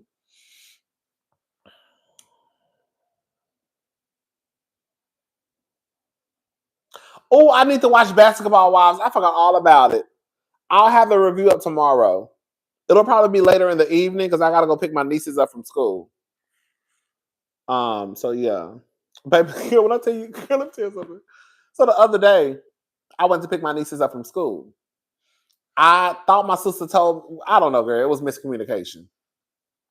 So I'll go pick my nieces up and I'm standing outside because you have to, anyways, so I'm standing outside waiting for them to come out. And I hear Bailey comes out, oh, Uncle Rodney gives me a hug. They give me a hug. I'm like, hey, what's going on? How was your day? And then Sloan always says amazing. And so that's what Bailey says now. So anytime you ask Bailey, she says amazing. So no, Bailey came out first. Bailey came out first, and then it was Sloan. And I was waiting on Tatum. And I hear her say, Daddy. And I look up and I just see some nigga standing on the sidewalk. And I'm thinking in my head, girl, why you call in my head? I'm thinking, girl, why the fuck she calling him daddy? Yeah. In my head, I'm thinking, girl, why the fuck is she calling this random ass man daddy? Like she ain't got no fucking daddy at the house. Like, so I'm so confused. I'm like, and I look up and I look at him and I'm like, no, I was like, your daddy's not here. And then she said, Daddy, bitch, why daddy was walking, why my brother-in-law was walking across the grass and he was like, what? He was like, hold up, why are you here picking up the girl? Girl, when I tell you I was so fucking confused, but I really thought that Bailey was calling this strange ass man standing on the wall daddy, and the whole time she had spotted her daddy walking way across the street. I said, baby, I didn't know what the fuck was going on. I did not see him.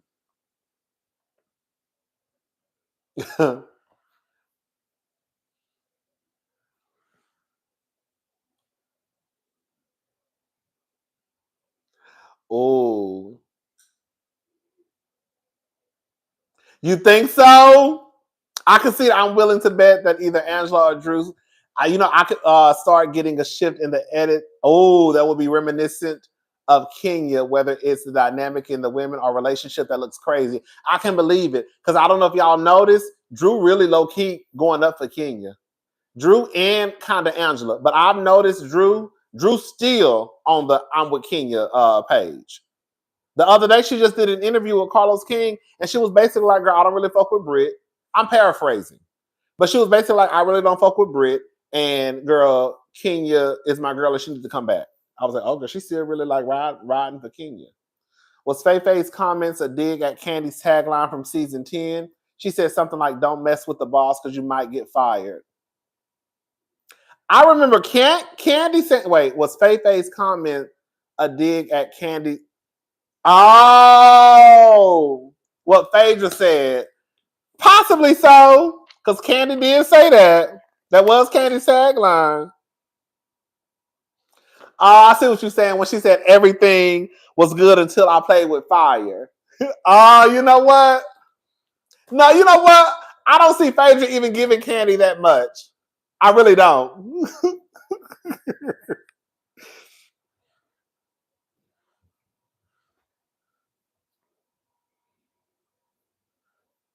Okay, and I didn't even see the nigga. I was like, girl, like that's what I was like. I literally looked up and I'm looking around like, why? Who is she talking about? And why is she talking about this man? It's her daddy, girl. She must have spotted that nigga from around the corner up the street. Girl, because I did not see him, and I literally looked up like, what the fuck is she talking about? And don't be calling nobody else your goddamn daddy because you got a daddy at the house. Okay, girl. Have you seen, baby? I think, and then I'm gonna get off of here. I think that Charles, I'm nervous when I see Charles. I do, and I'm gonna tell y'all why. And I'm gonna repeat this in next week's review or this week's review. I don't know Charles,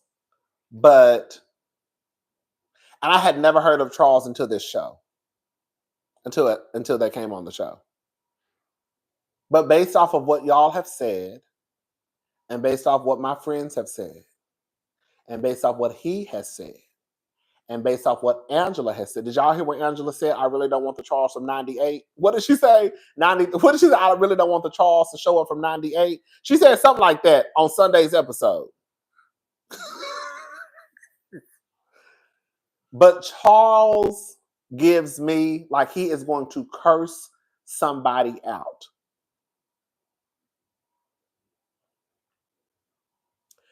He don't give me Peter. To me, Peter didn't mind arguing with nobody. Woman, man, he didn't give a damn. Girl, Peter was gonna argue. I never saw an issue with it because to me, like, girl, all y'all grown. You know, I believe in just like, girl, you grown, you grown. If you say something, say it. If I need to say something, I'm gonna say it. Peter, correct me if I'm wrong though. Peter never went across that line of like, fuck you, bitch. You know what I'm saying? Like Peter would argue, but it wasn't like he was. And again, correct me if I'm wrong. I've been drinking a little bit. I don't remember Peter just being like disrespectful, if that makes sense. But he didn't mind arguing with a woman. Does that make sense what I'm saying? Like he didn't care about arguing with Nene, Kenya, it didn't matter. Porsha, it didn't matter. But I don't remember him just being like, you know, fuck you, bitch, and da-da-da-da. It was just like, you said what you say, I'm gonna say what I say, and then we're gonna be done. Charles don't give me that. Charles give me like he gonna curse somebody out. I'm gonna tell y'all when I got nervous. One, when y'all told me, baby, Charles don't play, Charles Oakley don't play, and I was like, I don't know who that is. Girl. And then my friend was like, baby, Charles really don't play. Girl, I was like, I don't know who Charles is. He was like, no, like Charles don't play. I was like, oh, okay. And then when y'all got on my comment, like, girl, baby, Charles really like don't play that shit. I was like, okay, I don't know. I'm gonna tell y'all when I was like, oh girl, Charles don't play. When Charles sat on that camera and told Angela, you better tell Porsha to pump her brakes twice.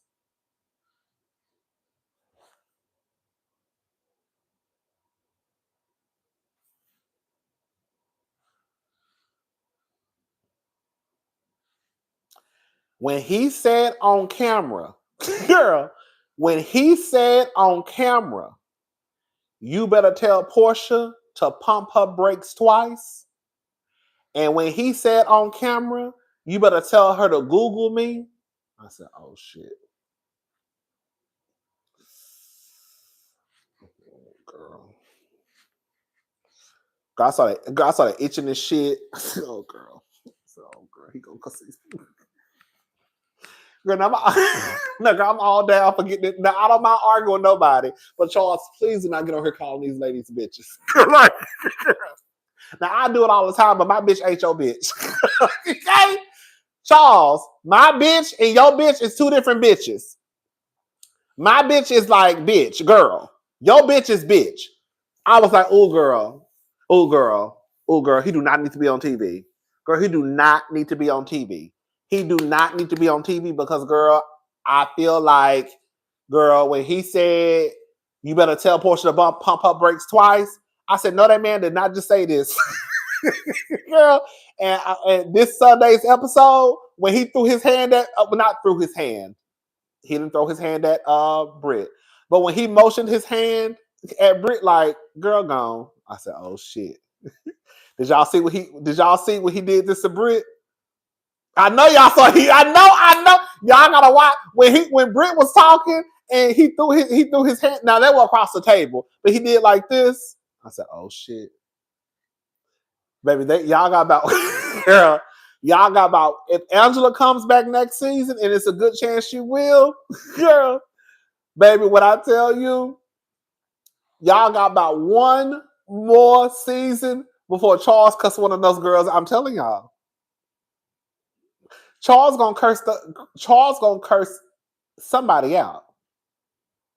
So I think it's best that I don't think that Charles is the husband that y'all can bring up for conversation. I don't. I think y'all can get away with that with Ray. I think you can get away with it with the men on Married to Medicine. I think that a lot of these men, you could probably get away with it. I don't think Charles is going to let that go on for too long. I really don't. So I think it's best for all the girls to leave Charles out of it because Angela already letting y'all know. When Angela told, I'm gonna tell you when I almost choked. When Angela basically said, I'm paraphrasing. When Charles was sitting right beside Angela, and Angela said, "So, my husband does not have a baby." I said, "Oh, girl." I said, "Oh, girl." I said, "Oh, girl." Girl, I wasn't even mad at it. I'm gonna be honest. I wasn't even mad because my whole thing I was with Angela. Bitch, y'all want to talk all that shit when he ain't here? Say it. Now he here. Say it. Whatever y'all had to say, he might not make it past the reunion. Okay, I'm Lady Chris Media. Thank you. I wasn't even mad at Angela. I said, "Oh, girl." But I also felt like Angela, please do not Angela, please do not set your husband up because you already said in the previous girl like 10 minutes ago, I just don't want the Charles from 98 to show up. Girl, I feel like you want the Charles from 98 to show up. What she said some year, I can't remember the year that she said, but you want that Charles to show up because you really, I was like, "Oh, Angela, girl, you about to have your husband cursing somebody out at this table." But yeah, I mean, I'm like I said, I'm not mad at it, but I'm kind of nervous about Charles. I really, really am. I really am because I don't think Charles is gonna give a damn about no woman being a woman. I don't think he's gonna care about Andy being gay. I don't. I don't. I really don't. I think Charles looks at everybody as equal opportunities. Like, girl, everybody can get cursed out.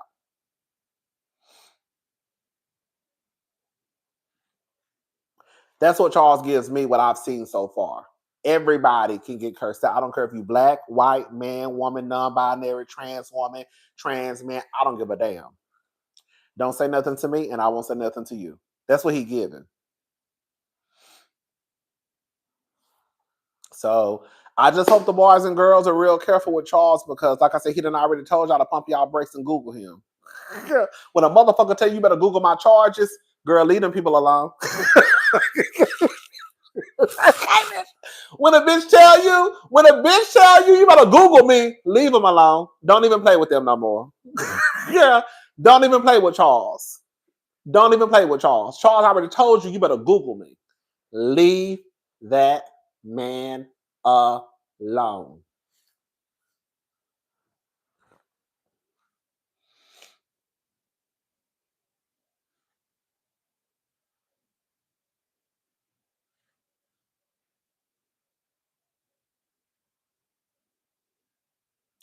I do agree. Angela had to be careful because she knows when she sticks her man on people, he will definitely turn up the max. That's the only thing I was a little nervous, even though I did kind of scream when Angela basically said, "So what the fuck y'all got to say to my husband?" But on the flip side, I was like, "Ooh, Angela, girl, you know your husband." So, I just don't say. Charles is a grown man. He gonna do what he want to do. Angela can't tell Charles what to do. But I also felt like in the same breath, like, "Ooh, girl, don't set your husband up."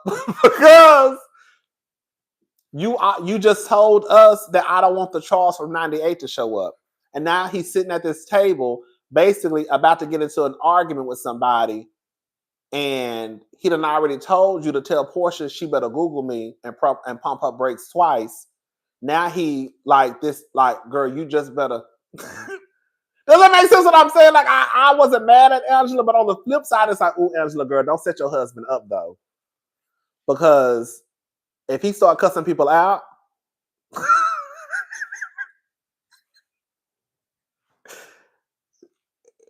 If he started cursing people out,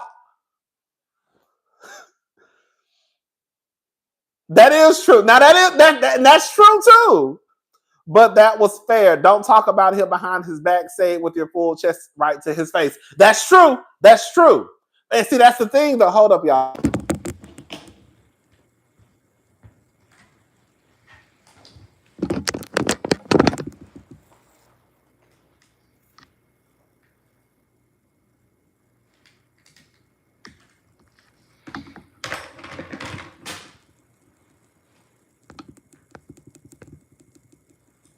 Okay. Can y'all hear me? I have to charge my thing again. So whenever I take my mic off, it's because I need to charge. Girl, we've been on here. Girl, we've been on here since 8:00. Okay, so I don't have a limited power. Okay, so that's true. That's true. So it's like, girl, y'all been talking all this shit. Just say it to his face. Can I say something and y'all don't get mad at me? I think that a lot of women think the way that like Dr. Heavenly and some of the other girls think. Like y'all know I go for Dr. Heavenly. But Dr. Heavenly has this mindset, in my honest opinion, where she can say what the fuck she want to say to any man, but you bet not say nothing back to me. You better go address my husband. You see what I'm saying? Now, I'm not saying she starts shit with anybody. She do be starting shit. But I'm saying that even if somebody started with her, she feels like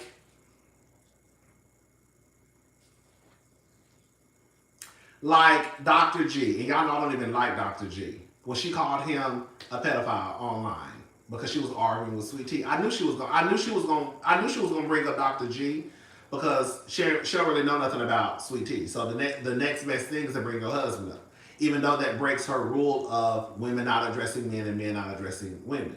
But to me, I feel like Heavenly thinks that like I can say what I want to say, but you better not say nothing back to me. You better just go address my husband. And I don't like stuff like that, girl, because at the end of the day, I look through the lens of, girl, you grown, I'm grown. If you say something to me, I'm gonna say something back. That's it. But I'm also not the type of person that would be disrespectful in my response. No, I wouldn't. I wouldn't be disrespectful in my response in a disagreement. Like, I wouldn't be like, bitch, fuck you, hoe. Like, no. Girl. Now, we could exchange some words, but I'm not going to be just like, boom, boom, boom, boom, boom, boom, boom, boom, boom. And in my head, probably it's because you still are a woman. I just don't care about arguing with no woman, but in my head, I'm not going to disrespect you because in my head, I'm still thinking, oh, that's still a woman. You know what I'm saying? I don't know if that makes sense. I don't know if that makes sense to y'all. It makes sense in my head. It makes sense in my head. So, but I just feel like, I don't know, I just feel like, girl, Charles can say something. I wasn't mad at Angela for bringing it up, but on the flip side, I was like, oh, girl, don't set your husband up, though. Charles gives Peter Patricia part 2. I'm ready, baby. I think it's gonna be work. Thank you, MJ. Start using your laptop, past and present. What's your dream cast for next season? Top 7. I include Charles and Peter. We know Peter in jail, so I don't know. Honestly, even though if it was me, it would be hard for me to bring her back because of the things that she said. Even though I do believe some of the things don't get it twisted. I believe some of the shit that Nene said. But I really would like to see Nene back on Real Housewives of Atlanta. But the thing is, like I said, Nene really like kind of fucked it up. But I also feel like I feel like the door is cracked with Bravo. Because, at one point, they wouldn't even, remember, I don't know if y'all remember. Remember they took Nene out of, remember they showed the flashback clip of the opening credits and they scraped Nene as one of the housewives? God, I don't know if y'all remember that. Do y'all remember that? It happened like the year before last.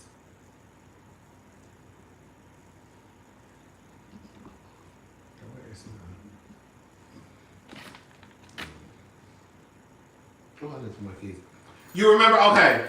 Yes. Like, it was to the point where, like, they was really letting Nene know, bitch, we don't fuck with you. To the point where they took Nene out of the crap. I said, oh, girl, they were sending a clear, precise message to Lanithia. Girl, we do not fuck with you over here at NBC Universal Bravo. When they went out of their way to basically take her out, I said, damn. Like, they were not playing with Lanithia. Yes! Open up the vault and re-edit the opening credits. I was like, God damn. That's when I knew, like, oh, girl. Oh, Nene, girl. It's it's really like, it's a wrap. Like, they trying to erase you from housewife history. I said, oh, girl, it's a wrap for Nene. But then the door got cracked. And, you know, Nene hosted something down there to NBC. I think it was the Emmys. The Emmys after party. It was something like that. I can't remember, girl. And now they're showing her face. They're showing her face back on the show. So it looks like things are changing. Again, I could completely understand why Andy was like, when Andy came out and said, she told me not to say her name, so the door is closed. I knew he was done with Nene. But it appears as though the door might be cracked. But I wouldn't mind seeing Nene come back if she's going to work. Because, you know, Nene didn't want to do nothing. Nene didn't want to be the patriarch. Nene didn't want to be the matriarch.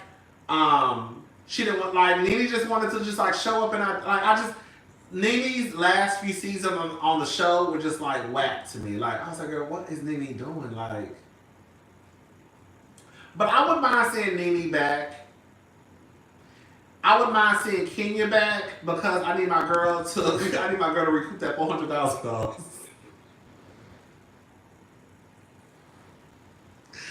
I need my girl to get that $400,000 back from that salon, baby. So I need Kenya to come back so she can stack her coin. Okay? Because Mama said, girl, she went into Brooklyn's college fund to open up that motherfucking spa. So I need my girl to come back to get a check. I would bring Angela back. I would bring Kelly back. Believe it or not, I would probably bring Drew back. Probably. I don't think there's a need for Phaedra. I'm gonna say it. I don't think there's a need for Porsha. I would probably bring Shamia back.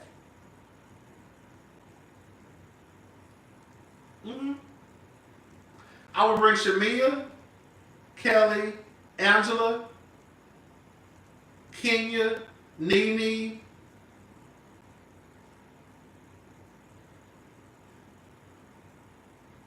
I don't know. I was gonna say Drew. I know I just said Drew, but then I took Drew off my list. But I think I'm gonna add Drew back. I don't know. I can't get into Drew. I don't know why can't I get into Drew as a housewife. I don't know what it is.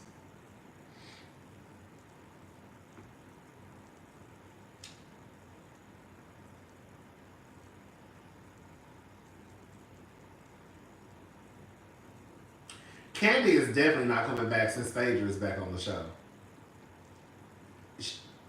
Kandi said no. Would you go back to the show? She said no. I think that's because Phaedra's back. I really would love to see Eva back on the show. I don't think people gave Eva a chance. Eva was a good housewife. Eva could have been a good housewife.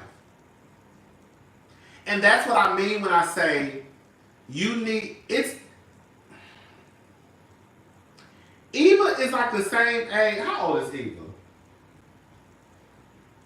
Let me see.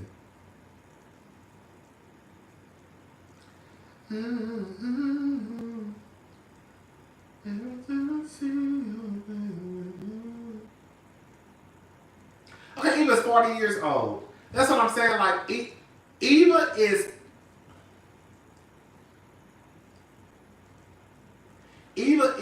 like I know this is gonna sound crazy, because I hope you all mature at 40, girl. But Eva is like the young that they need on the show. Like the young that they have is pushing the show in another direction, which is ghetto. Okay, Eva is still that same age with Porsha and the other girls, but Eva not like Porsha, if that makes sense, and Britt. You know, does that make sense? Like that's what they need when if they want like a younger demographic. Because I think Nene was the same age as the girls when they started on Atlanta, but I don't know. It's just something about Nene, Sheree, and all those girls were in their 30s and 40s, late 30s, early 40s when they started Real Housewives of Atlanta. So it's really no different in the age, but it's just the maturity level, the personality that it was just different. It's just different. It's just different. So even if they wanted to go in a younger, like with a younger crew, it needs to be girls who are like Eva, if that makes sense. Come on, Carlos, baby. Why we just said that? RHOA, oh, girl, they gonna be paused. They really gonna be paused. Okay. It's kind of sad. RHOA will be paused. Blame Bravo for having them go outside. It is so sad. That's when I say I just said that. It's just so sad. It's just so sad that Atlanta was like the girl of the girls of the girls of the girls of the girls of the girls of the girls.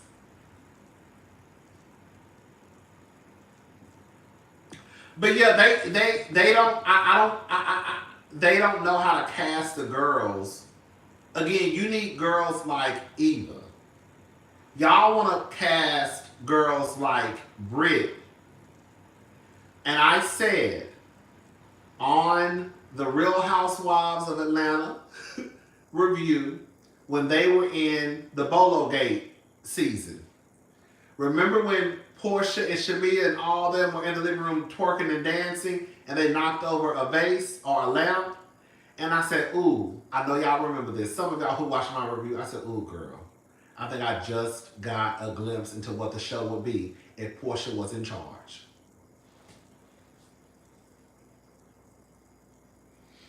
I don't mind twerking is not bad. Throwing your ass in a circle ain't bad. I'm not saying that makes you ghetto. We all throw our ass in a circle. We all twerk and all that stuff. But again, I just think it's a difference in when Nene and the other girls were on the show and they were around the same age when they started out compared to Porsha, who of course is not new. But it's just a different 40-year-old to me. It's like a difference in the way they act, the way they present themselves. Nene gonna curse, bloop bloop, all that shit. I don't know. It's a difference to me. It's just a difference to me. And I feel like the route they need to be going is like an Eva Marcel route. Like Eva gonna read your ass. She likes to drink. She likes to smoke weed. You see what I'm saying? Like Eva smoke weed. She do all that shit. She talk about weed. She was talking about weed on the show. But Eva's still like a grown woman, if that makes sense.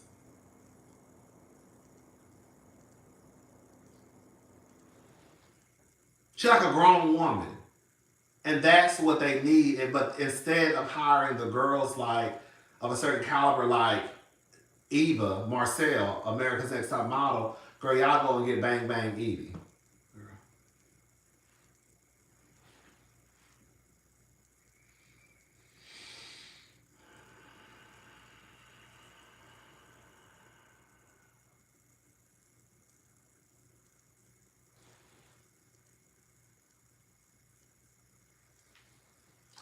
Oh my God, thank you. I forgot about Phaedra being on Real Housewives of Ultimate Girls Trip. Phaedra was a flop on Ultimate Girls Trip.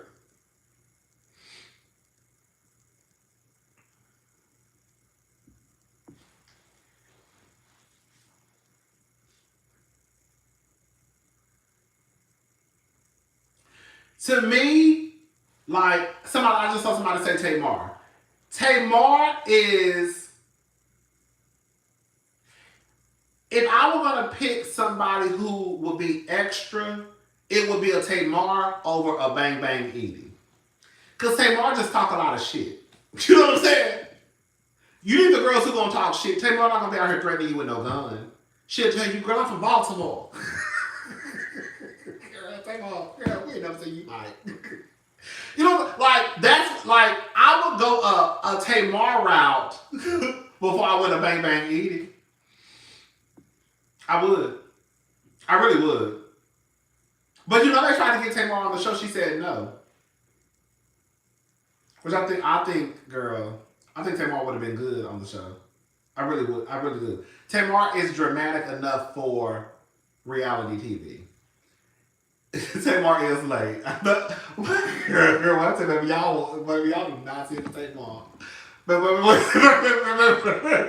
let me shut up for y'all so unsubscribing. Girl, I'm just saying, y'all. Tamar is. Tamar is a mess. No, Tamar is a mess. Tamar is a mess. But I think I would take a Tamar over. Girl, I can't even start. Let me leave it alone. Y'all got to start unsubscribing this shit. Girl, I would take a Tamar over a Brittany. I would any day. Any day of the week. Any day. Yes. Girl, I'm about to go in a few seconds. But yeah, I don't even know. I don't know. Because I really think, and it really makes me sad. Girl, I really think that Atlanta is gonna go on pause after this season. I really do. I think they are. I mean, I hope they don't, because those are my girls. Well, some of them. Okay, that's my franchise. But it's giving pause. Girl, Atlanta just reached its series low. And not series low like 900,000, 800,000.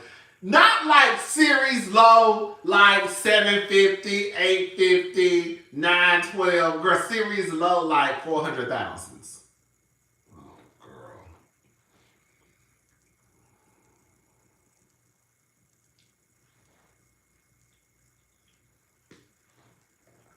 And y'all got the nerve to be acting like Porsha, that Phaedra was bringing. Girl, Phaedra did all of this on Married to Medicine. Married to Medicine, girl, I don't even think Married to Medicine done hit that low before. Maybe they have, I just don't recall. But I don't even think they done hit no 400.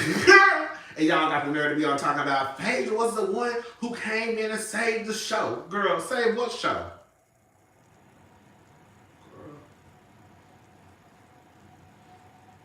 And now she back on Atlanta. And I know, like I said, I know Heavenly probably in her closet laughing. Girl, y'all talk all that shit about. Well, it was your fault too, Dr. Heavenly, because y'all act like Phaedra was the savior of the show. When I tell y'all was so late for that, girl, I thought Dr. Heavenly and all them was so late for how they treated Phaedra. That's why Phaedra act like that, because y'all really treated Phaedra. They treated Phaedra like a fan. They treated Phaedra like they were a fan of Phaedra's. I think that's what it is too, Carlos.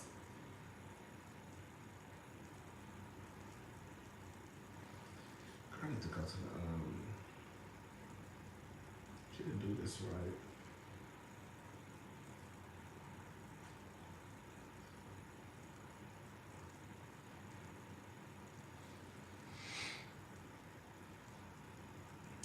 I mean, it's sad. Poor Atlanta. I don't know what they're going to do.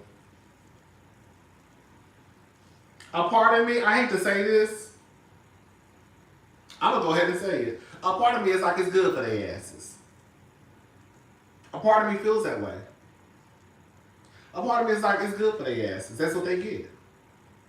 Because y'all keep playing with Atlanta, and now here we are. Here we are. Series low. Because y'all want, not y'all, I'm talking about the producers and Bravo. Y'all want to keep playing with this show. So a part of me is like, that's good for their fucking asses.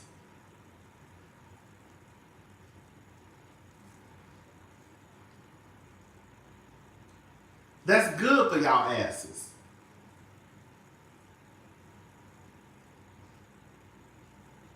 Baby, if they pause ratings champion of Real Housewives of New Jersey, they sure as hell gonna pause RHOA. That's what I'm saying. In New Jersey ratings were actually, I think, what was the average ratings for New Jersey? Like 800,000 something, I believe, for the last season. I think that was the average. I think.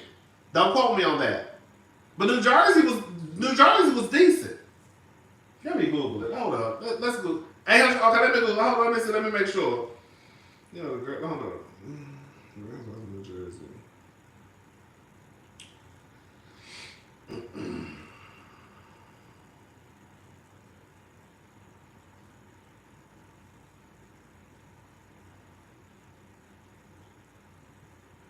shit!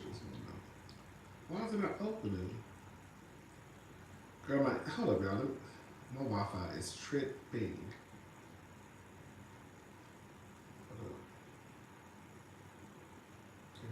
Nerves.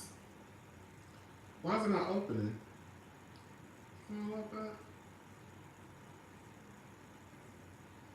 Thank you. Oh, God, I don't know what's going on. Oh, my internet not working. What, my phone still working? I think it was like 800,000, 700 some thousand. It was a decent number. I think it's 837. I know it was like 8 or 7. It was somewhere in the ballpark. But like they got like a decent number. And they paused the fuck out of New Jersey. So if they paused in New Jersey and that was their average, Atlanta, girl. Danger, you're in danger. Girl, y'all in danger.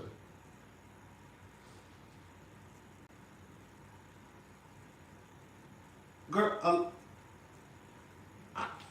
I just keep repeating myself, and I'm not going to repeat myself. I'm going to repeat myself one more time. Atlanta's Sunday's night episode, the live ratings were 400 and something thousand, 460,000, something like that, I believe. 400 and something thousand. Girl, that was the lowest in 16 seasons. And that was a return of the Phaedra Parks, who was brought on to save the show. And they pulled in 400 and something thousand viewers. And the show is going to continue to fail because the people that are in charge are not doing what's best for the show.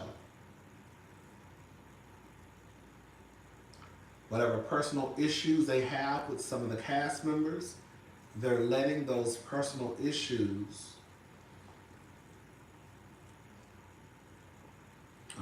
rise above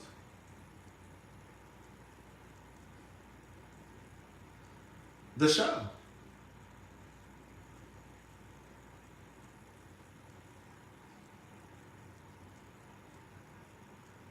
And that's just what it is. There's no reason for Atlanta to be pulling on the numbers that they're pulling. But when you have fuck shit happening behind the scenes, then this is what happens. Again, I'm not saying that something shouldn't have happened to Kenya, because I didn't like what Kenya did either at first. Now I just don't give a fuck. But I didn't like what she did either. But they should have gotten rid of both of them if they was going to do it. I'm glad that some of the girls are having enough pussy lips and dick and balls to come out. Not dick and balls. I don't know nobody talking about, oh, you calling a girl mean. But I'm glad the girls had enough, pussy lips like Gizelle to come out and say, girl, they really should have got rid of both of them. And that definitely wouldn't have happened on RHOP. So I do want to give a shout out to to the Gizelles and the Drews who's standing on big business.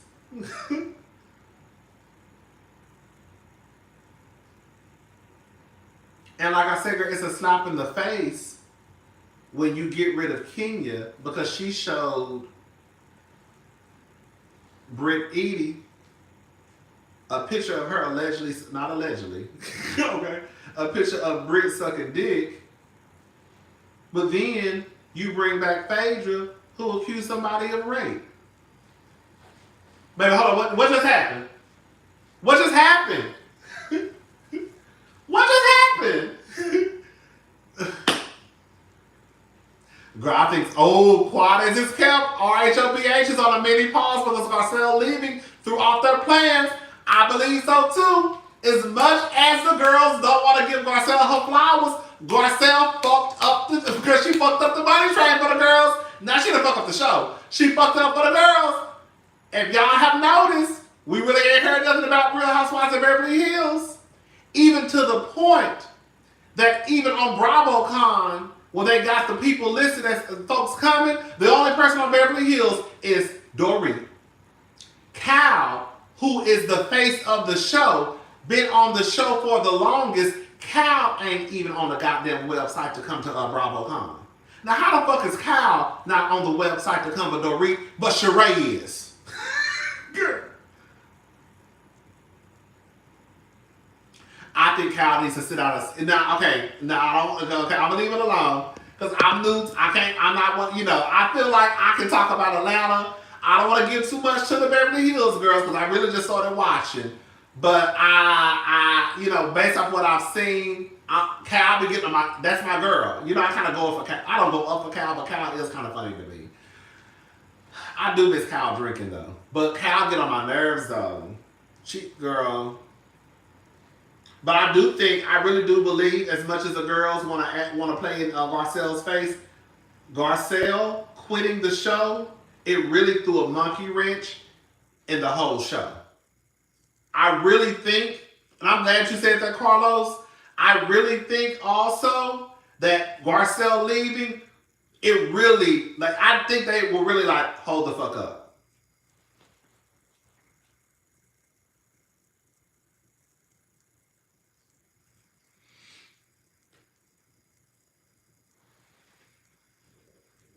Ooh, excuse me. Ooh. I really think that it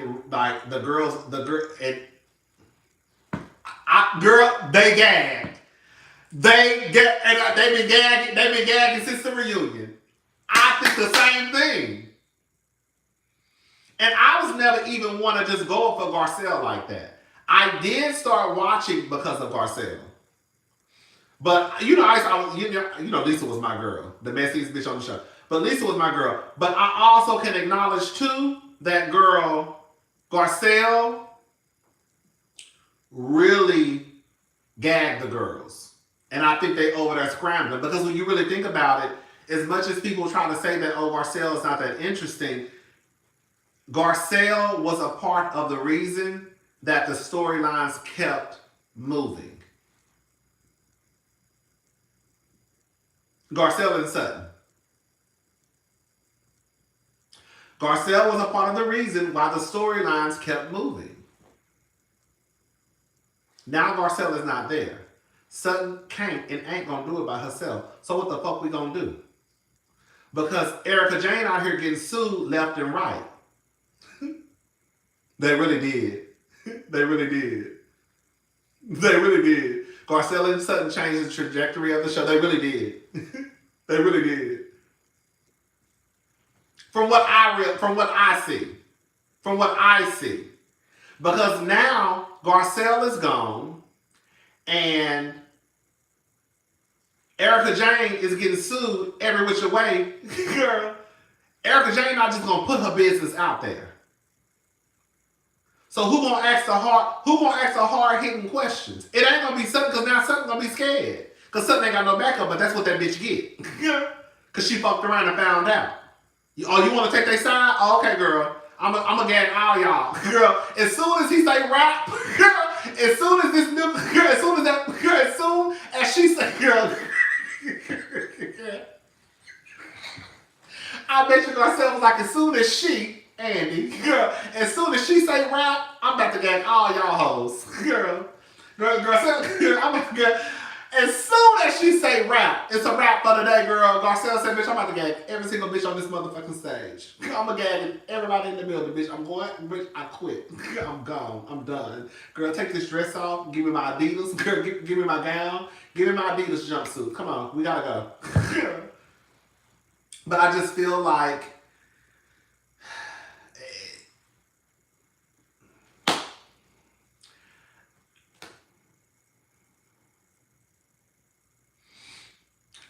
y'all know I have this stance.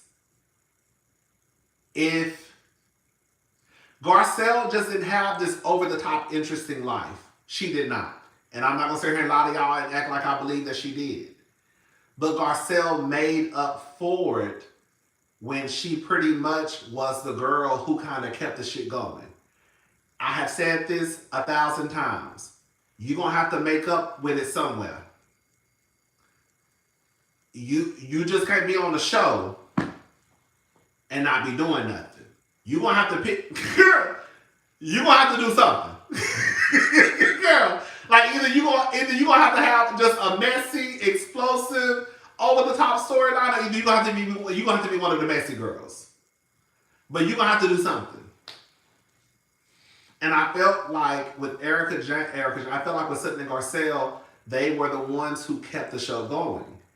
And I think some viewers didn't have the respect for them in the position that they played on the show like they should have.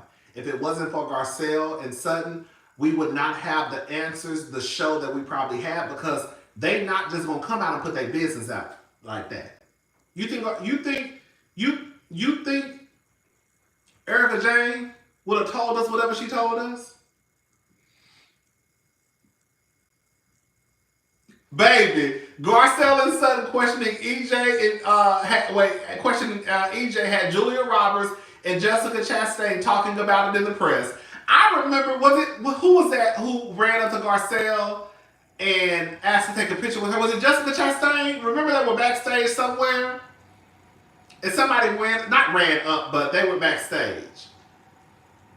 Like y'all have to have a certain level of respect for the girls who kind of keep it going, because somebody the truth of the matter is it was Jessica, okay, thank you. Somebody has to keep the storylines going. If not,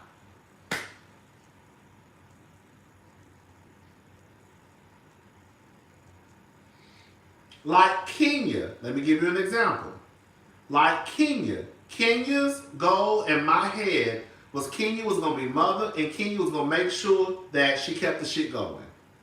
You see, as soon as she walked in Shamia's home and Cynthia told her, girl, you know Kelly and Porsha, blah, blah, blah, and Kelly asked her, you see what she did right afterwards?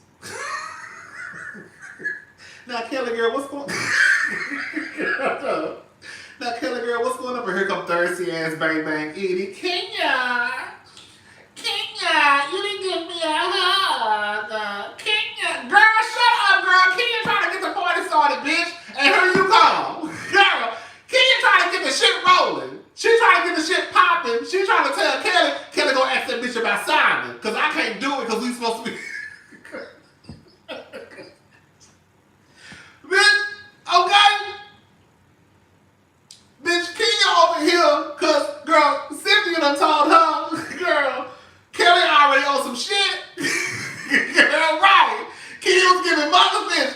Baby, so Kenya trying to get the shit started with Kelly and Porsha, because she really can't talk about Porsha because Porsha supposed to be playing nice. So I can't really say nothing to her because we met up in the Bravo offices and said that we gonna play nice this season. So I can't say shit to the bitch. But Kelly gonna say something. And here come Red. Kenya, you didn't give me a hug. Girl, what the fuck? Girl, move. Girl, Kenya is working, girl, and here you come. Girl, Kenya about to make these girls fight. Get out the way. You know what I'm saying? It's girl, move. You fucking it up. Girl, Kenya said we can get out the gate. Go ask about Simon right now. Okay? Shit. But yeah, that's all I'm saying is you need the girls who gon' be able to clock in, keep the shit going. Baby, I feel like whatever producer gassed up Marlo is the same one who gassed up Britt. I believe so too. I think they said, girl, and I think, girl, believe it or not, I think they set Britt up for failure. I do. I think that the producers just wanted Kenya. I think they wanted whatever reason they could find to get Kenya off of the show.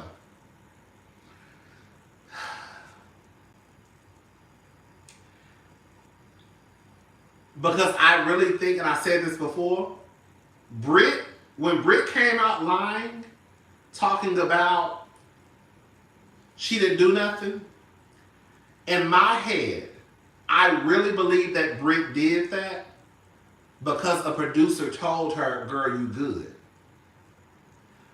Because the only way I can process it is that's why she lied. Because, girl, why would you come out and say you ain't said shit when they got it on camera? Kenya made too much money on the show. She had to go, baby. They cut that bitch check. Okay? They cut that bitch check. And girl put the rest back. Okay? But I think they set Britt up.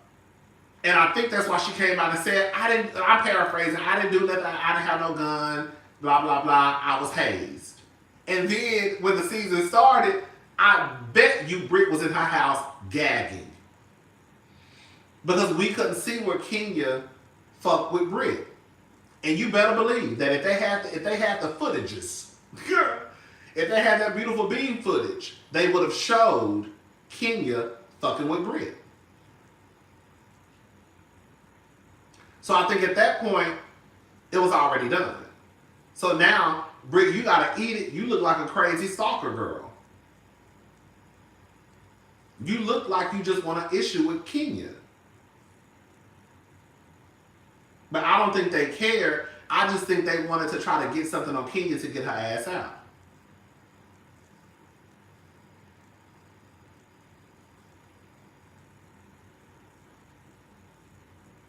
Girl, the reunion really could be a 90-minute special if we're going to be honest. Can we be honest? And I'm going to tell you right now, if Kenya probably not going to be there. If Kenya's not there, it really could be a 90-minute special. Really 60 minutes. If Kenya's not at the reunion, that's already 5 episodes. At that point,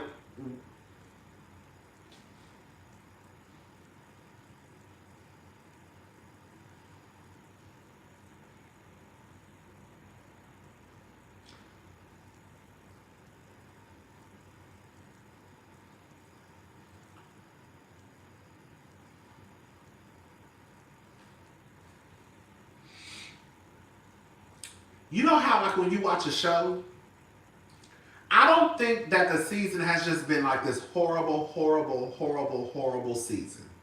They've had their moments, right? Excuse me. I'm still not buying into when some people are like, oh, this episode was everything. No, I think what y'all are saying, Angela probably did something in the episode, and you took that one moment, a 5-minute clip, and then you made that be the entire episode, and then y'all start screaming, oh my God, this episode was everything. No. Y'all just like the fact that Angela read Porsha. You see what I'm saying? Girl. But the rest of the episode probably was whack. You know? So it's like, girl, they had like moments here and there where it's kind of like, oh, okay, cute. Oh, girl, okay, girl, she getting it together. But then it's kind of like, oh, okay. And I didn't even notice this until Erica De Niro TV said it. Have y'all noticed that a lot of these things have been going very, very quickly? Because they really don't have nothing to talk about. You'll have Kelly with her daughter and her dog. They'll sit there for about a minute and then they'll move on. You'll have Britt and her husband at the house and then they'll move on.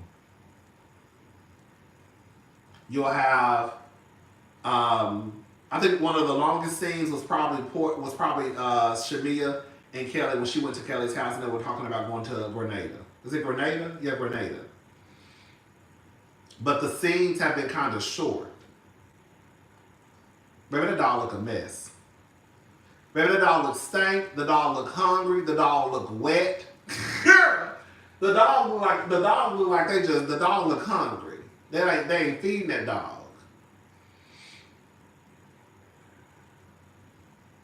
But yeah, it is what it is. But I do think whoever produced Marlo is producing Kelly and not Kelly, Britt and girl, they are not doing a good job because it's not making sense. And what did Patrick say? The producer, he said something along the lines that sometimes the producers try and tell the housewives how to feel, basically how they should think, how they should move, and then they end up looking crazy because it's not how they really feel. And they have to take basically now they're the one who has to take on whatever the public gives. And I feel like that's what happened with Marlo, girl, and I feel like that's what happened with Britt. Girl, y'all set them girls up. I mean, they still grown and did what they did. You know what I'm saying? But yeah, I don't know. I said all that to say I don't know. We've been on this motherfucker for 4 or 5 hours. I'm about to go. But yeah.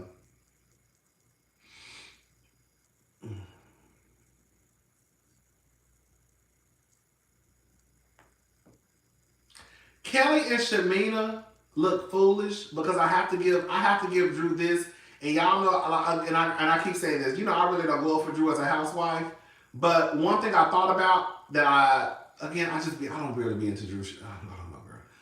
When Drew said to Shamia, it's easy for producers to mold the thirsty ones. Boom, there you go.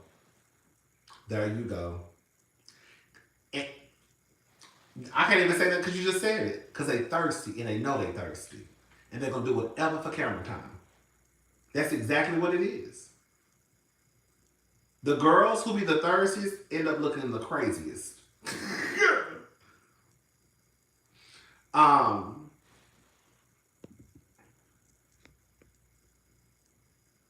Shamia. When Drew said, girl, you just doing whatever. I'm paraphrasing what she told Shamia. Like, girl, you doing whatever you need to do in order to stay in Porsha's good graces. I really forgot that she even said that. Cause I did say in my review, girl, it looked like they was fucking with Drew. I did notice. I was like, girl, why are they riding Drew? Like, Drew ain't really did nothing. Like, why y'all? It almost felt like they got together and said, we're gonna tag team Drew at the table. Because even Kelly joining in, like, well, just make sure you tell the truth.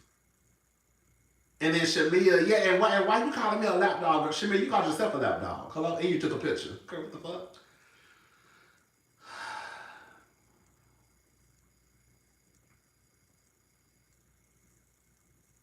They just look whack.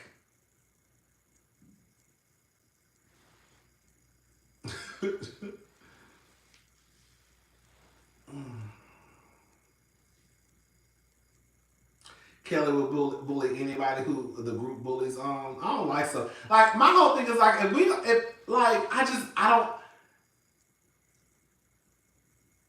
you're gonna beef with somebody, at least make the beef make sense.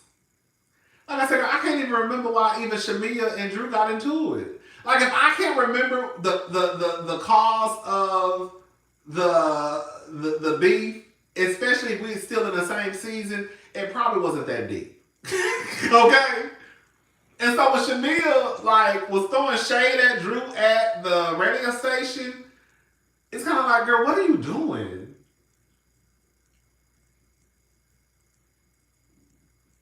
Like, what are you doing? You throwing shade at Drew when you need to be promoting your own music. I don't know. I was just like, okay, Shamia, like, it was giving, like, girl, it's giving lapdog. Because what is your issue? What is your issue with Drew? I'd rather her just say, bitch, I don't fuck with her, she don't fuck with my sister. Then we can just get on, we can just move on. But she can't say that, especially now because she knows that people consider her to be a flunky. Okay, like Shamila, like Marlo calls her. But she can't say that because, again, people are going to really grab onto the flunky lapdog narrative. Like, I just think it's kind of like, girl, like,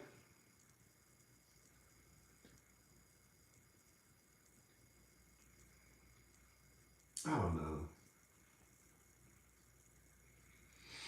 I don't know. But it is what it is. What else, y'all? Why is my internet not working? It gotta be because this is still working. Something is going on.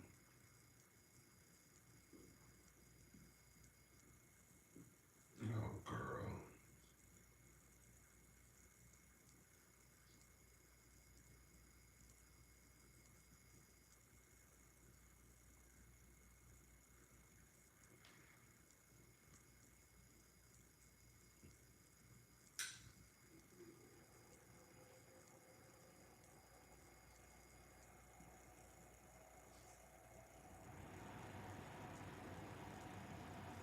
Mm-mm.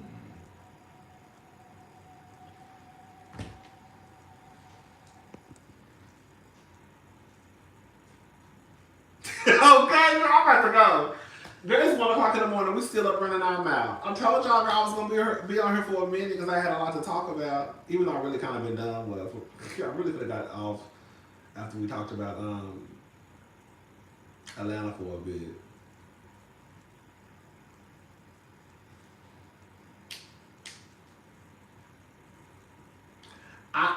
Girl, I hope that girl. Can I say something? I hope that girl. I hope Britt really ain't no scammer the way people saying she is. I haven't really, I've kind of tried to refrain from like saying it on my, on my reviews, but I've been hearing a lot of people talk about Britt and what they think she is. But girl, at this point, girl, because you don't know, the insurance storyline is all over the place. 1 minute you have an agency and you sold it, then the next minute you are under investigation. No, the next minute you lost your license. And then when Angela clocked you, you tried to hurry up and clean it up and say, I'm under investigation. And then you tried to say, oh girl, the cause of it was because what Kenya did, which I said that was a motherfucking lie. Because at the time that it happened, girl, you mean to tell me Kenya showed a picture of you sucking dick on Monday, and it got back to your boss on what? Wednesday, and girl, by the brunch on Friday, girl, you had already lost your license. Based off of what, girl? I could see if the show had aired. And then at the reunion, she said, girl, since the show aired, I've been having issues with blah, blah, blah, blah, blah.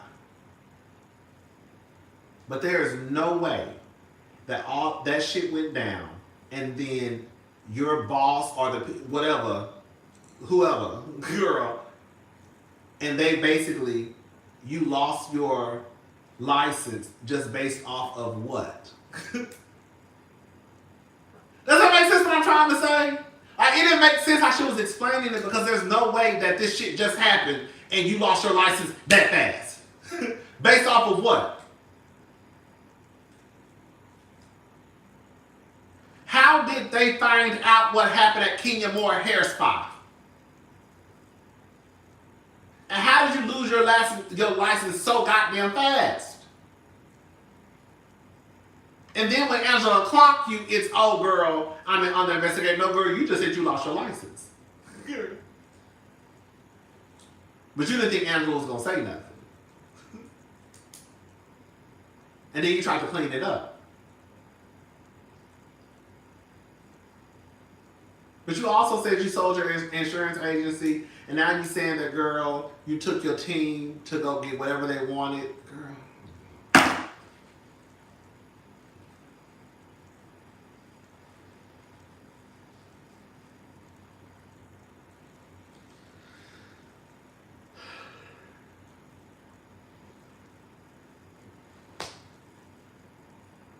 I don't care.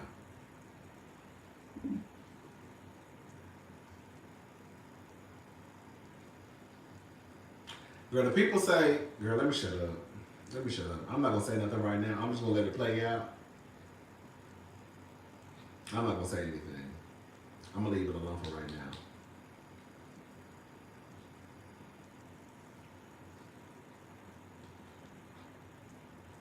Y'all going to BravoCon?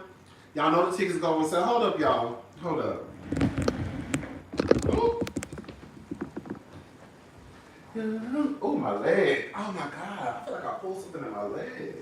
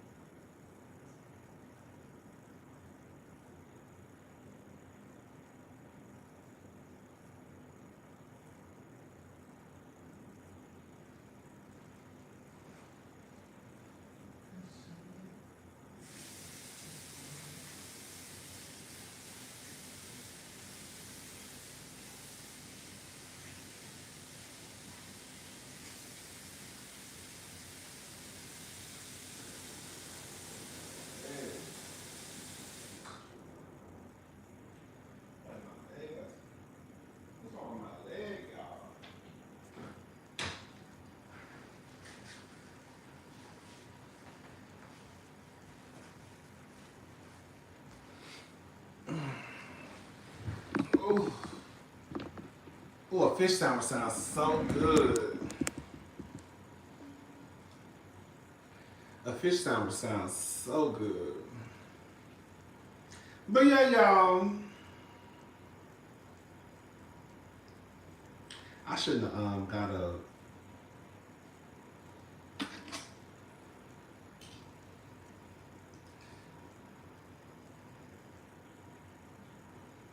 Oh, y'all going to BravoCon? Are y'all going to BravoCon? Huh?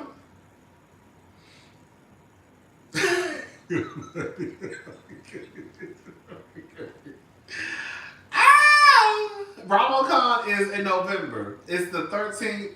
Wait, I think it's the 14th, 15th, 16th. Ooh, no. No. You supposed to go so we don't have to? Girl, I think I'm going to go. I don't think I'm going to 3 days, though. I think I'm going to go for 2. Because, girl, we got a budget. And I want to go see Kelly Clarkson. Y'all not, girl, I go for Kelly, girl.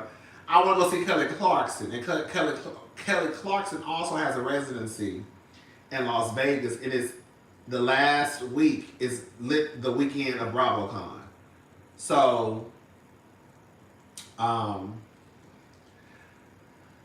might be going to see Kelly that weekend too. Might.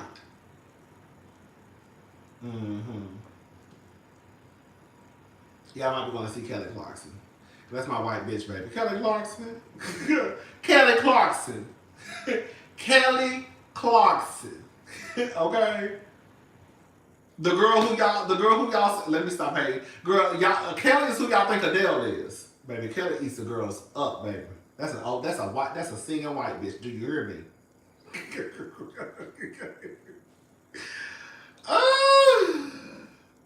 So yeah, if I do go to BravoCon, I'm probably gonna go either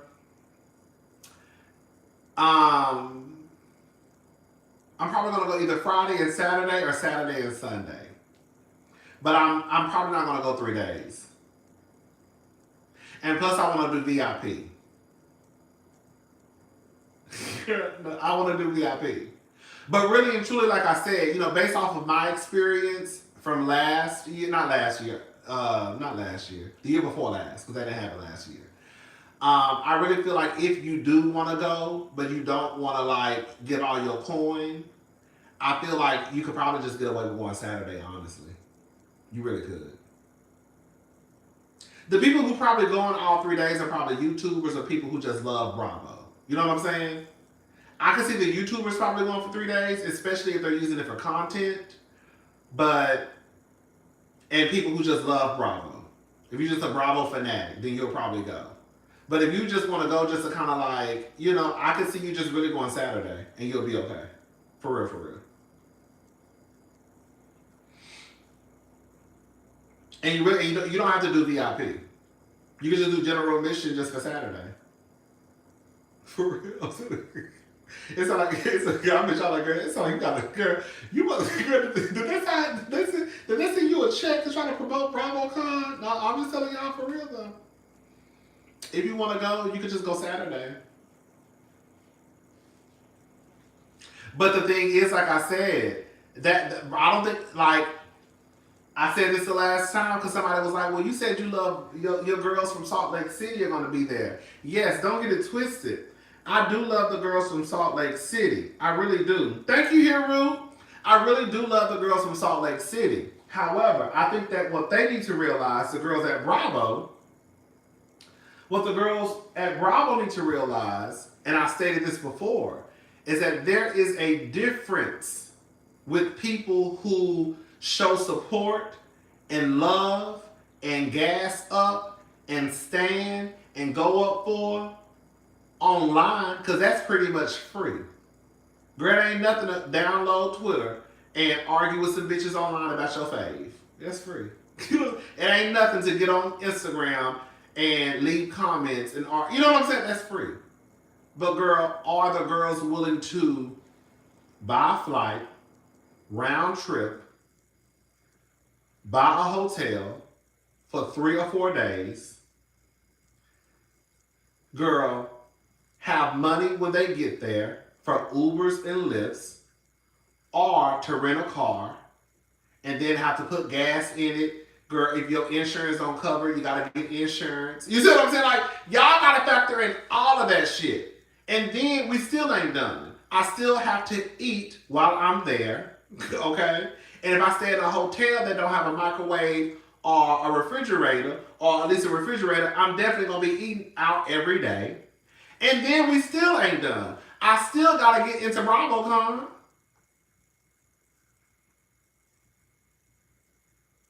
And then the BravoCon VIP tickets are $1,400 plus dollars plus tax and fees, I believe. That's for the 3 day. And then I'm still not done. That don't even count once I get into BravoCon if I want a cocktail. Hell, I gotta still pay for the cocktails at BravoCon. Or if I want something to eat, hell, I gotta still pay for something to eat when I get to BravoCon. Especially if you're gonna be there all day, because I think it starts like at 9 or 10. And I think it ends like at 5, something like that. And I'm still not done.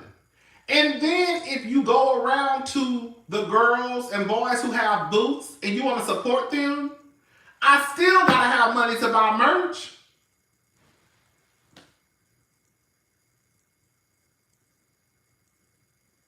So Bravo is going to have to do a better job at least making the list of Bravo celebrities look tempting enough that people are willing to do that.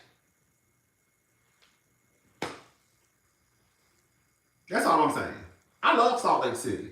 I do. But the question was always, but do I love them enough to, girl, give my money to, girl?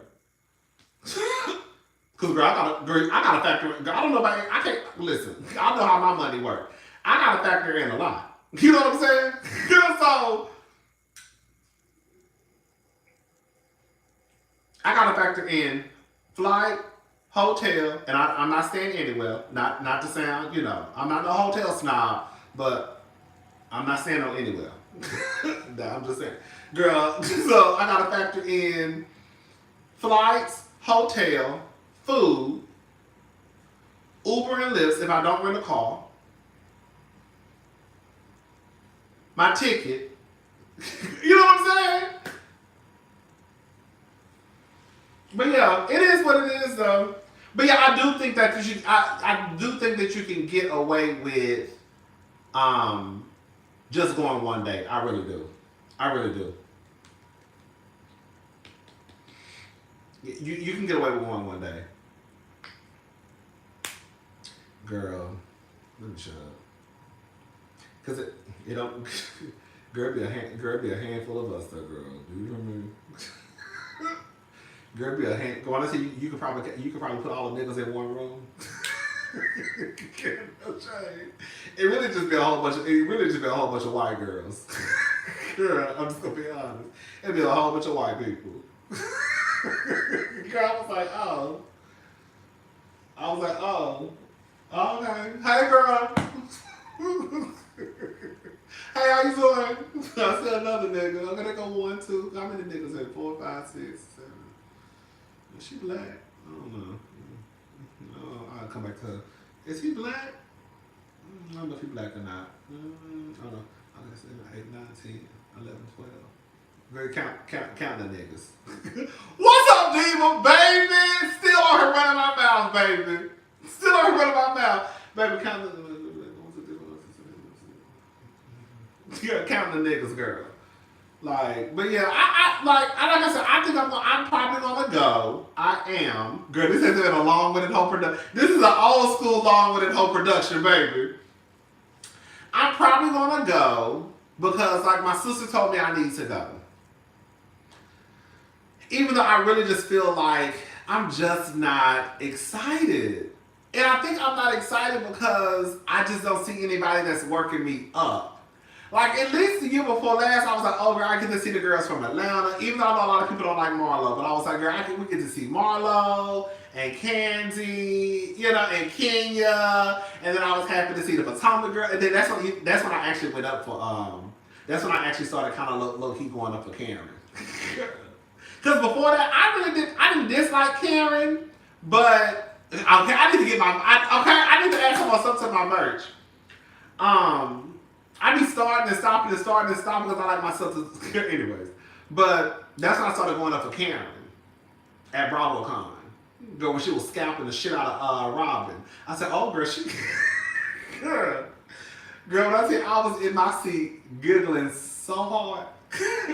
When I tell you the way I was giggling at that goddamn Potomac panel, I said, oh, girl. When I tell you, Karen was tearing Robin up. I mean, tearing that lady up. But yeah. But this year just kind of like, girl, Karen in jail. Kenya fired. Girl. Candace, I don't think she coming back to Potomac. She ain't coming back to Potomac. Wendy gonna be there. Y'all know I love Wendy. I'm gonna make the best out of it, but girl, they got rid of all. That's what I'm saying. And I'm not trying to be funny, but girl, let me show y'all. So I'm really not trying to be funny, and I hate to say this because it's not about. Hold up. It's not even about. Because if I go up for you, I go up for you. I go up for some of the white girls and boys, like I go up for some of the black girls. Here we go. But girl, y'all gonna have to do a little better than this. I'm sorry. This. Go look at this. Hold up.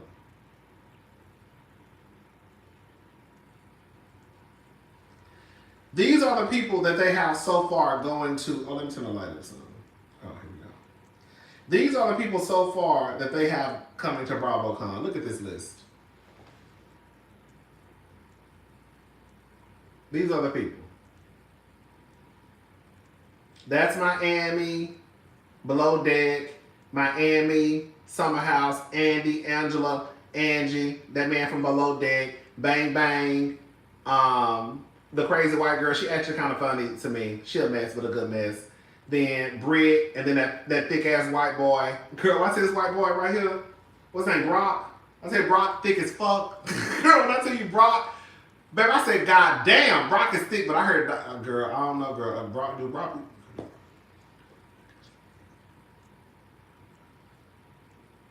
Do Brock, girl, do Brock? I heard he was an ain't shit. I heard he had kids all over there in Australia somewhere, girl. Ain't that what the story? Okay, girl, that's what I was thinking. That's what I'm trying to say. I heard Brock was shit. I don't know, because I stopped watching Vanderpump Rules, but I was, I keep my ear to the street. And the people were saying that Brock wasn't shit. But like I said, I don't know, because I stopped watching Vanderpump Rules. But they said he wasn't shit though. And I think he got like 3 kids or some shit like that. Yeah, girl. So then we got Bronwyn, Cynthia. That's the white bar from the Valley. We got Big Diddy, the Don Dada. Shout out to Dorit. Then we got Drew. We got Emily from Orange County. See, I know some of the girls. I know some of the girls. And then we got Below Deck, and then we got Gina. What the fuck, Gina? Good Gina. Okay. Here we go. Then we have, what's the white girl? She was on OC. What's her name? What's the white girl name from OC? She was on like the first season. Then we got, what's her name? Gretchen. I was about to call her Gwendolyn. Then we got, what's the bald-headed girl name? Shit. I forgot her name. What's her name? Girl from Miami. I don't know. I met her at Essence Fest last year. What's her name? Gertie. We got Gertie, Heather Dubrow, Heather Gay. Then we got the Valley. Even though he kind of, girl, this one right here, girl, the Tiger Woods, the one that look like Tiger Woods. Girl, he cute as hell to me, girl. Girl, that's his baby mom. That's his wife or baby mama. I don't know. Is that his baby mama? Because they on the Valley. The white girl, that's his baby mama / wife. I don't know what she is. Girl, but the one who like Tiger Woods, girl, that thing is so cute to me, girl. Oof. Yes. Girl.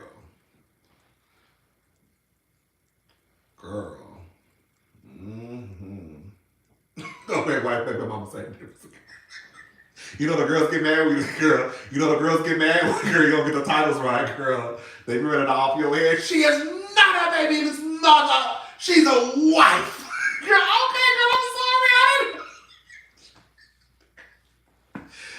Bitch, baby, the girls are ready to cut you, baby. She is not a, because you don't disrespect her.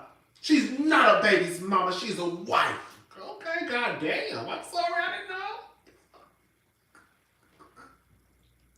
I don't know the bitch. I just girl, baby mama. I don't know shit. Wife. I don't know shit. I don't know shit.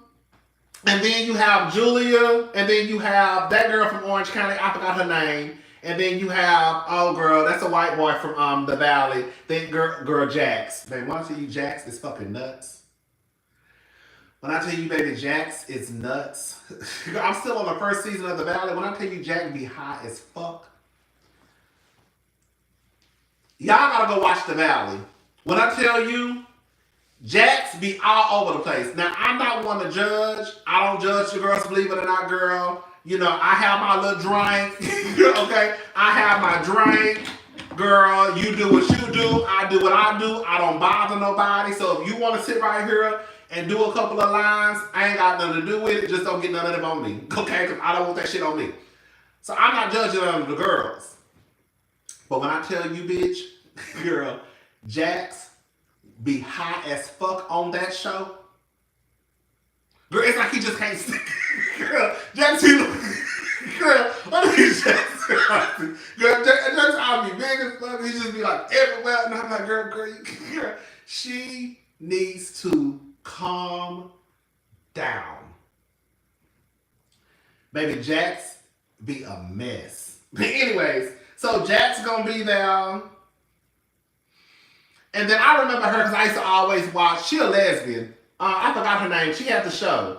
She was on Below Deck. And then what's an Asian fish? She on Orange County. And then Kelly, and then Below Deck, and then we got, what's her name? Mimi, I forgot. And then we got Christian with her crazy ass. Then we got Lala. Then we got Larsa. Then we got Lisa Barlow, who thinks she an icon. Girl, y'all be hopping up some of the most basic white girls. Y'all be killing me with that shit. Everybody ain't no icon. Ever since we started calling Kenya and Nene the real icons of the icons of the icons, girl, y'all be trying to take our shit and just be calling the most random white girls icons. Lisa Barlow, sorry to tell y'all, Lisa Barlow is not no fucking icon. Girl, cousin, wait and see if you can get a $90 ticket like JJ. The Bravo con girls ain't no damn Janet. I know that's right. Okay. And then, oh, we got Lisa. We got Lisa, girl. That's Lisa from Real Housewives of Miami, girl. And then we got Mariah. We got Mary, and then we got, that's Kristen's boyfriend. Ain't that her boyfriend or husband? I think that's him that look like him. And then these are the rest of the people. Look. These are all the people that have so far on the list. We got Miss Cocky herself. There go Miss Cocky. Now that's a fucking drunk. That's an alcoholic bitch. I don't care what none of y'all say. Baby. Marisol. That Marisol, that's a drunk bitch. When Marisol was on Ultimate Girls Trip and was complaining about her stomach, I said, well, bitch, when you wake up drinking vodka, girl, now don't get it twisted. Like I said, I like a cocktail. But bitch, I'm not waking up drinking vodka. Like, unless I'm on vacation. I might wake up and just, girl, start tossing it back, maybe. But girl, even when I was in Vegas, girl, I brought the bottle back with me, girl. I didn't even drink like that in my room. Girl, I can't be drinking hard liquor like that, girl. I do, but not like back in the day. You know what I'm saying? So you got Marisol, you got Meredith. These are girls from the Valley. She Miss USA. I didn't know she was Miss USA. The girl at the end, I think she Hispanic, not white. I can't remember. I think she Hispanic. And then you got y'all got y'all girls. The one with the blonde wig, the bust down, and then the other one.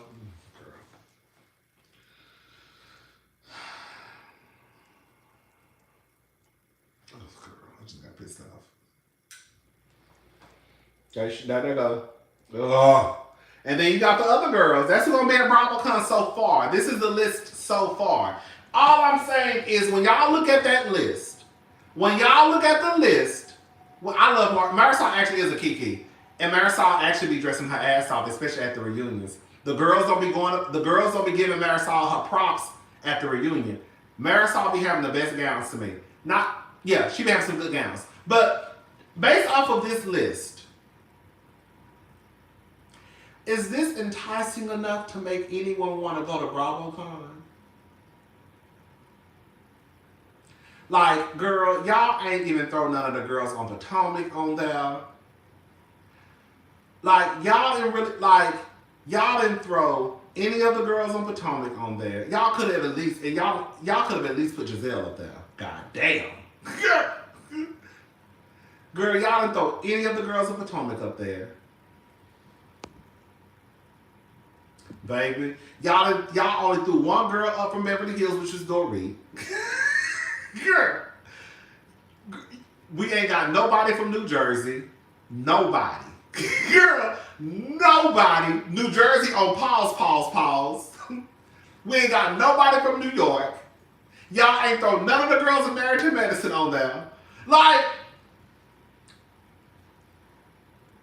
all I'm saying is when you factor in what people have to do and the amount of money that people have to spend to get to Las Vegas, these people that y'all put, it's not making me just feel like, oh, I want to go. Now, am I going to go? Probably so, because I feel like it's like my job, but I'm just doing it because, like, girl, Like the year before last, I was like, oh my god, I want to go to BravoCon. Like I want to go, I gotta go, I gotta go, I gotta go, I gotta go. Like I was like, I gotta go, I gotta go, I gotta go, I gotta go, I gotta go, I gotta go. This year's kind of like, oh girl. They had basically the girls from Salt Lake City. They had the girls from Orange County, the girls from Atlanta. They had some of the girls from Salt Lake City, Orange County, Atlanta, Miami. They didn't have anybody from Potomac. They didn't have anybody from New Jersey. They didn't have anybody from New York. They didn't have anybody from Dubai. Dubai Council. Pause.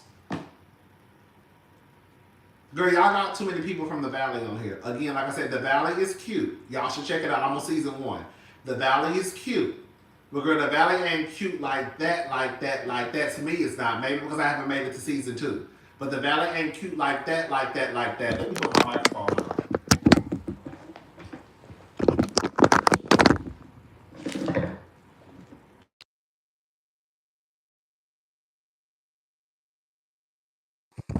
Here we go, baby. We back in business now, baby. Oh, I saw the ratings getting low on the Valley online, but the Valley ain't cute like that to the point where I want to just spend my money to come see them. Nobody from Shaw's, nope. And I heard that Gigi and what's his name, Reza is supposed to be getting a spinoff show, something like the Valley. Girl, y'all ain't even got them on the goddamn thing. Nobody from Family Karma. Hello. Like, girl, what is we doing? Y'all know I saw Brian. Oh, girl, y'all know this my man. Y'all know Brian, Benny. Ooh, girl, that thing is so fucking cute. Girl, he itty bitty though, girl. I've been a girl. Girl, let me say, I almost said the wrong thing. Girl, Brian was like 5 feet away from me, girl. Oh, you know, y'all know he is so cool with the LGBTQ. So I know he wouldn't have said nothing if I would have walked up and asked for a picture. But girl. When I tell you Brian is my man, girl, that thing is cute as hell. Yes, God. Mm-hmm. I'm gonna fucked around. Okay. But yeah, nobody from Family Karma. Like, I'm just saying, like, I need to stop complaining because at the end of the day, it is what it is. And girl, if you're going, you're going. But I don't know. I believe it. I do believe the Valley has better storylines. I can see it. Like I said, the first season, I'm only on like I think episode 4 because I've been watching 911. I'm about to be done with 911 because they're doing too much now. God, I hate when shows start doing shit like that. And I was so pissed off because I really started watching the Valley because I was gonna review it, but I wanted to go back and watch season 1 because I wanted to know what was going on. And plus, it's only 1 season. So I was like, let me just go back and watch season 1. So then when season 2 comes on, I can just start reviewing season 2. But girl, I got so sidetracked, I never finished season 1. So now it's too late. So, but I might try to review season 3. Yeah. But other than that, you know, it is what it is. It's gonna be what it's gonna be. I'ma go and I hope. Girl, let me shut up. I need to see who else they adding to this list. Cause it don't matter, girl. Let me stop complaining. Oh, my contacts. I think it's this one.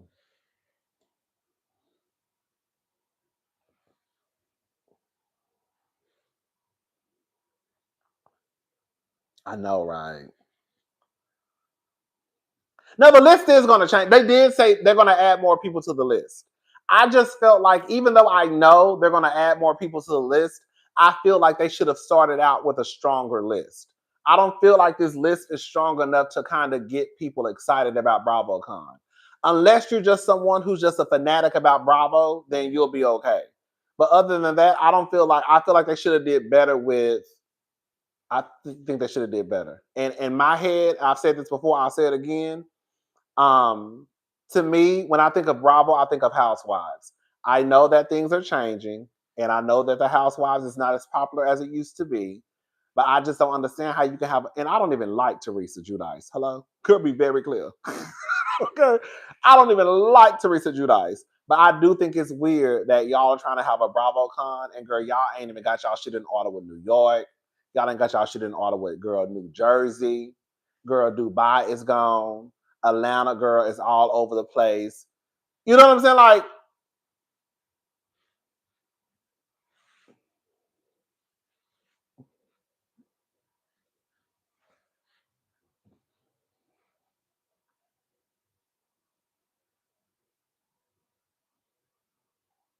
I'm about to go too, girl. I mean, excuse me, I ain't gonna call you no girl. I'm about to go too.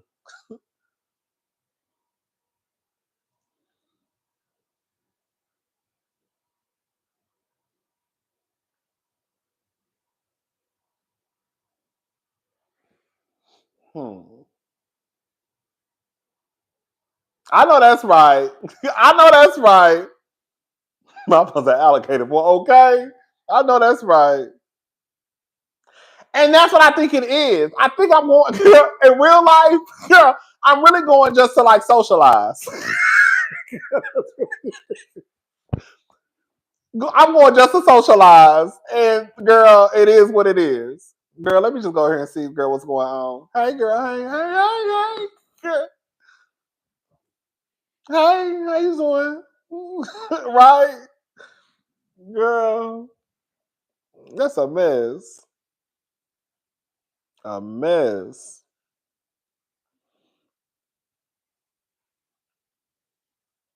Oh, Friday. Oh, hope those pants fit. Okay, okay, and write that shit off. I will say this much. The 650 isn't that bad. Okay, let me say, this is the difference between general admission and VIP. I only went one time, so I'm not this BravoCon expert. I think they've had BravoCon like 2 or 3 times. They haven't had BravoCon a lot, right? I think it just started like right before the pandemic, then it stopped because the pandemic hit, and then it came back like in 2023. I believe that's how it went. The difference between VIP and general admission is that VIP, they have certain rooms just meant for you. So there are some rooms that general admission can't get into because, girl. So now we classist. Now we elitist. Now we think we better than. So you can go. Okay. Now you think you're better than everybody. You ain't better than nobody. Okay. Okay. So it's a whole other room where you can go in that general admission can't go to. It's kind of like where people can just socialize and the housewives walk through. They also have picture things set up so you can wait in line to take a picture. So that's one of the things they have. And then where you sit is like when they do panels, you can be roped off. Not roped off, but you can sit in a different area compared to general admission. Like when I went, like I think it was Don Juan. I sat right behind Don Juan, basically. Gizelle's style. No. Oh, Cal. Cal kind of fine. I ain't gonna lie. Cal. Is that his name? Cal. The one who be doing Gizelle's hair. He was there. He sat right in front of me. I don't think he knew who I was, but I know he heard me laugh. Bitch, I don't think he knew who I was, but I know he heard me laughing because he literally sat right in front of me. Girl, like right in front of me. Girl. And when I tell you the way I was back there cackling, bitch, I know he was like, if this punk don't shut up. Bitch, the way I was back, baby, the way I was by him giggling my ass off, girl. So like you're basically on the side with like their entourage in a way, which I really don't care about none of that. I mean, I'm not trying. That sounded the wrong way. Not that I don't care about them, but you're like, Y'all get what I'm trying to say. It was kind of like, oh, there go Cal. Oh, there go Don Juan. You know, I saw Sonya's mama. What's her name? I saw Sonya's mama. She was there. Yeah. So I saw some of the girls. You know, I saw some of the mamas and the hairstylists and all that. But for the most part, that's really kind of it. You do have I think you have your own entrance where like you can walk into the building. So if you don't have to wait in line. Basically, it's expedited to get inside the building. So there are a few things that make the VIP better from what I can see in comparison to general admission. However, it's not like this super girl. No, girl, that ain't gonna never make it. Girl, it's not like this super big difference though. Oh, excuse me. Sorry. It's not like this big super difference. So even if you have a general admissions ticket, it's really not that big of a difference. The only difference is that there's a room where VIP can go. It's a big ass room. Like the room is humongous. And if you VIP, you can go in there. They have chairs everywhere. They have food and drinks. But you got to pay for the drinks? Yeah. I think you still got to pay for the drinks, even in VIP. Do you? Did I have to? Because I remember buying a drink. I think you do have to pay for the drinks in VIP. Don't you? I'm almost sure you do because they ain't giving away shit for free. They did give little. I do remember them walking around with food though, little bites. Like they had these little burgers, and the burgers was good as fuck. It was a little burger. I was like, God damn, these burgers are good. So they do walk around in VIP with like food. So that's a good thing. They're not doing that. Yeah. So I think but I do think you have to pay for drinks. But yeah, it's just a different thing because you probably have a better chance of meeting the housewives. But I'm not gonna lie though, that line was still long. I forgot who was up there when I walked in. I said, bitch, y'all really waiting in this long ass line?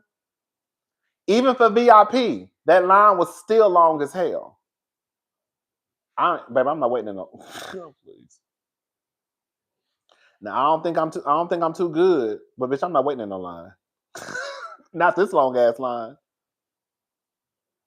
Baby, that line was long. But again, there's really not like this big difference between VIP and general admission. If you can't do VIP or you just don't want to do VIP, girl, you still be fine. You really would.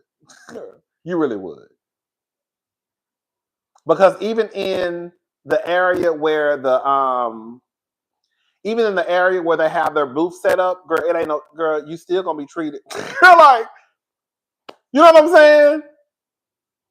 So like even in the area where all the girls, well not everybody, but where the people decide to have their booths set up so you can buy merch, you still gonna have to wait in line there. Like you ain't getting no special treatment just because now I'm treated just like everybody else. It's only when like the panels happen where you can sit in a certain area, you have access to a different room, but outside of that, girl, you good.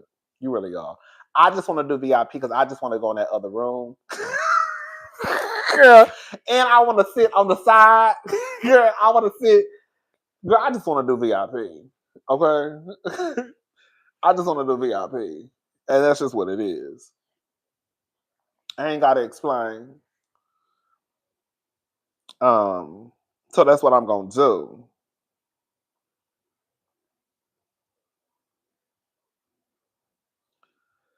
Oh, girl, no. Okay. But yeah, that's what I'm going to do. But yeah, it is what it is, girl. It's going to be what it's going to be. Yeah. Did y'all see this guy? I'm not going to talk about this right now. Did y'all see Slim Thug, what he said? I just saw this roll on my Instagram page. Live bites. Too far are facts. This is what he said, y'all. Slim Thug says single moms raising weak and feminine men. Girl. and they kept the dad away from him, but they didn't see how daddy had to work hard to pay that child support. You know what I'm saying? They ain't see how daddy had to work hard to pay that, to get that money and pay that child support, so they don't even appreciate the money. It's just another check they get every month. So while they think they helping that child by getting that money for them, they really weakening that child by showing them that things supposed to just come to them. Just because you're supposed to get this free every month. You get whatever you want for free every month. That's just like that. That's raising a weak man. You know what I'm saying? That's raising a weak man, because when it's time to do the shit that men's supposed to do, they're not gonna know how to do it, because all they life they had a lot of kids. Hold the fuck up! Is he saying if you get child support, you hold up? Girl, I shouldn't even open this. Okay, let me leave this alone. Girl, I literally just saw this. This is y'all need to follow Live Bites. They be having clips that other people haven't posted yet. Live Bites, right here, with a Z.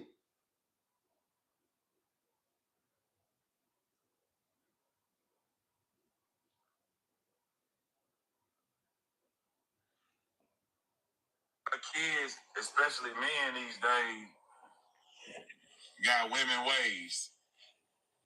They was raised by their mama, and their mama got child support, and they kept the daddy away from them, but they didn't see how daddy had to work hard to pay that child support. You know what I'm saying? Y'all be killing me with that shit. Can I say something?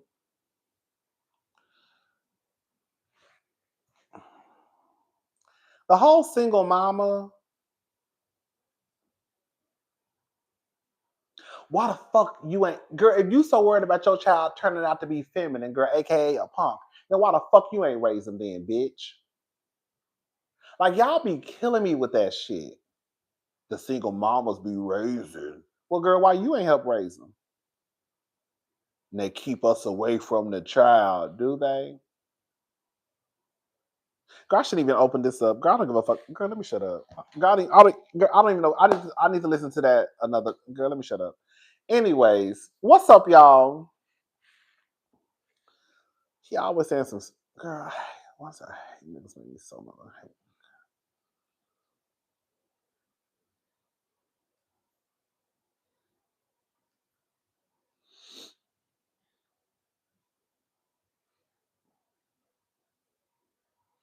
Girl, you trying to act like getting a child support check? Girl,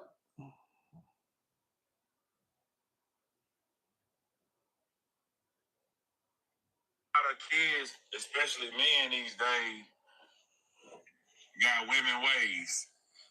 come on, women They ways. was raised by their mama, and their mama got child support, and they kept the daddy away from them, but they didn't see how daddy had to work hard to pay that child support. You know what I'm saying? They ain't see how daddy had to work hard to pay that, to get that money and pay that child support, so they don't even appreciate the money. It's just another check they get every month.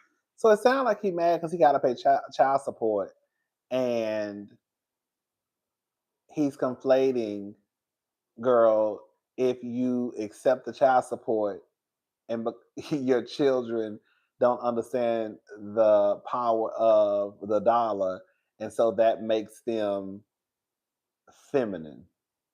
I don't know. I'm gonna have to listen to this when I get off of here. I'm not about to, that's what he sound. It sounds like he just don't want to pay child support. That's what it sounds like to me. And if you accept child support, then your children, your child, who's a boy, I'm assuming he's just talking about boys. He won't understand.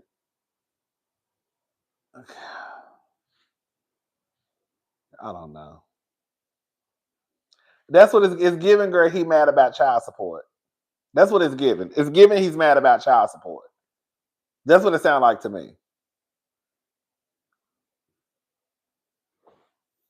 Right. And that's why I should have just skipped it. I don't even know why I clicked on that shit. Because I try not to pay attention to Slim Thug. Because for the most part, I feel like he always saying something ignorant.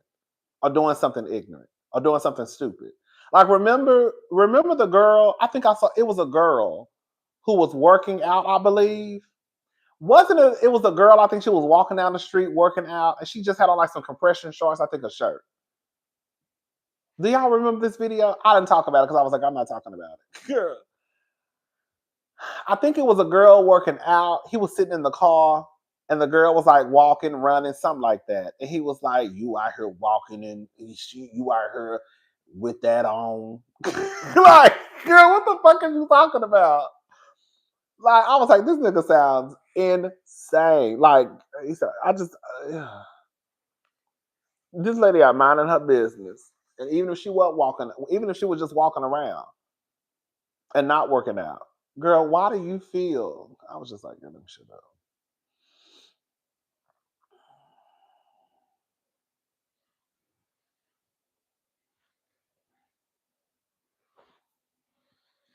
Anyways, I need to go to the grocery store again tomorrow. It's the women's fault for rape, right? Like, it just don't be making sense. Like, girl, just say you mad because you got to pay child support. That's it. That's all. Just say you mad because I'm pissed off because I got to pay child. I'm pissed off because I have to take care of a child that I helped bring into this world. Ooh, girl.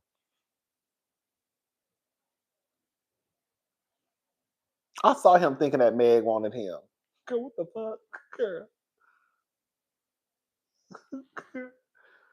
Because I think she did something with a song of his or something.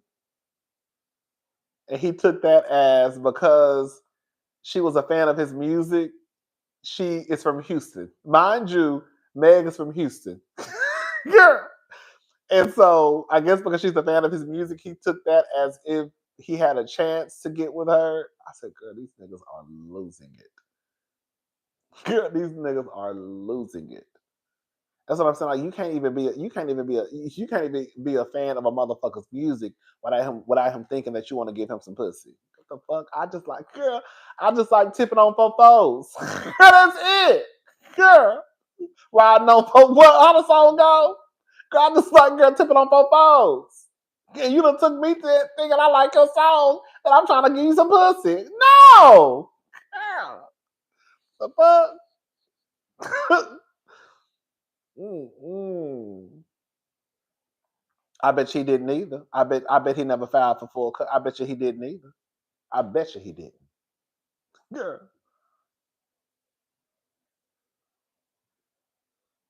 I'm gonna say something, and I'm gonna get off of here because I'm not about to be arguing with nobody tonight. But one thing I have realized in those situations, let's say not every situation. Let me be very clear. Not every situation.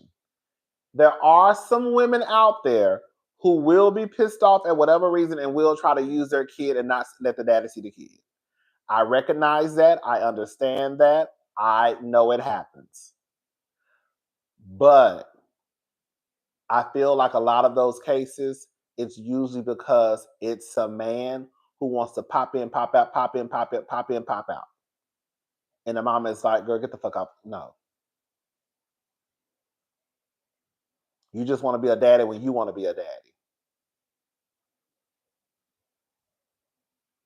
I know a couple. Let me stop.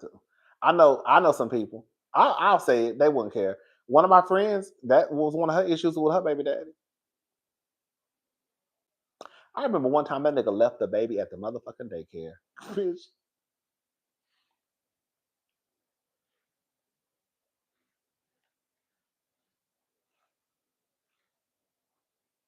I swear to God.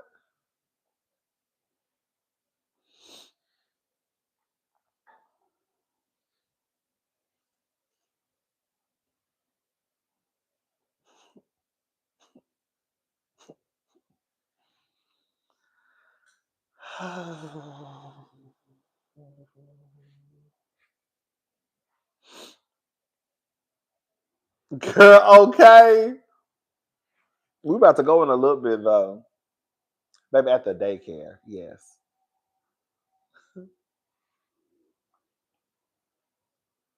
Yes.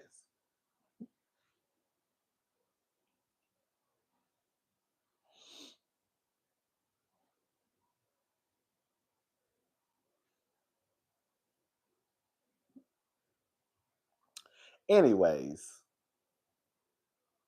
Okay. Baby. Okay.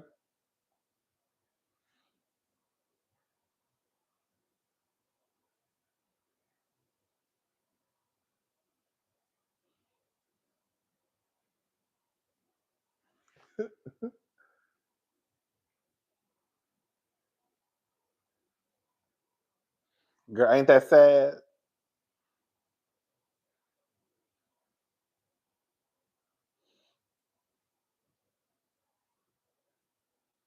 I don't know. I wish I knew though. Oh, girl, I'm gonna talk about Stephon Diggs tomorrow. Girl, he about to lose his job.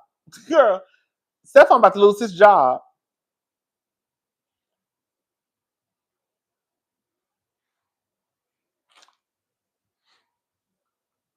Girl, they say he has. Girl, let me. Girl, girl. I saw some shit. I saw some people talking about it. I'm gonna talk about it tomorrow though. They say he. They say what? Didn't they, let me stop. Let me stop because I don't really know the story. I gotta read it. Mm-hmm.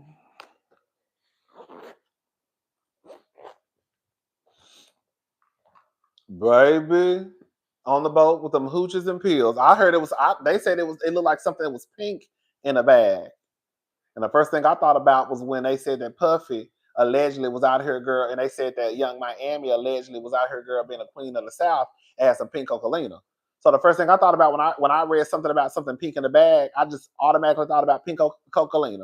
I said, "Oh, girl." When I said y'all, girl, I'm a girl. Y'all, not y'all. Y'all be too sloppy for me. Y'all be too sloppy for me. Like, girl, do what you do. But why y'all doing all that with the cameras up? That be my thing. Girl, I'm about to go. Girl, I'm gonna read the story. We're gonna talk about it tomorrow. I just don't understand. And like I said, I'm not even judging that you doing it, girl. Okay, girl, whatever. Why y'all be doing shit with cameras up? I do not understand no shit like that. And y'all think, I just don't. I don't get. Like, I just don't get it. Why y'all just can't get together, party, have a good time, and then go home? That's y'all fucking problem now, not y'all. Not y'all, not y'all, not y'all. But like, that's the fucking problem now. Y'all always want to like record and shit. Girl, put the fucking phone down. Girl, all the phones go in the basket when you walk into the motherfucking party. Because y'all can't let motherfuckers just have a good time, do what they do, and go home. And you would think, let me shut up because I gotta get this. I gotta get my story right first. You would think, especially people who have the most to lose, they will move a certain way. But I just don't understand it. I really don't. Discretion is underrated. It really is. People are so like social media is like a blessing and a curse at the same time because people get so caught up in wanting to like show everybody everything, and everything don't need to be seen. You don't have to show everybody everything. You ain't gotta let everybody know that you on the boat. You know what I'm saying? You ain't gotta let everybody know I got some bitches around me. You're an NFL player. We probably assuming you got some bitches and some niggas from what I heard around you. Let me shut up. Allegedly. Okay, because they say he like boys. But somebody said he like boys. Um, but girl, I'm assuming it's safe to assume that you have bitches around you. Yeah, like I said, I'm gonna look into it, and we're gonna talk about it tomorrow because I don't get it. I really don't. And now the football coach having to come out and make comments and shit. Like, why do I have, girl? Why can't you just go do what you're supposed to do? Y'all don't be real, and sometimes these football teams don't really give a fuck about what these niggas be doing. Because have y'all noticed, especially if they hit a woman, they really don't give a damn. But like, y'all don't be realizing that when y'all y'all really do represent the organization. You not just representing yourself. And again, when it comes to football, I've seen them really turn their head when these women be getting beat on and shit. But at some point, you have to realize that it just ain't about you. Girl, you represent an entire multi-billion-dollar organization. And girl, you can't even get your shit together and just go have a good time. You want to put up cameras and shit. Now I got to get in front of a goddamn podium and explain what the fuck you doing. You know what I'm saying? Girl. But yeah, anyways, we're gonna talk about it tomorrow. Girl, I said all that and still saying we're gonna talk about it tomorrow. We're gonna talk about it tomorrow, though.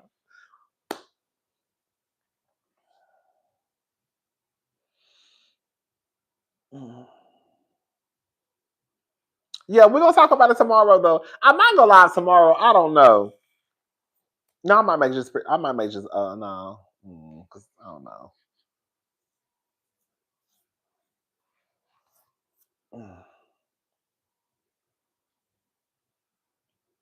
Right. Okay. It depends on who it is in the league. It's a very high profile player, then they might do something.